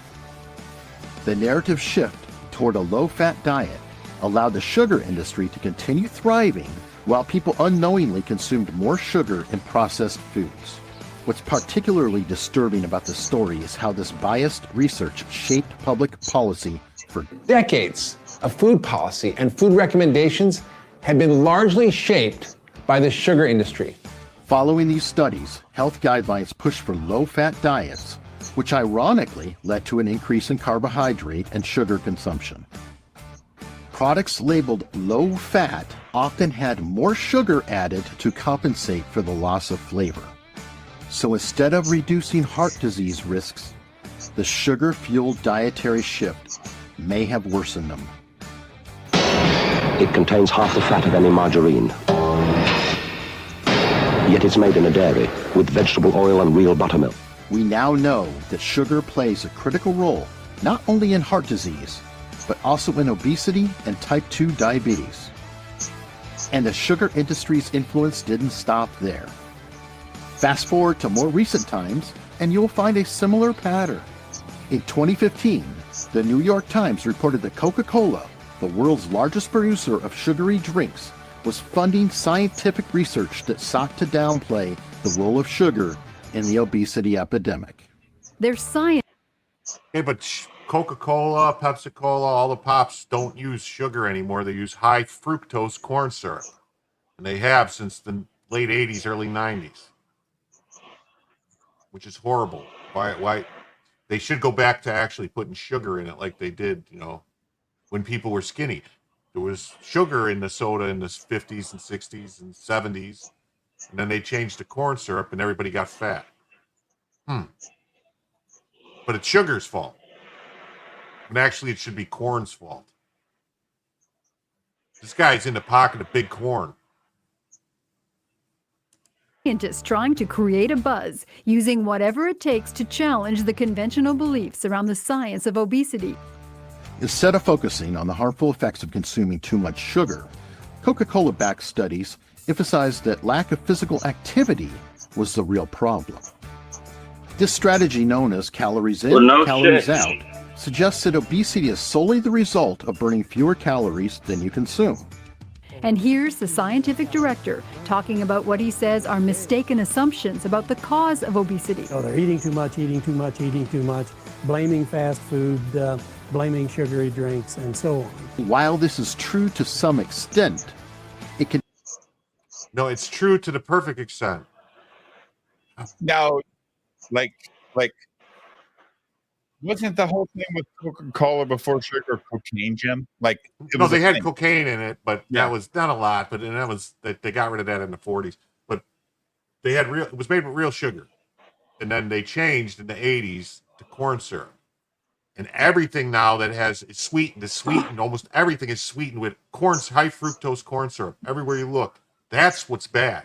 Yeah, keeps talking about sugar. You're conflating it just because they're both sweet. It's not. It's a different type of sweetener. It's not natural sugar. Jim, it's not real sugar. Okay, so we get he's blaming everything like, oh, they did studies. It's like, oh, they did a study that said that the problem is because people are consuming too many calories and more than they're burning, and that's why they're getting fat. And that, yeah, fuckhead. If you eat more than you burn, you're gonna get fat. Exactly. Conveniently ignores the fact that sugary drinks and processed foods contribute a significant amount of empty calories that are far easier to consume in large amounts. So let's unpack the implications of this industry influence. For decades, the public was misled into thinking that fat was the primary enemy of good health. This allowed sugar consumption to soar, contributing to an epidemic of obesity, type 2 diabetes, and heart disease. The World Health Organization has consistently warned against excessive sugar intake. Oh, the World Health Organization. Yeah, the people that said we should all get those shots and everything. Go fuck yourself. Yeah. Linking it to preventable health issues. The World Health Organization recommends we reduce our consumption of salt, trans fats, saturated fats, and added sugars. Why? Because consumption of such foods is the cause of at least 14 million deaths every year from chronic diseases. Yet these warnings often come too late for the millions of people already affected by poor... Like, what the fuck are we supposed to eat? Bugs. They want us to eat the bugs. But, like, if you go to your local cow herder who has a half a fucking half a side of beef available, it's $1,200. But if you go to your frozen food section and buy some, like I was at, Jim told me go to Gordon Food Services, and I did because BTM trusts in Jim. Like, I actually trust Jim's and he's younger than me. Like, I'm an old man compared to Jim. I trust in Jim's knowledge because, first of all, he's a millionaire and I'm not. So, like, let's get it real. But at the end of the day, Jim, I went there and there was a bunch of ribeyes and a bunch of New York strips available, but were they worth the money? Why are we paying so much for everything in our life? It sucks, man. Like I know you bought a TV. Friggin' dystopia. Yeah, well, Jim bought a gigantic TV 4 years ago. It's out of warranty. He paid a lot of money for it, but he could buy 3 TVs today for the same price that he paid for that TV he bought 4 years ago. But why should Jim buy that? Why should Jim buy that TV again when the one he has now didn't even last 4+ years? What the fuck? Like we are so as a consumer economy just fucking bypassing all this bullshit. I can't stand it. Jim. I don't know. I'm starting to not like this guy's videos. He's a communist, dude. He's a communist. dietary advice. Now let's take a moment to talk about why the sugar industry's tactics were so successful. First, it capitalized on the complexity of nutritional science. By funding research, it could selectively publish studies that downplayed sugar's risks while highlighting flaws in studies that suggested otherwise. This tactic isn't unique to the sugar industry. It mirrors the actions of the tobacco industry, which funded research to downplay the link between smoking and lung cancer. Congressman, cigarettes and nicotine clearly do not meet the classic definitions of addiction. There is no intoxication. We'll take that as a no. Another reason this strategy worked is because of the credibility of the researchers involved. The sugar industry knew that if it could get prestigious institutions like Harvard to publish its funded research, it would be more difficult for the public to question the findings. The research focuses on a 1967 article published in the New England Journal of Medicine, which concluded there was no doubt that reducing cholesterol and saturated fat was the only dietary intervention needed to prevent heart disease. At the time, the idea of industry-sponsored research wasn't scrutinized the way it is today. Most people, including policymakers, trusted the findings without considering the potential conflicts of interest. Even today, food and beverage companies continue to influence public health policies. And there's well, you want to know something that's odd? Is that, you know who's funding all this research into climate change? It's all the climate change organizations that get the grants from the government to do the research for the climate change, to say it's a problem so they can get more money from the government. Huh. It's almost like a giant scam. So that they could tell us that they need to take our money to fix a thing that can never be fixed. So they can take more of our money to fix a thing that they can never be fixed. So they could take more money so they could study it some more to tell us they can never fix it. And then we're all going to die and everything's going to end. And they got to solve it now. And we have to do a change now and spend your money now and take your money now. It's all about getting our fucking money. That they could actually take, Jim, if they raise taxes, right? Like, I mean, it's so dumb. Like, oh my God. Like I said last night that I paid $80,000 in federal taxes last year. Now that doesn't include anything else, like my state, my fucking homeowners insurance, or taxes for my property that I'm paying for every month. Like it's so goddamn. I'll be right back. Yeah, go ahead. Like it's so goddamn disgusting. What we as American citizens put up with. Like Jim, could I actually tell my boss tomorrow, stop taking taxes out? And he could, right? Like he could stop, and I have to be the righteous warrior, and it might take them 5 or 7 years to fucking track me down, right? Like, no, I wouldn't take them out.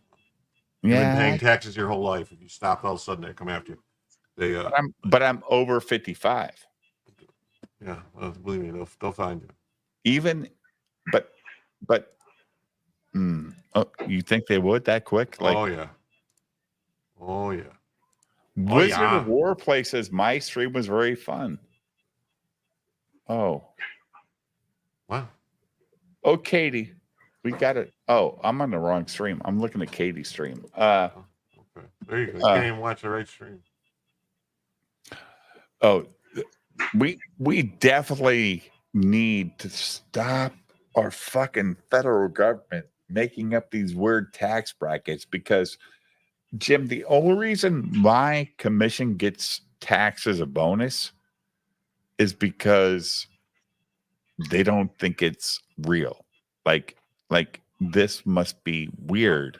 So they tax my commission at plus guys 40%. Like imagine that. Like, oh, I made $10,000 in commission this month. But the government says, oh, whoa. Your salary is this. This extra income is quote unquote a bonus. We're going to take that as commission. So your $10,000 fucking,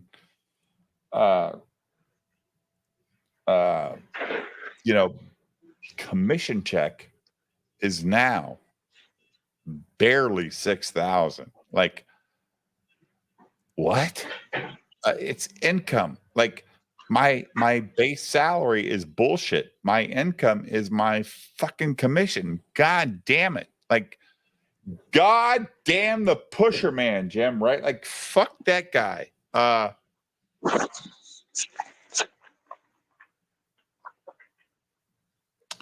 They deleted McCaffrey once he bought a boat and stopped paying taxes. Yeah, like, what do you think, Jim? Do you think we should just stop paying taxes and move the fuck on? Oh, now Blue Gundam's here. He left Katie's show and now he wants to be in my chat. What's up, Blue Gundam? How you doing? If every person who actually makes money said, I'm not gonna pat the IRS, it would be the same as the federal government saying the Supreme Court is illegitimate. Jim, what do you think about that comment? I don't know. If every person who actually makes money said, I'm not going to pat or maybe pay the IRS, it would be the same as the federal government saying the Supreme Court is, well,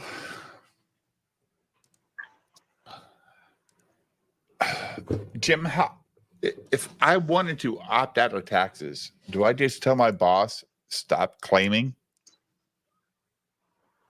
Can you do that? I don't know. I don't either, but I know there's a lot of people going down for.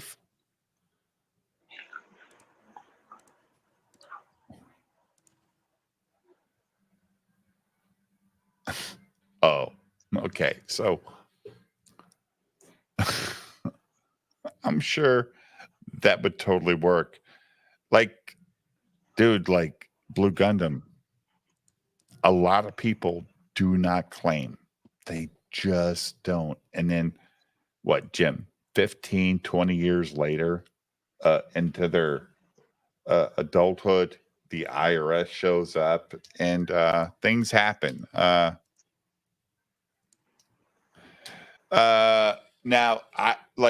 you can opt out of paying into Social Security after a certain amount every year. I wish I knew what that amount was, because every time I look at my Social Security fucking contribution, it's so much more than what Social Security is going to pay me after or when I retire. It's fucking garbage.